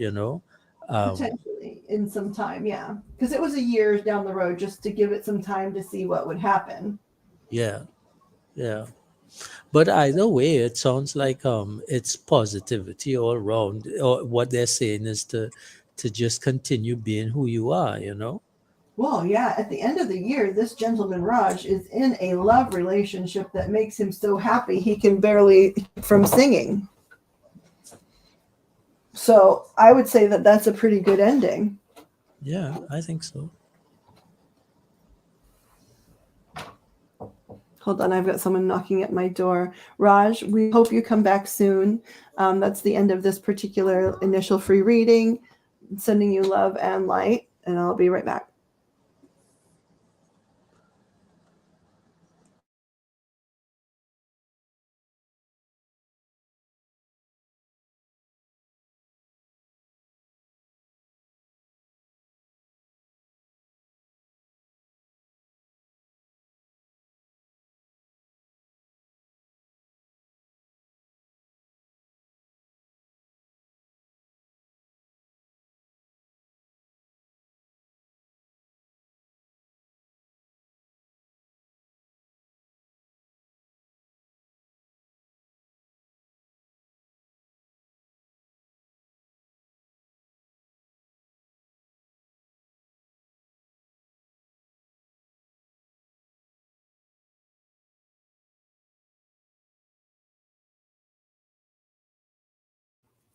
Okay, let's see here. God's only weapon is love, and love conquers all. That's true. Or at least I think that's true.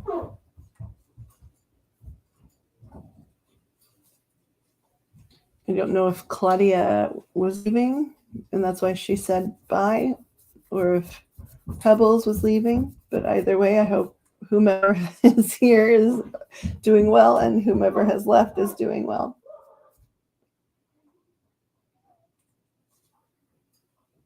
All right, if you need me, I'm gonna be snuggling the doggy. Yay, pics, Claudia. Glad you ladies are here. Claudia, now that it's a little bit quieter, is it okay for me to ask you some questions about how things happened today? Are you in a position to feel comfortable with that?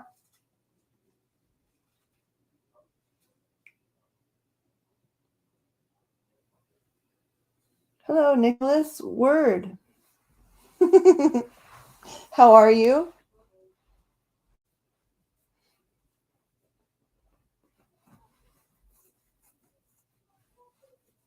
How are you, Mr. Blair? Word up. When you hear the call, you got to get it underway. Word up. Oh, my phone had died, and so it just got plugged in. I don't blame you. I don't blame you for that response at all. That's a funny response. How are you this evening, afternoon, morning, Mr. Blair?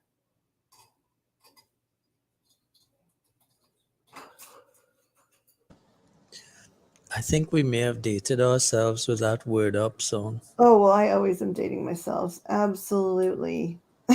Absolutely.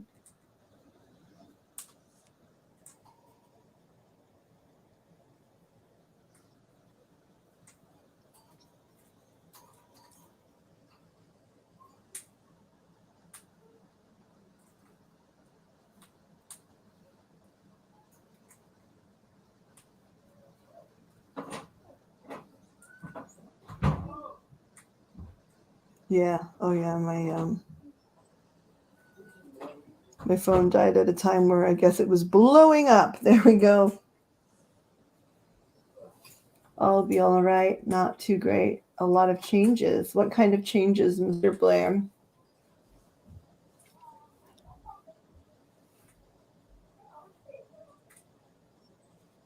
Or would you like a reading? You don't want to tell me things. I'm not sure.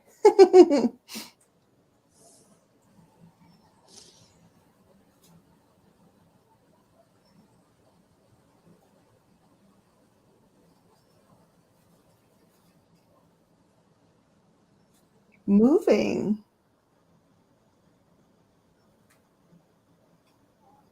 Is it a move that you are excited to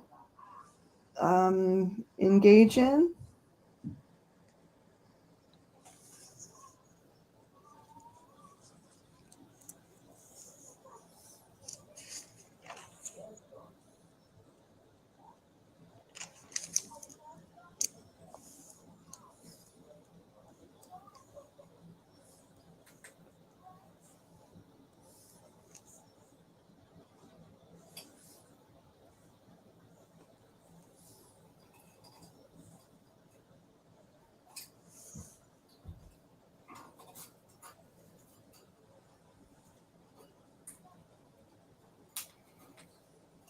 Probably a good thing.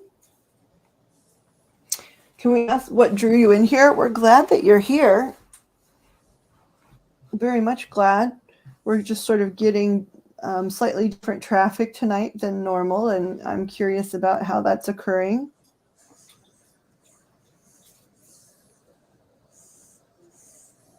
Delighted to meet you, though.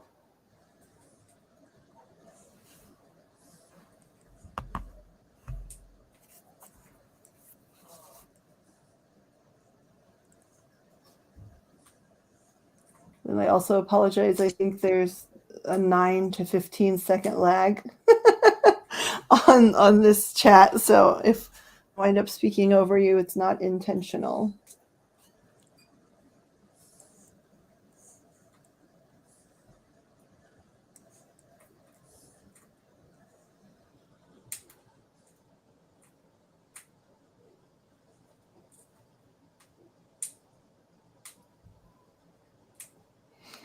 interesting. I'm a really teeny tiny channel, so it's sort of interesting to be on anyone's feed options. Would you like a card reading? Those are free to first-time visitors. If not tonight, and you would like to come back another time, it's still, the offer would still stand. Everybody gets a free first one.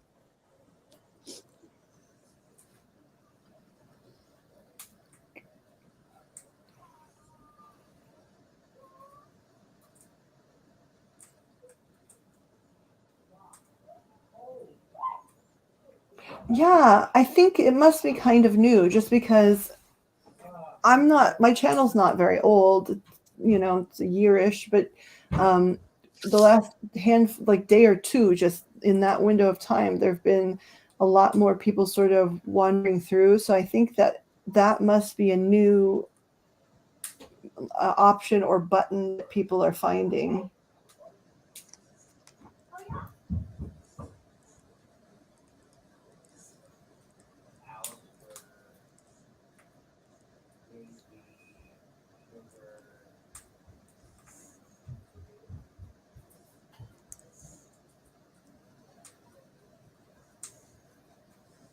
Maybe that's why the lag got more intense on all channels, is there was more traffic being filtered that direction.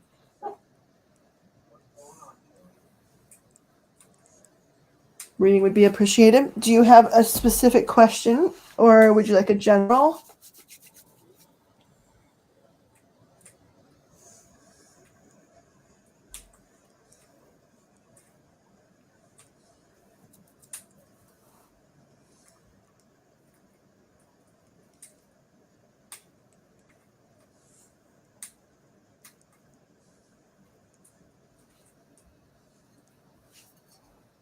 I feel the need for caffeine. General, okay. Nicholas Blair. Guys, can you let me know what deck might be wise for Nicholas Blair?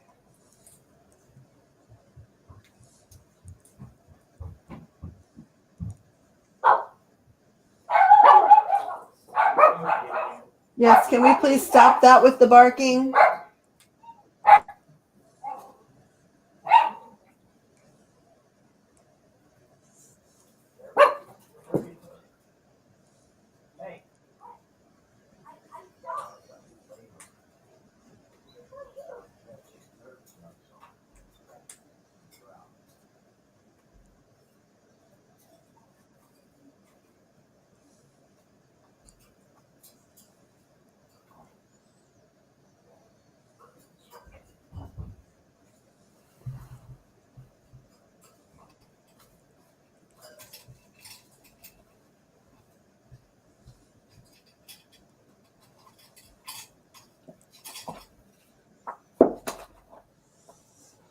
Okay, this one and this one.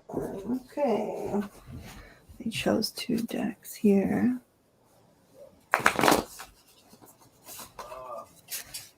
Let's see here. Hello, Shaylee. It's nice to see you. I hope I'm pronouncing that correctly. Shaylee or Shaylee. Welcome to the room. I'm doing a general reading for Mr. Blair here, Nicholas Blair. Please meet everyone else in the room. We're glad that you came on through. Okay, please ask if things are going to go anywhere with this call, Capricorn 91. I'm not certain, but I'll take a look here after I've taken a look at Mr. Blair's cards. Okay, archangels and angels and guides. To give Mr. Nicholas Blair a general reading that is useful and for his higher and greater good, well-being of everyone involved. He's also like here to help the messages be clear, to help me interpret them properly, and for them to be for the higher and greater good of everyone involved. Thank you for the blessing of in my hand and being with me here. all the amazing blessings in life. Okay. Hello, Kayla. It's nice to see you. Welcome to the room. Working on a reading for Mr. Blair at the moment. General reading for Nicholas Blair. Can you please see the cards for the general reading for Nicholas Blair? Oh, some stuff threw down. Let's see what we have here.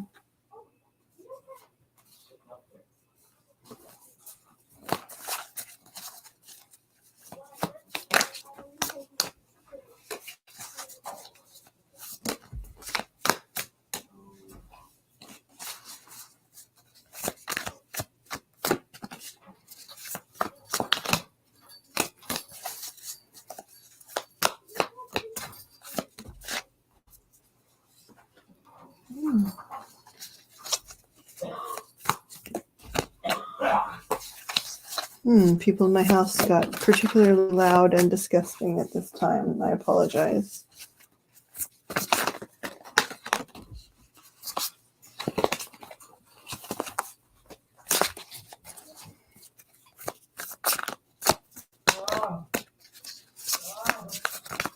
Hey, gentlemen.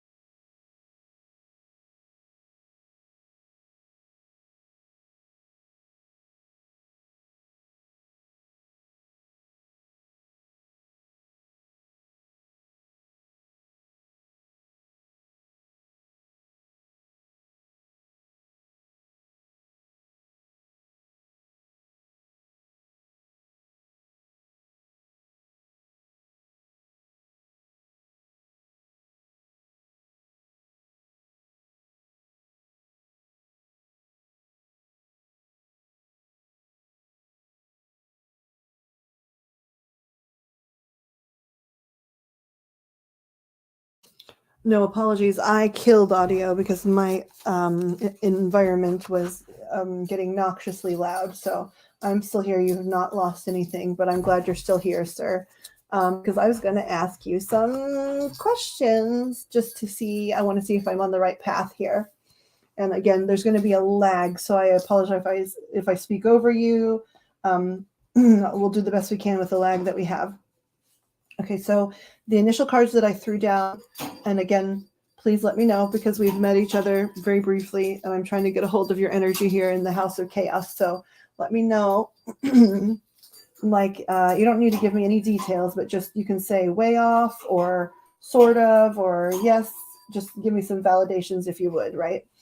What it looks like right now is you are sort of in limbo, choosing between two things. let's just start off there and see if that's your energy. Well, you're funny. That's for darn sure. Okay, so anyway, what I'm seeing initially is that you really are in a position where you are, I don't know if torn is the right way to put it. It could be that you're pausing, trying to decide between two things intentionally. It could be that you feel sort of caught up and paralyzed in this choice. I'm not certain which of those things yet. We haven't thrown enough cards for me to know, but it does look like you're making a decision between what sort of looks like something that's pre-existing, right, that you already have, that's pretty consistent and warm and stable, like a consistently warm, stable, enjoyable thing. It's not like a terrible thing, but you're deciding between that and sort of moving on into a different adventure, into discovering some new things, into being able to, it says it's talking about pursuing your curiosities and your ambitions. So to me, it feels like what I'm looking at is a choice between something either stable or some other, maybe, I don't know if this is a career choice or if this sort of is like there's a relationship that is really stable and lovely, but you have an opportunity that you would like to take and you're trying to decide, which, if you want to stay put or if you want to move forward. But I will say this thing that looks like option 2, this thing that talks about moving forward and a lot of self-discovery and learning and ambition and following, almost like it feels like either a project or a job of some kind that embodies a lot of things you've always wanted to pursue. How close are we to reality here before I move on? Because you know what's going on and the guides go what's going on. And for me, it's interpreting what I'm given and whether or not I'm on the right track or the wrong track.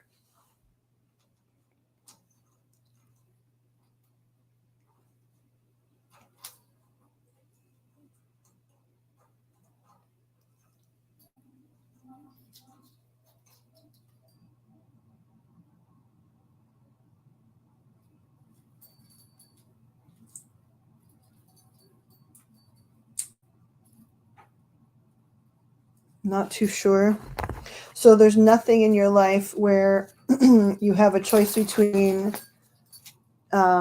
staying put or moving on.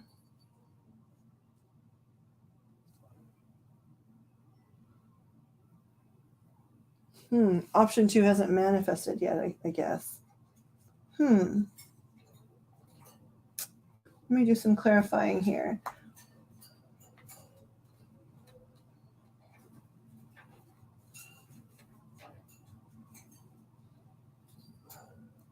So I will say this, the first thing that looks like the thing that's already existing, right, is it's a pretty happy thing. It's it feels like you're among caring people and that things have been pretty decent. And so it doesn't look like it's something you're trying to generate energy to escape from. But it does look like you've spent considerable time wondering what else is out there. But to me, it looks like there's another choice already. So that's what I'm confused about. Have you felt like you have been spending a lot of time wondering what is out there? I mean, I'm trying to figure out at what point my interpretation of these cards goes off the rails here.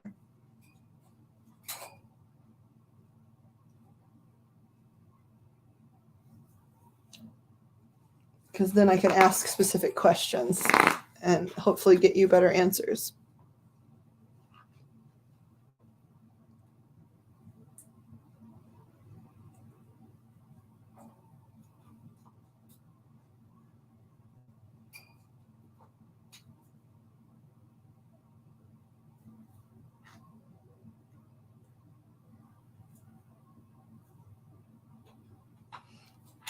Option two, I'll tell you this much: whether it's unmanifested or not, as it's appearing in the cards now, and again, we'll find out exactly how far off I am. Yes, okay, so that's good.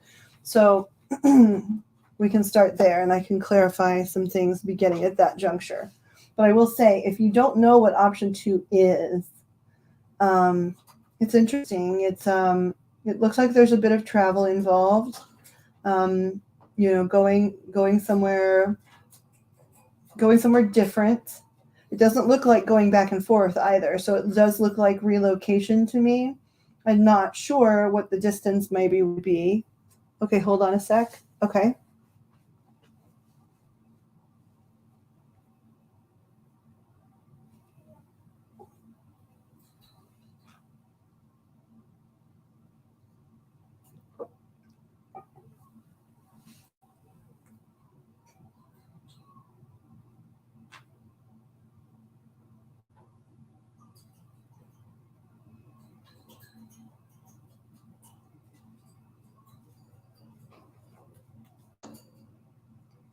I guess this could be choosing between two people, but it's pretty dramatic if it's two people.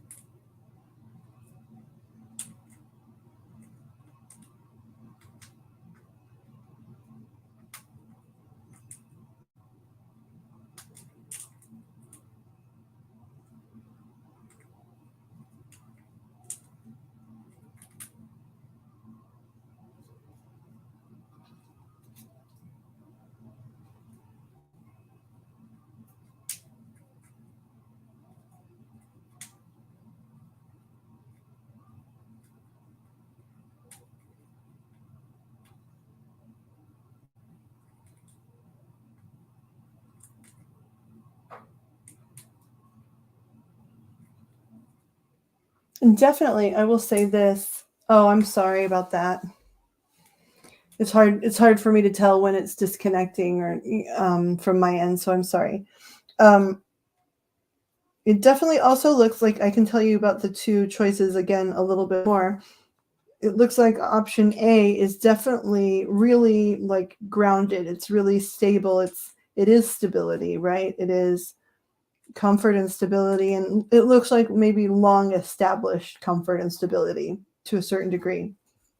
Option two looks like traveling somewhere new, that could be a metaphor or literal, into a position of more thought and action, um, rather than just being stable. It's going to be something that requires new thinking and new ways to move about your life and the world. It also talks about it definitely being a labor of, if it is labor, something that involves your heart, right? Your heart is really in this other option. Um, no to what, my dear? I always wish there was voice chat so I could hear when the disagreement happens.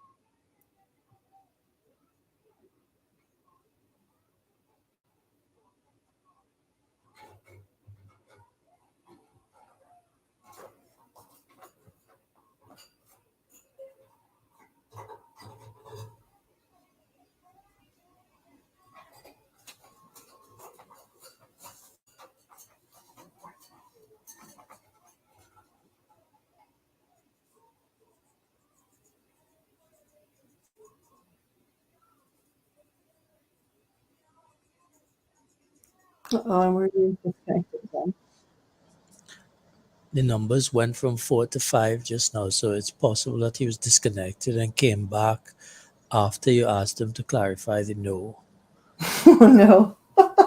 Oh no. It's getting pretty late too. I'm not certain He's who all we have in the chat. Yeah, Joe's here, Pixie. Are you getting tired, honey bunny? I'm coming close to being able to call it a night, and then I would maybe exchange information with Mr. Blair so that we could do this reading either tomorrow night at the live, or we could, I could give him like a one-on-one tomorrow. Because it is getting late and I'm so sorry it's disconnecting. Definitely more aligned with the stable versus passion. Okay.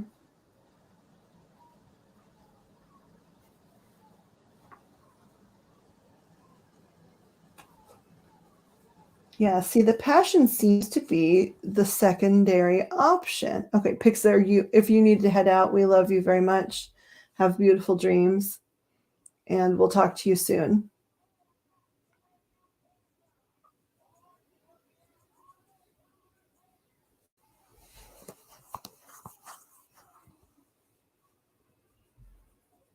Do you know? So again, Nicholas, by the way, I'm sorry for all the disconnective things. I think that's part of why I'm having like some energy hiccups here trying to connect. So I'm trying to figure out here. Maybe I'll ask for a clarifier. So I see this on the other side of the hanged one, right? Which is like waiting for rebirth, waiting for change, waiting for options, reflecting between choices is what this card could mean. So I'm going to ask for, can you guys please give a clarification on this? Can you please clarify what this contemplation, what this hanged one is hanging about, trying to decide or consider?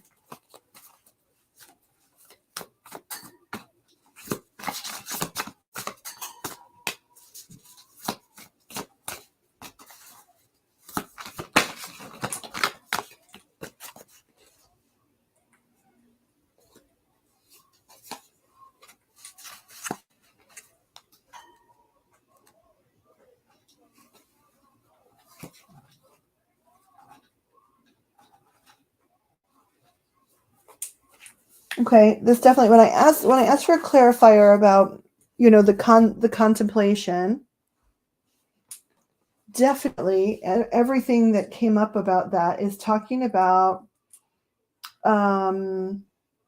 it is definitely something like work, school, or project oriented, right? It's talking about goals, potential, like weighing potential of choices, success, weighing the successful options, pursuing education, that kind of thing. So it's all about it's not about, it's for sure not about like love relationships or familial ties or anything like that. It's about our sort of your academic pursuits, whether that is in the workforce or the classroom or both. Is that something active in your life right now?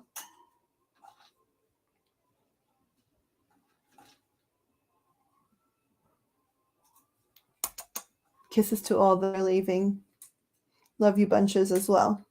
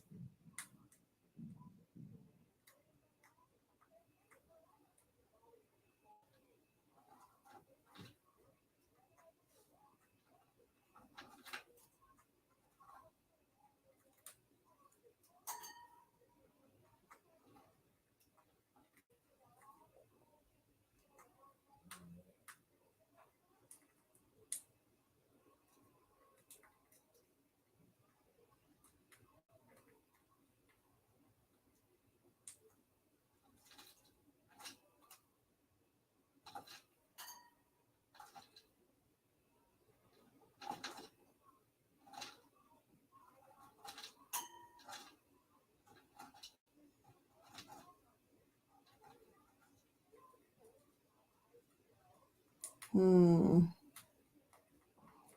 think there's a cog in the works of this communication, and it's probably a digital cog. Okay, Sir Nicholas, I don't know if you're here or not, but what's going to happen is I'm snapping a photo of your cards as they lay right now, so I have a record of where we are at the moment.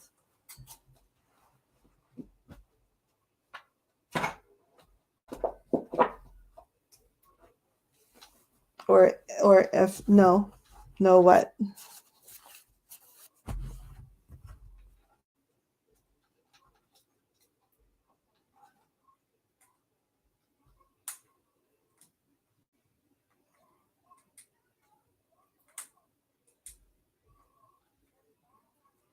Your partner has been considering GED courses.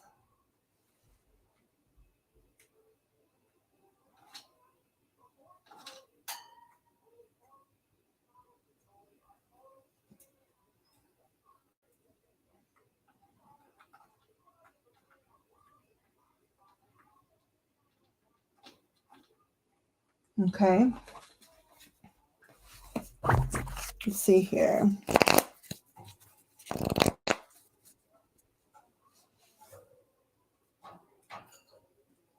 So that would make sense about the pausing. And if you guys are, a really tight unit, that could definitely bleed into your read here. Let's see here. So let's see. So yes, I see the stability. I see the relationship between you two, which is why earlier on I was talking about potentially moving away from one for work or something. But okay. So we're moving on. Intellect, curiosity, charm, ambition, proposal, quest, pride.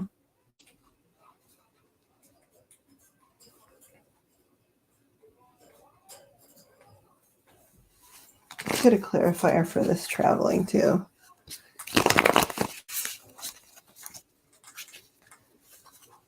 The idea of participating as much as possible.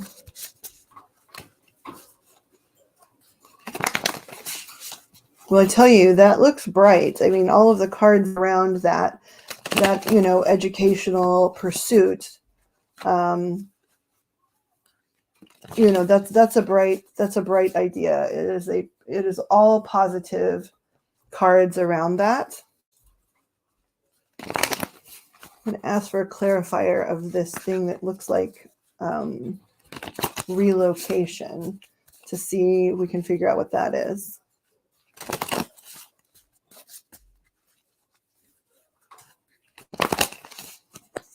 Is there something, is it possible?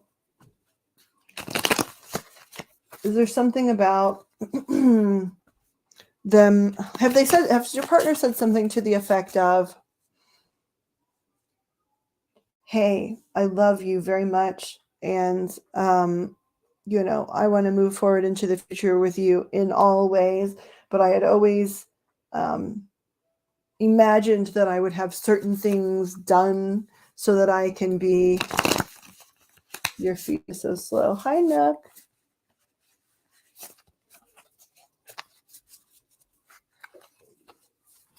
Feet is so slow. Okay, so we're going to try.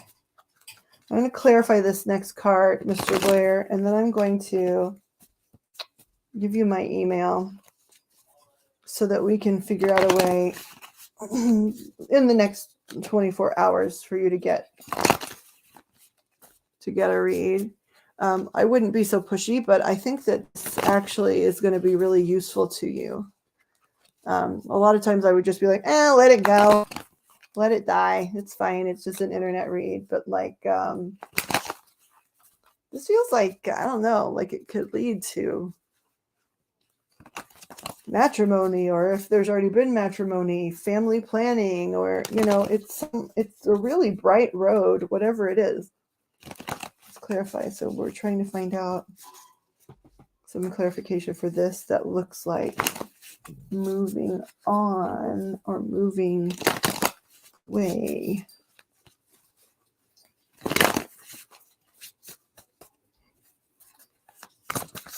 Clarifier for Nicholas Blair. Nook, I love you. I'm glad you're here.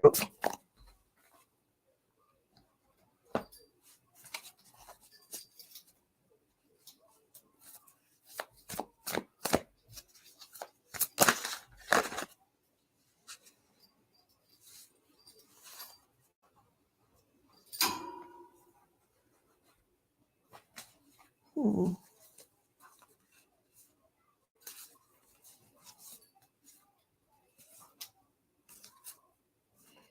Yeah, there the two of you are, so that is beautiful.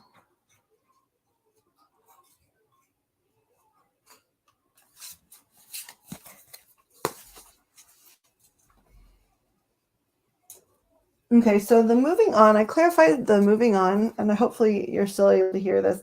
The moving forward or the moving traveling card, I asked for clarification, right? And it's sort of like, okay, well, we're moving forward because we've hit a dead end. A dead end has been hit. And so it's either stay here at this dead end or move forward. And moving forward, and so then this dead end is providing a lot of motivation, and again, this is about the pursuit of wisdom again. So I do think with that little, based on, I just kept saying education or work, and then you're talking about your beloved, contemplating school. I think that's that is something significant here. But it really does feel like this moving forward thing is because there's nowhere else to go, and so it's tied into these educational pursuits. So I don't know if your beloved feels really trapped in their work opportunities. But there's something at the very end of the cards here too that sort of is like they're real traditional people that say things like, I can't get married until I have $10,000 in the bank, or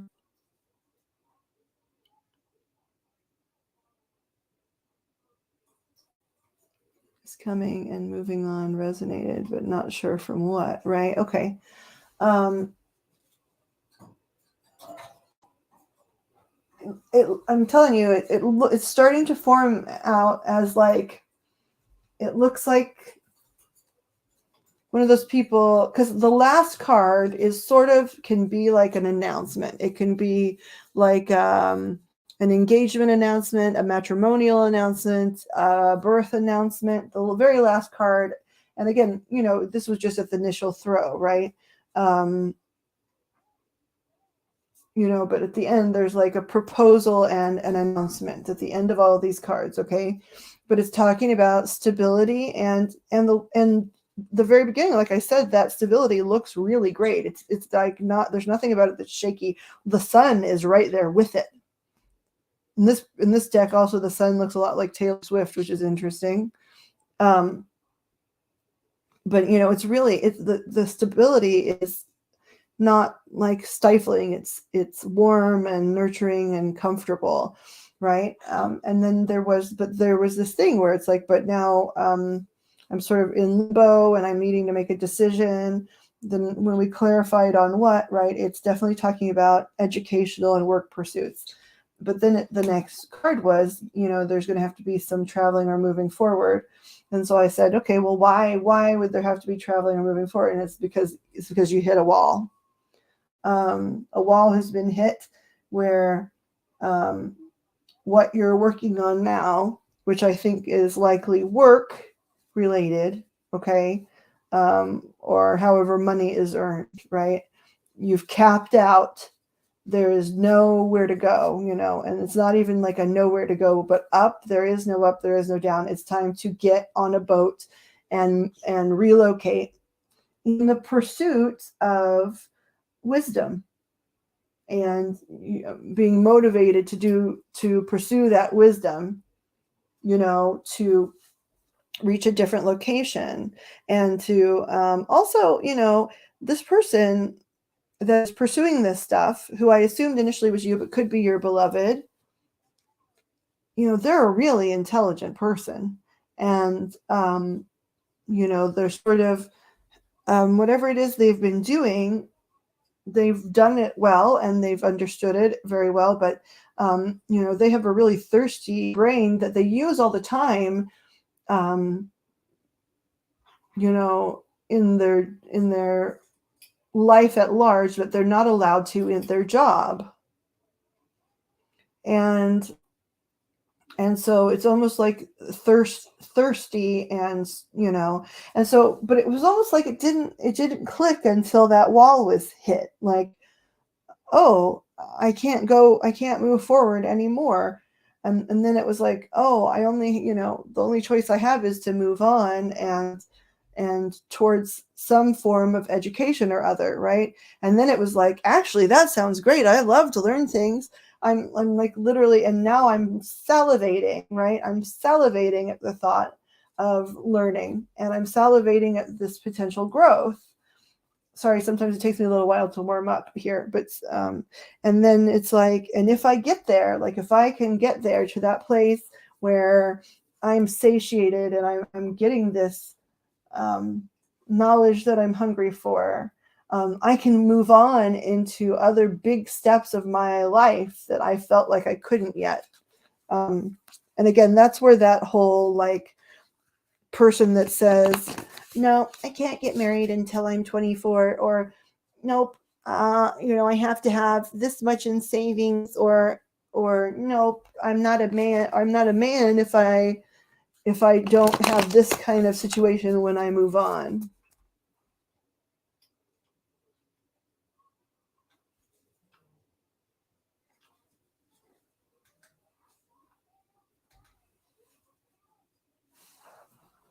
Hold on a second.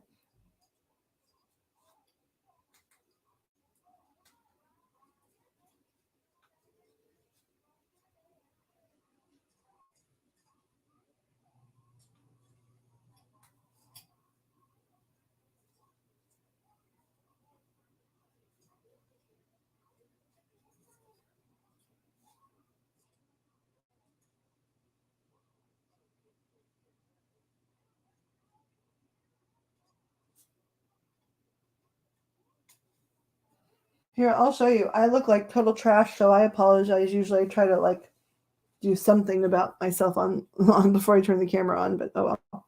Look at this. Look at how much this looks like Swift. This is the very first card that dropped. And it's the sun in this deck.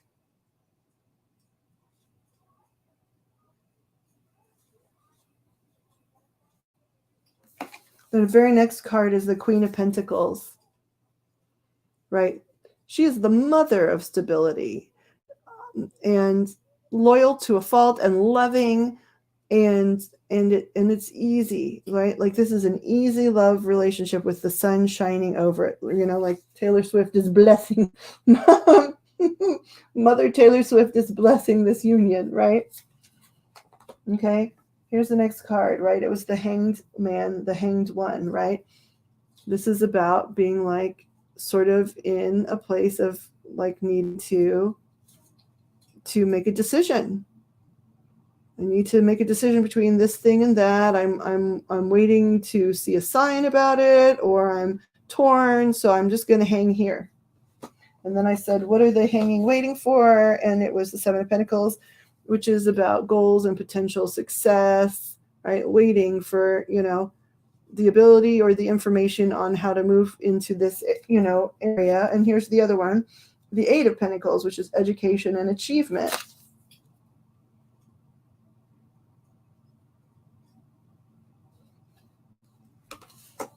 Okay, then the next one was the Six of Swords, which is about discovery and moving on, right? Moving forward into something new after, pausing to contemplate those things.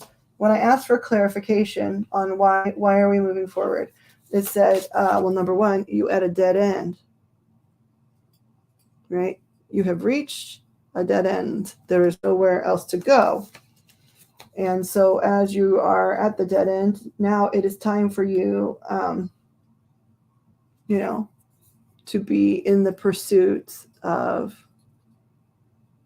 wisdom. Weird question. Does that look like your person at all? It looks like my bird on their shoulder, whomever that is, actually.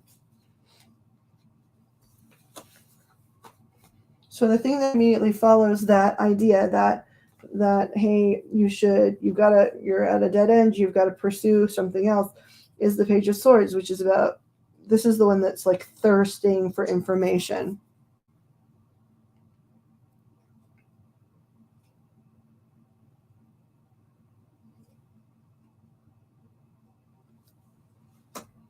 And then, at least in the original draw, right, this is where it ends, the Knight of Cups, like riding in with, you know, romantic, you know, ideas, and with proposals to make and announcements to make. And that's where we are so far anyway. Sometimes the visuals help people, and I'm sorry, I just didn't want to turn my camera on.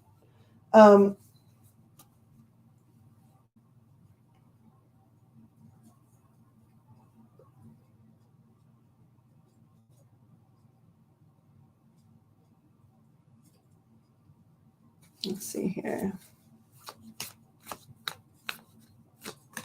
Pursuit of wisdom.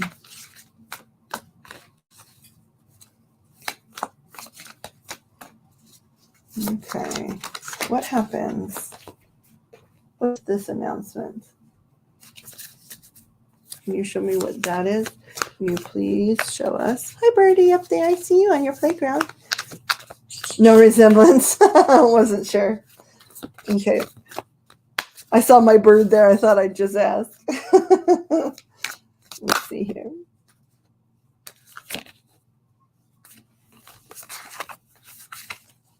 This announcement, this proposal. Can you clarify that for us?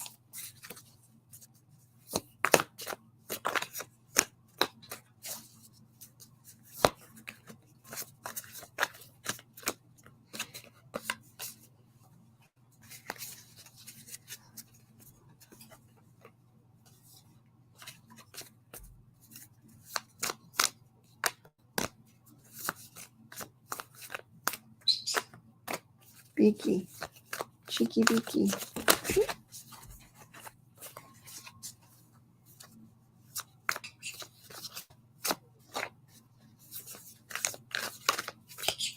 Cheeky beak, I hear you, baby bird. I'm looking for clarifiers on this proposal card.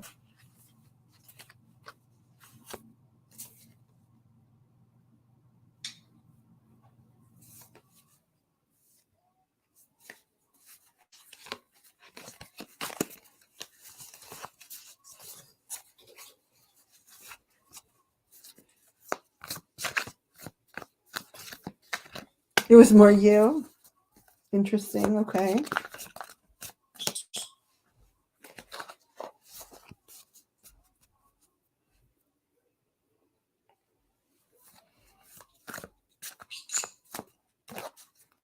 Does your partner ever refer to you as like a smarty pants, or is your knowledge base something that's impressive to them? Could it be a reference to them sort of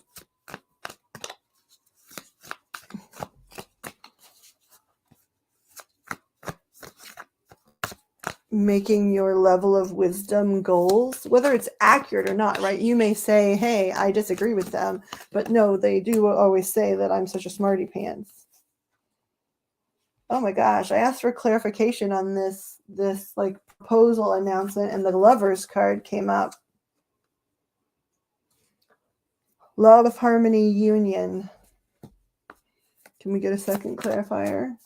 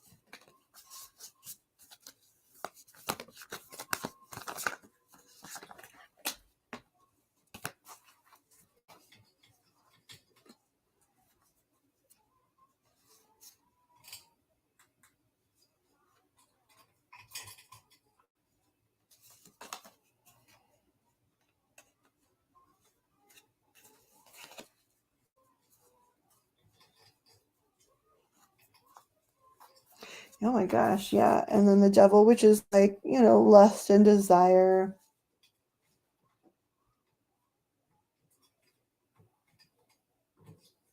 And then a charismatic, warm-hearted, intuitive, empathetic man. So it's like an announcement. It's like, announcement, I am lovers. I'm in love with, I am in lust with this very warm-hearted, intuitive, empathetic man.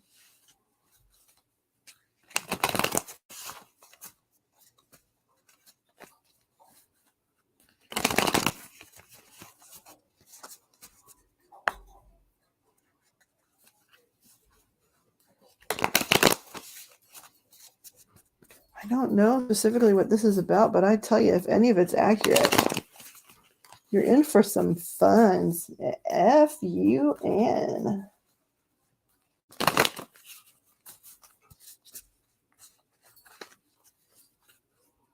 I wonder how long the lag is these days.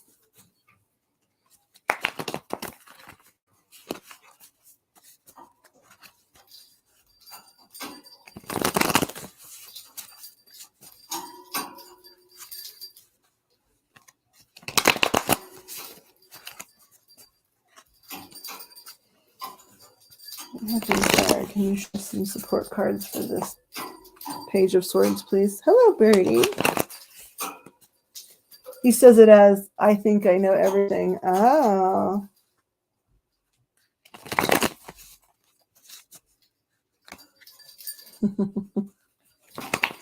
But he does really think that you're quite smart, though. Like, I mean, all jokes aside, he loves you for you, but I think he does admire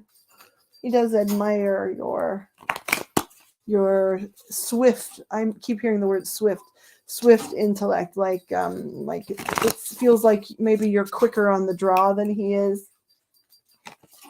with like verbal retorts.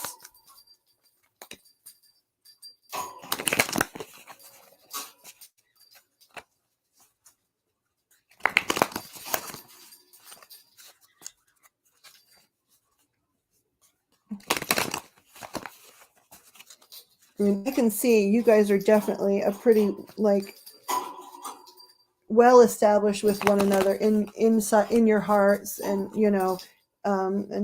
things feel really stable. Have you done what's not your partner at all?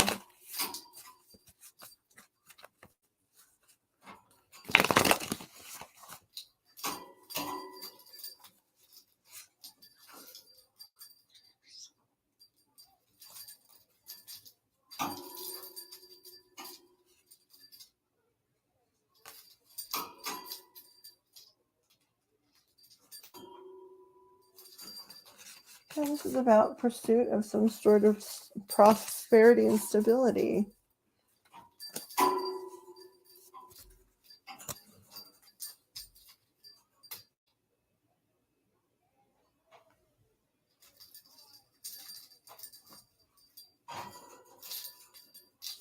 It looks really like well in the beginning. Is that not true?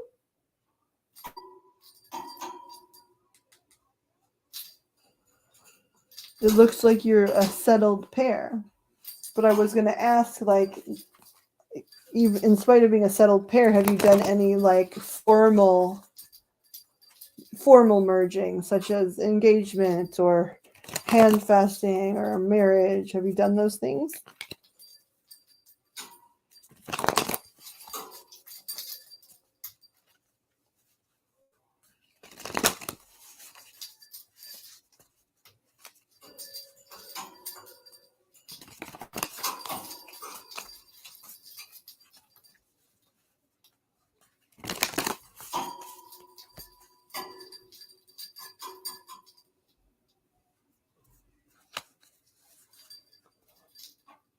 Oh, okay. I knew I was having a hard time with the rhythm. Thank you, Joe Black.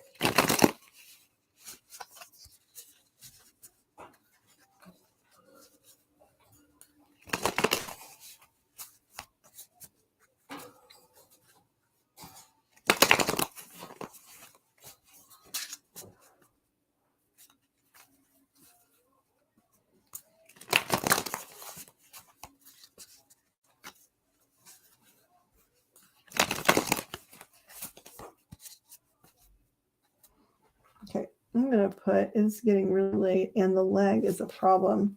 I'm going to put my email with some spaces so it won't delete my email.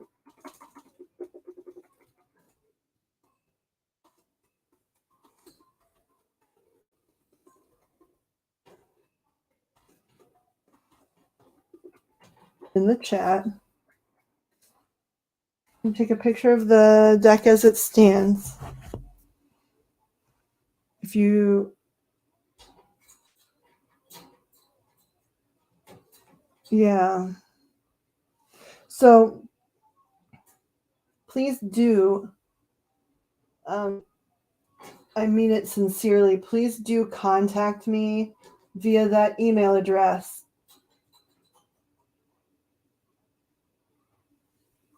So I can either let you know when we're streaming next or we can clarify your cards. I don't like leaving things in the air, even if they're just, a casual reading that you got on the internet one night, I don't like that. I'm not comfortable with doing that to people, but the lag is interfering with our flow very sincerely. And I would like to do better for you than I am at the moment. So I apologize for, the flux and flow of this thing. I wish things could have moved a little more swiftly without, choppy energy, and that we could have communicated more directly. So I've taken a picture of your cards so that if you do wish to continue, you can email me and we can figure out a way to do that completely free. This is your free reading, completely free of any cost. Just let me know what your schedule looks like, because I'm about to kill the live here just because I keep getting these other notifications about other problems on YouTube and stuff like that right now. So I'm really struggling, and I apologize for that. So yeah, please do follow up. Get a really more solid for free, fair first shake, and I hope you're well. I hope we see you again. And yeah, please email me. Let me know how to get a hold of you. Just say, hey, it's Nicholas Blair, woman, help me fix this situation of this messy read. Love and light to everyone that's been here tonight. Thank you, everyone, for your patience. I'm sorry for the lag. Of course, I'm not in control of that, but it's still, maddening. Nicholas Blair, please do follow up. People that came in after Nicholas, please do return. We really do give free first reads to everyone, and they're pretty thorough, and we do our darndest. You'll see evidence of that online. Sending love and light to everyone that's here and killing it. Good night, Miss Claudia. Love you.